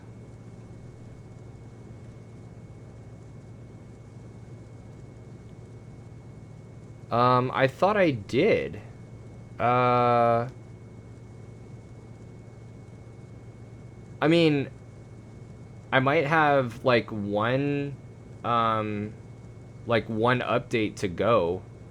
Oh, that's right. I do have to. I have like one update, but okay. Well, then in that case, let's look at this ILS. Sorry, guys. No, it's going to be Apoyo as well. Cycle just changed a week or so ago. Yeah. Let's see about procedures. And let's see if the ILS is a little bit better.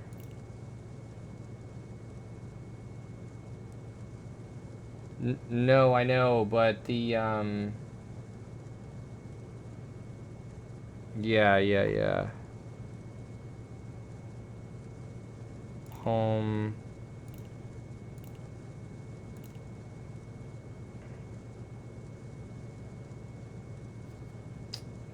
Yeah, this is tripping. This is this has no. Oh no, this looks good actually. We have home and then Yisu 24. We've got home at 29. Yiso should be 24. And then Opoyu at Opoyu is at glide slope intercept at 24. And then that actually can work. I do have the updater, but actually I think it just slipped my mind that I needed to update it. So we'll do this instead. Just a quick switcheroo. So I'll do my procedures, the approach, and we'll do the ILS runway 17 from home.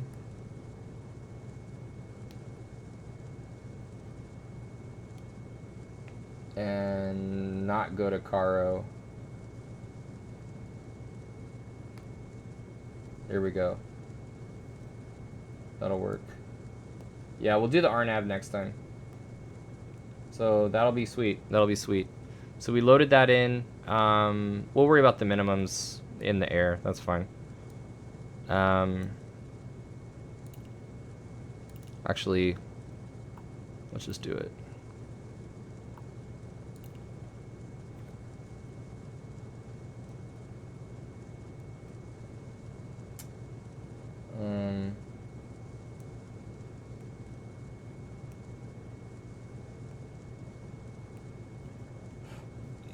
$407. Oh yeah. So 410. Okay, cool. Awesome. I always fully load these into my iPad before trying it in the sim. I have had issues with SimBrief trying to give me bad routing. Yeah, I've had that actually too. That's funny that you say that. I find the same thing. Okay. Okay, cool, man.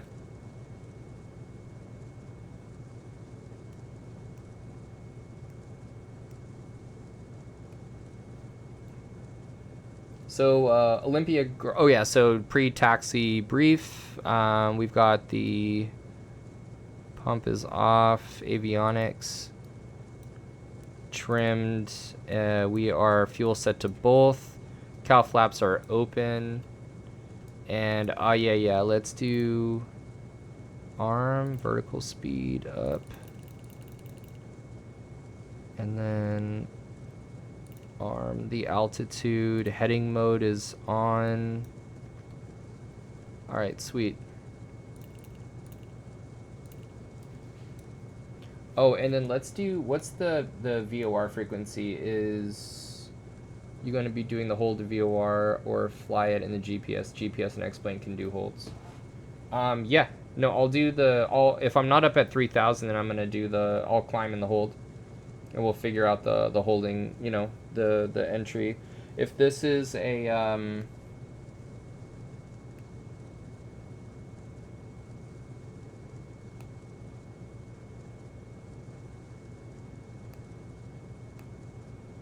if this, let's do green. Oh, that you can't see shit. You can't see that. Let's do maybe purple. That right there. All right. That, it said that was a 290.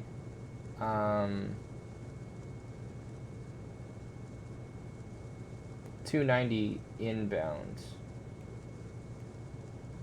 So inbound, outbound. So that's going to be -180. So that's going to be 110.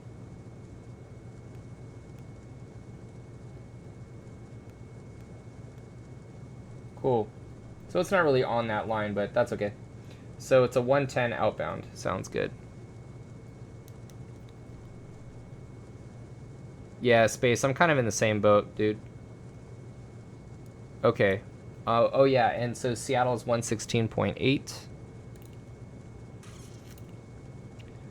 116.8.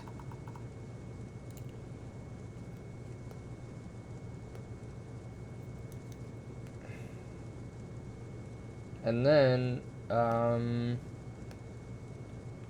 the ILS frequency.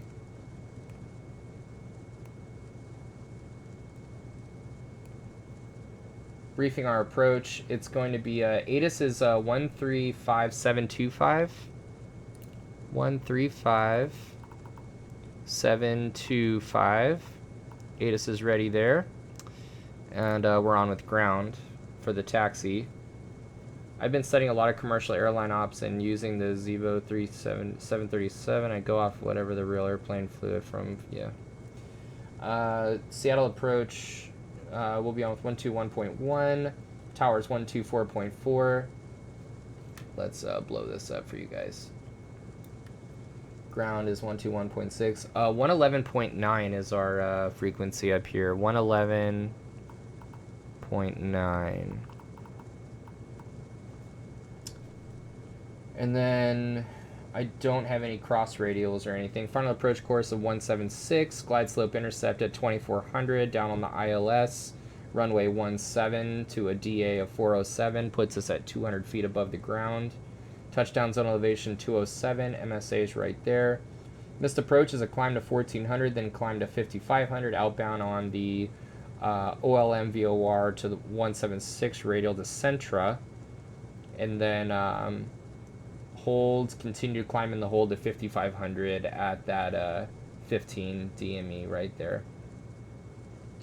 DME radar required, and no notable terrain, I guess, to the west of the field, but pretty far away. We got some special use airspace to the east. And, yep, we got the profile view, glide slope intercept right there, down on the ILS 407, half a mile visibility. Mauser approach light type, PAPI off to the left. And that is May 18th of 2018, page 11.1. So approach briefing is complete. Let's go.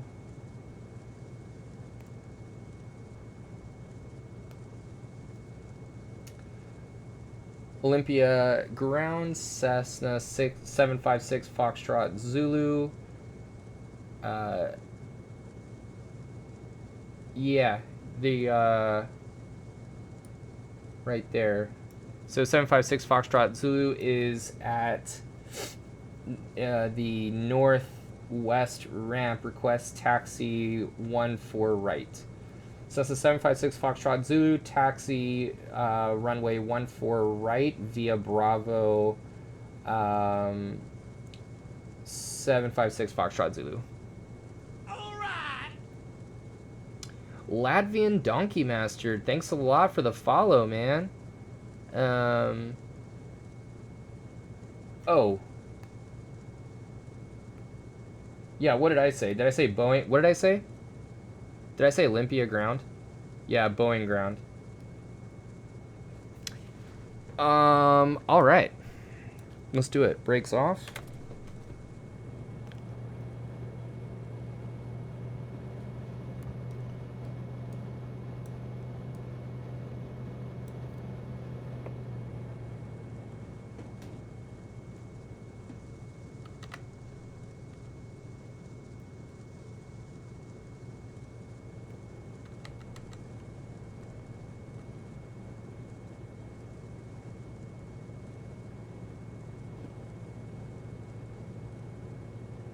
See, the nose is super high, dude.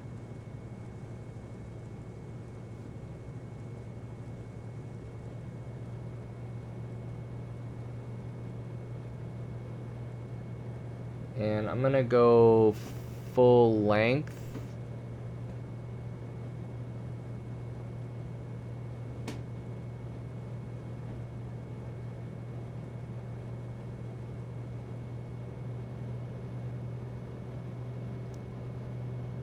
Dude, I just might. I'm kind of more of like a... I never really tried the helicopter.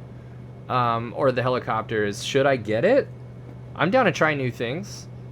I've been, you know, when I think DCS, I think the F-18. And just wanted to get back in the F-18 again. And learn some dogfighting, you know? But I'm down for whatever, man.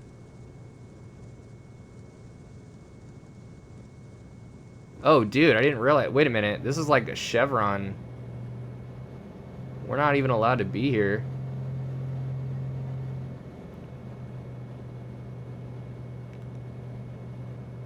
A bunch in your group wanna...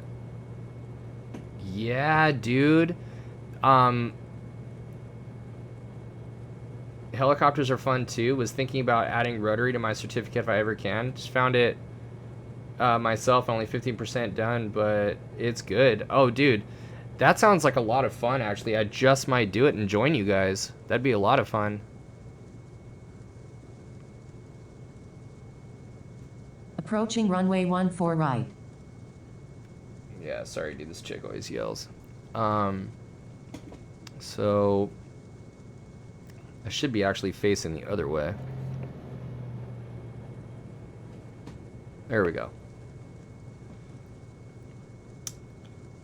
County will be flying the hell out of it. Dude, that sounds so rad, man. That sounds so rad.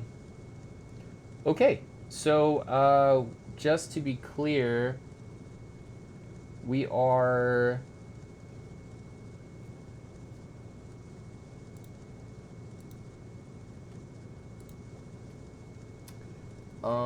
yeah, it's a right turn and then Seattle direct, climb in the hold. Sounds good. All right, and then over to tower. Boeing tower. Cessna 756 Foxtrot Zulu, holding short, runway 15 or 14 right. IFR departure. 756 Foxtrot Zulu, clear for takeoff, 14 right. Clear final. Approaching runway 14 right. And then let's Entered get runway 14 right. Pitot. 9,900 oh my God, feet. shut up, dude. Clear final and pitot heat is on.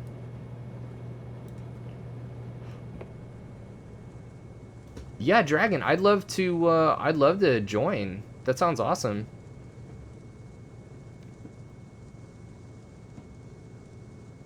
All right. Toes down. This is when obviously we would do our run up and we cycle the prop and all that stuff. Okay, systems are green.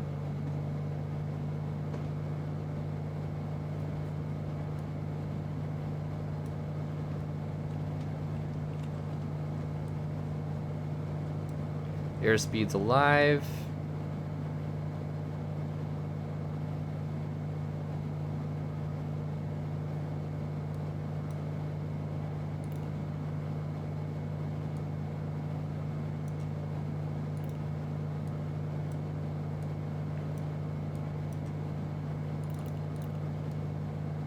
Okay, let's power back for a noise abatement. Let's bring that down to like 28 inches.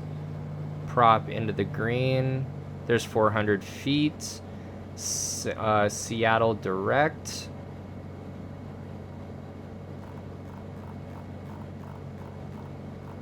Cessna 756 Foxtrot Zulu. Over to departure.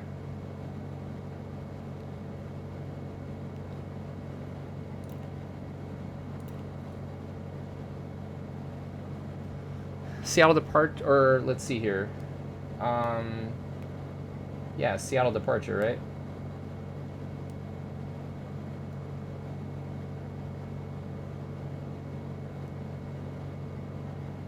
Yeah, Seattle departure. 756 Foxtrot Zulu is 1,005, climbing 3,000. Clear to 4,000, 756 Foxtrot Zulu. All right, climb check. First of all, we're tracking to the VOR, right? So let's go ahead and go nav 1, and we got the Morse code right there. All right, sounds good. We got that. And we are 2,000 for 4,000. Climb check. Altitude is set. Let's get the DME up, actually. What do you use to connect the iPad to stream it? Oh, dude, it's this thing called Lonely Planet. Or Lonely Planet. That's actually a dope website for traveling. But Lonely Screen, I think it's called. So I just throw that up there like that. And I do the program. And then oh, wait, why is this weird? I didn't realize you can't really see it. There we go. ForeFlight connects to X-Plane super easily. Yeah, but he's asking why, like, he's asking how I'm streaming it. Yeah, Lonely Screen, like, will stream what, 1,000 away. Oh, and then, yeah, 230. And then what I do is a window shot or a window capture. 230.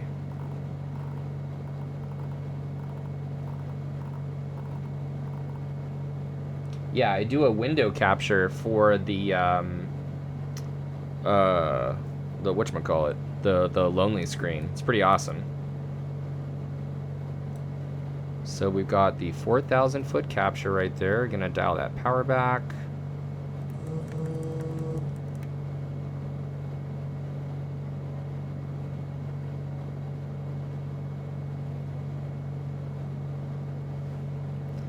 And I'm gonna fly, yeah, so let's see.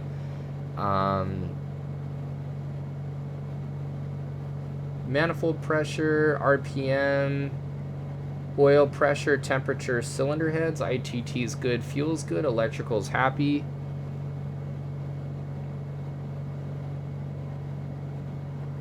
We should be turning here any minute. There we go. And we're up at 4,000, so we actually don't need to hold.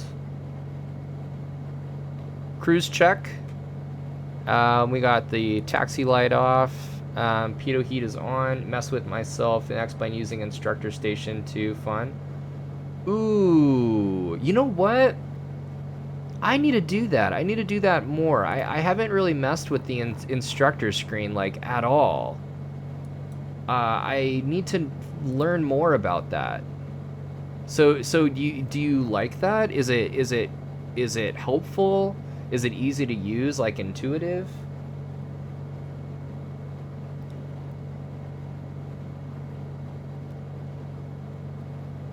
Let's bring in this VOR with a nice shallow angle.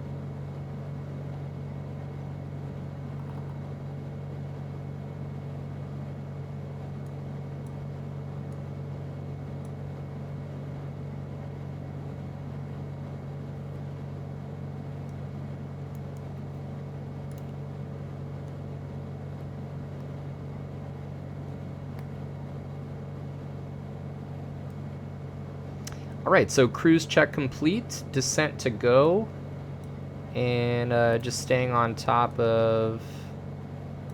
Let's make this a little bit broken. A little bit of the night sky in there.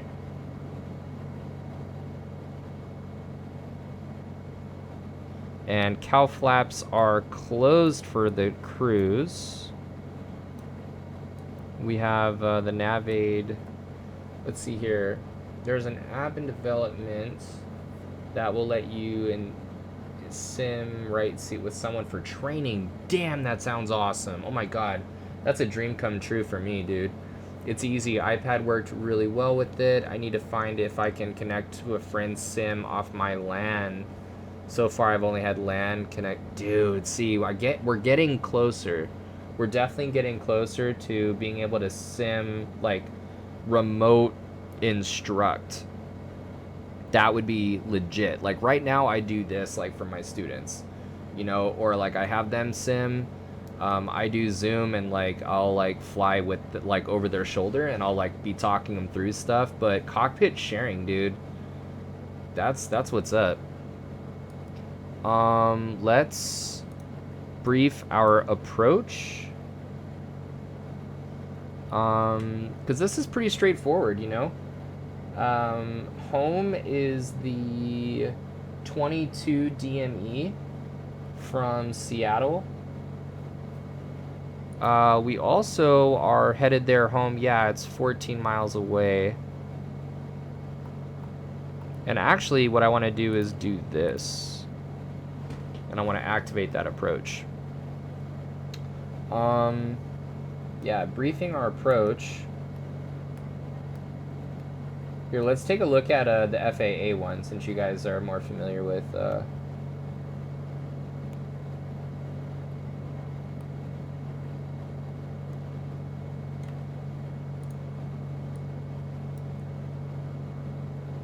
Alright, so we have the ILS runway 17 into Olympia, current and correct, current date.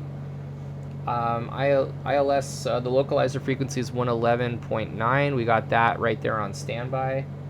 And then, let's see here. Home actually will be that. So let's actually just stay on. That's kind of interesting. Can hold that heading, and then yeah, we can actually do. I don't want to break a cardinal. I don't want to commit a cardinal sin here, but if we do 116.8 right there, and then we track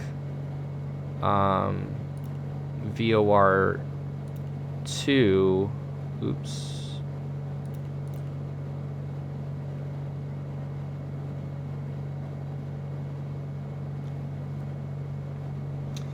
Yeah, so 111.9 is ready on deck right there. Final approach course is 176. Touchdown zone elevation of 207.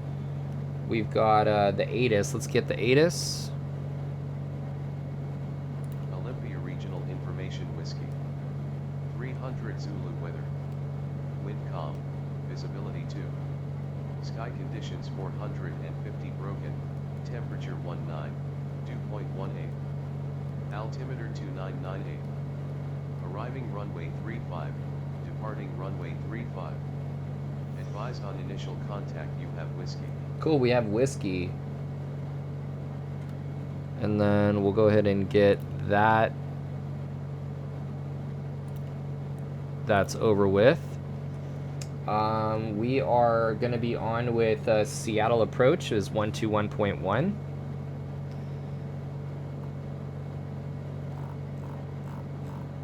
Just trying to stay ahead of it.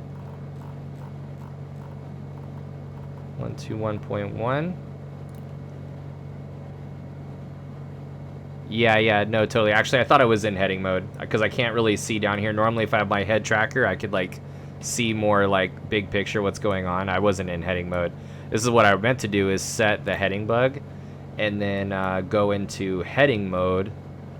But actually, you know what I can do is yeah, we'll go into heading mode and then we'll switch VOR 2 and sync. Dude, I was in heading mode, man. There we go.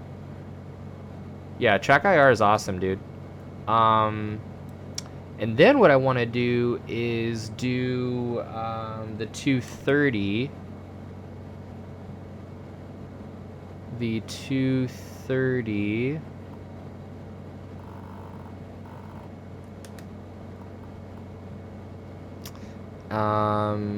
Yep, okay, cool. Very good, very good. And then with this, boom. Final approach course is 176.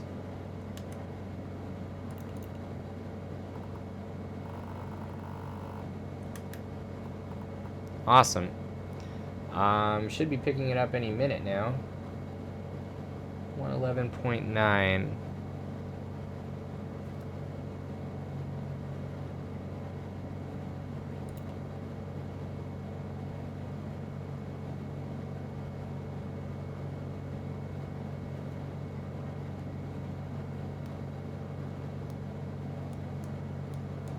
We should definitely...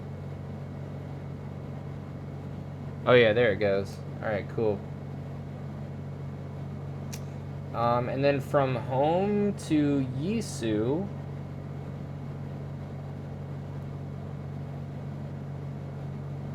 we've got 2009. We got a lot of altitude to lose. So 2009.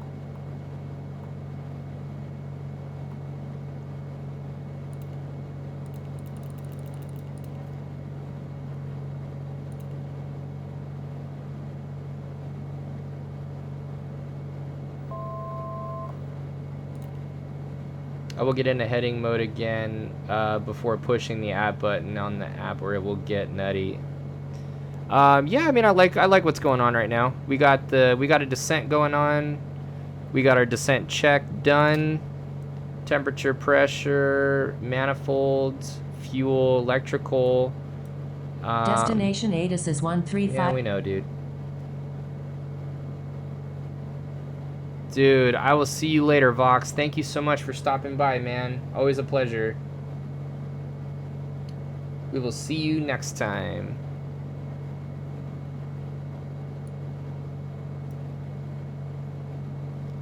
Let's actually go in heading mode real quick and kind of center that up a little bit. I noticed that they don't really, it's not super perfect a lot of the time.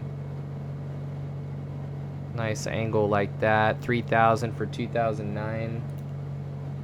There we go. And cow flaps are closed for the descent.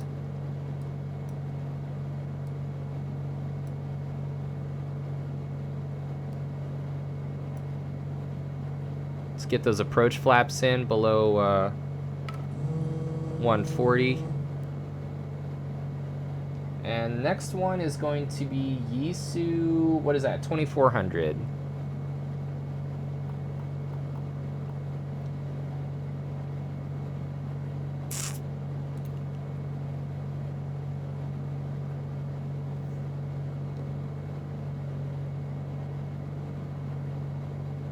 All right, nice. And Yisu, it looks like, is going to be 13.1 DME from OLM. So what I'm going to do is switch the DME to Nav 2, and then now we're getting OLM. Oh, no, we're not. We're doing OLM should be 13.4. 13.4. There we go. And that OLM, yeah, so yeah, Yisu should be 13.1 right there. Very good, very good. So all I'm doing is holding my altitude until I actually, yeah, you can, but you can't really hear it for some reason. I don't know why. I think I just need to adjust the volume or something, because you would ident your localizer, your 111.9 right there, and then your 13.4 as well. Coming up on 13, we're at 14 DME. The Nav 1 and Nav 2 over here, we can ident actually.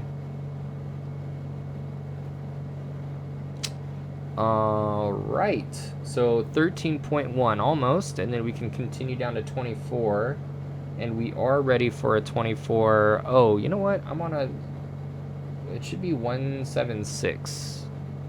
It doesn't really matter actually, but there we go.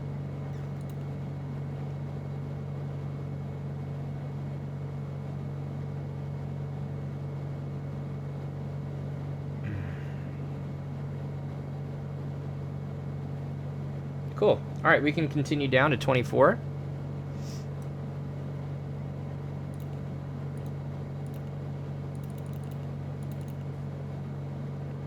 And we're below 3, so we're going to enrich in. Thanks for the lonely program name, iPad connected. Dude, Space, it's so easy. I love it. The thing is it kind of just is annoying. Like every now and then it kind of pops up, and it, because the free version, there's like, subscribe now or whatever, and so you know you just gotta kind of deal with that, but it's dope. Honestly, I just put up with it. I think it's great. So let's see, Opoyu is glide slope intercept at 2,400 feet, and you are certainly welcome, Space.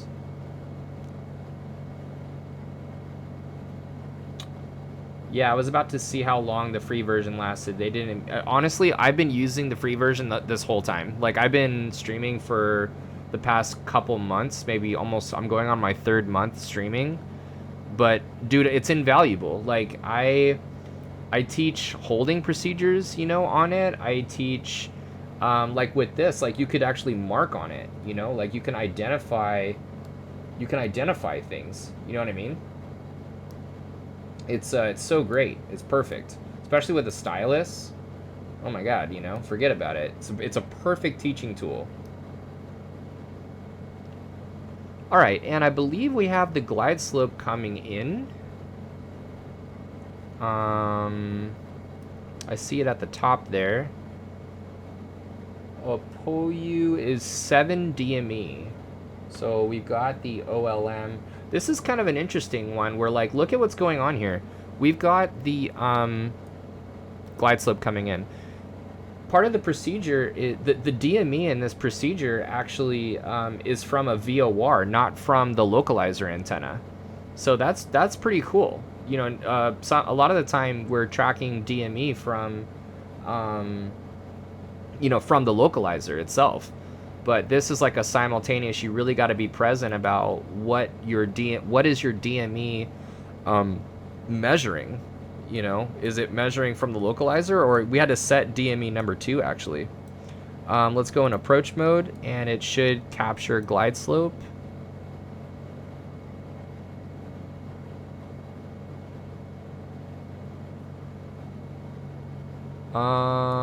Why?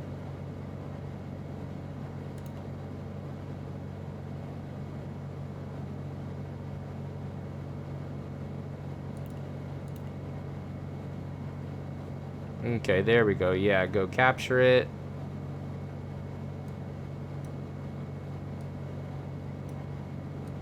Good, good. Okay, and then the missed approach altitude is 1,400.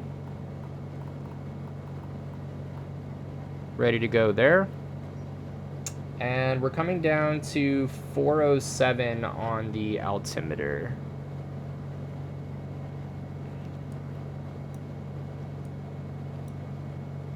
So we're 1,800 now for 407. But yeah, it's pretty cool. Like there are some, you know, interesting little nuances. It was a route that seemed simple, and it kind of was, but it definitely had some nuances to it that was a little tricky.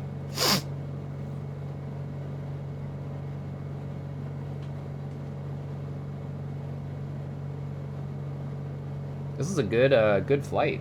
Good suggestion.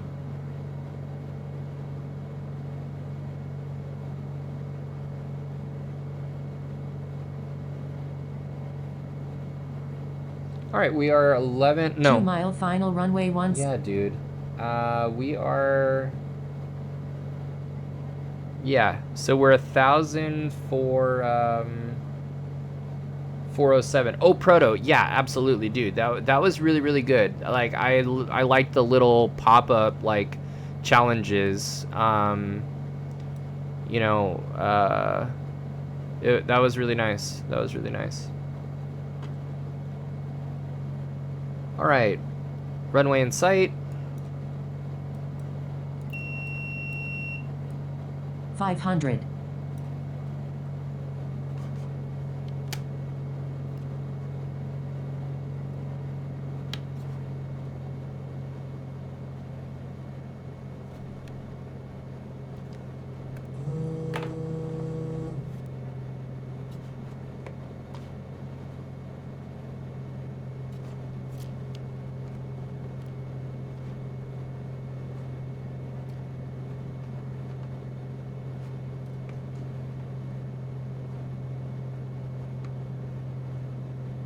All right, and short final gear down 3 green check.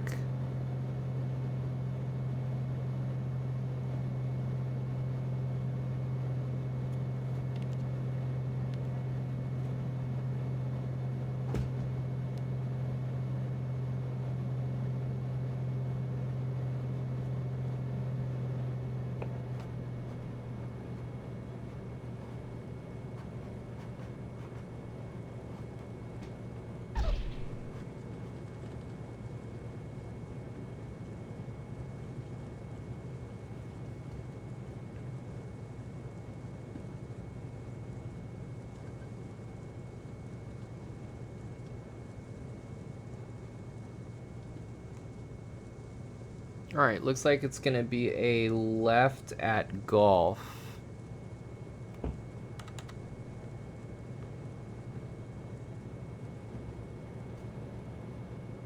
Yeah, that flight was awesome. That was really cool.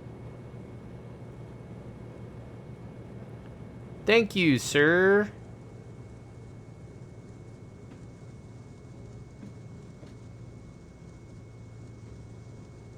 All right, and we're gonna make sure our tail is clear of the hold short.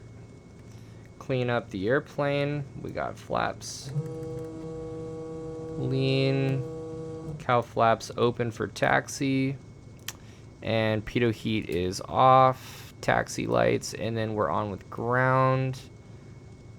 Dude, dope, man.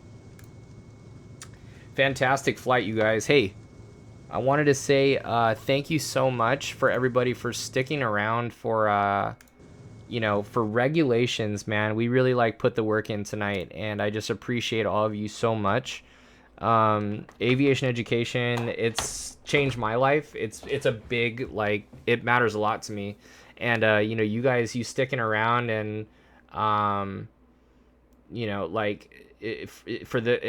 matters to you too, and I think that that's really rad. And I think it's really cool that you are interested in this channel, that you're excited by education, and we can have these discussions on best practices and safety, and how to do it the right way. So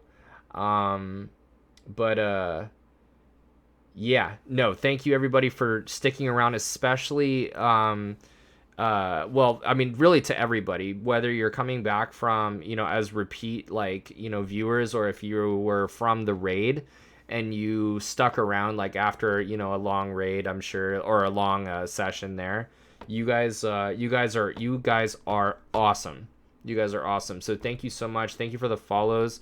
I would appreciate a subscribe if you feel so inclined to help support the channel. I really, really would appreciate it. I obviously put a lot of work into these lessons. I have a full calendar, ready to go for you guys. And every month bringing this type of stuff to Twitch. So, and I do like to sim a little bit more, but with regulations, it's a tough one. So more sim on Thursday. Normally I'm here Tuesday, Wednesdays, and Thursdays, but taking the kids to a soccer game tomorrow, so I can't do tomorrow. So Revenge of the Lift, Star Wars Narrow Dynamics on Thursday, along with in the sim we'll talk about sight pictures in private pilot maneuvers. So it should be good. 8 p.m. So Dragon, what's up? Yeah, so thank you guys again. I freaking love you guys. You guys are awesome. So, dude, Dragon, thank you for the gift sub. That is incredible, man.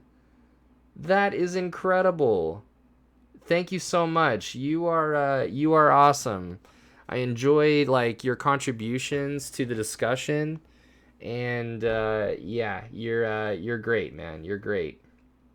Yeah, another really, really beautiful evening. Yeah, and I'll see you guys maybe tomorrow after the soccer game for a scary video game October. Dude, I want to do Dead Space 2. I want to finish Outlast. I want to do Skyrim and do the Dawn Guard vampire werewolf stuff, man. There's some cool stuff left to go in and I just started streaming, and I just love hanging out with you guys. So have a great rest of the week. I will see you guys maybe tomorrow night for video games, but otherwise Thursday for ground school and sim, and I'll see you there. Thanks again. You guys are great.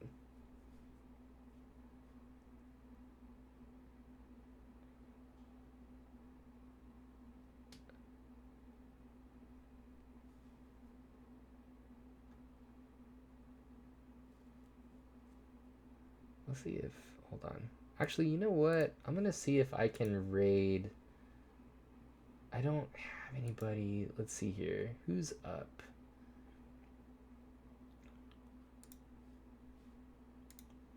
I know I'm so new to stream space, to even have people to raid.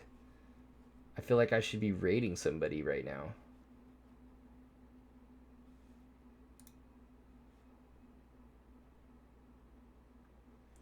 Dude, you know what? Should I raid everybody into like Mystery Science Theater or like Riff Tracks or something like that. There's I watch Riff Tracks, which is like, dude, that's my favorite channel to watch stream.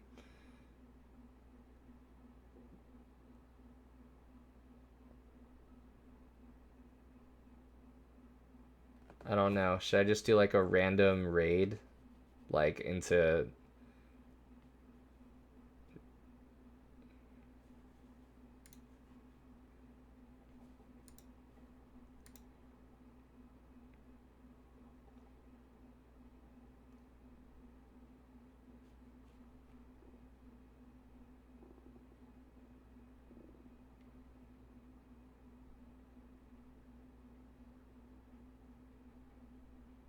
Flight sim content isn't out right now. Yeah, that's what I mean, dude. Like, I want to raid. I want to send everybody to like my favorite channel, which is Riff Tracks.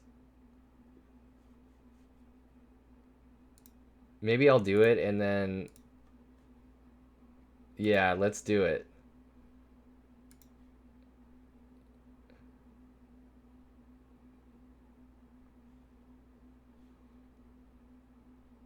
You do you, man. Yeah, like I don't even know what I'm doing right now.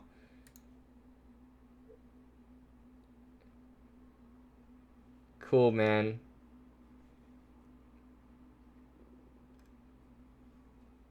Unhost. Cool, man. All right, see you guys. Have a great night.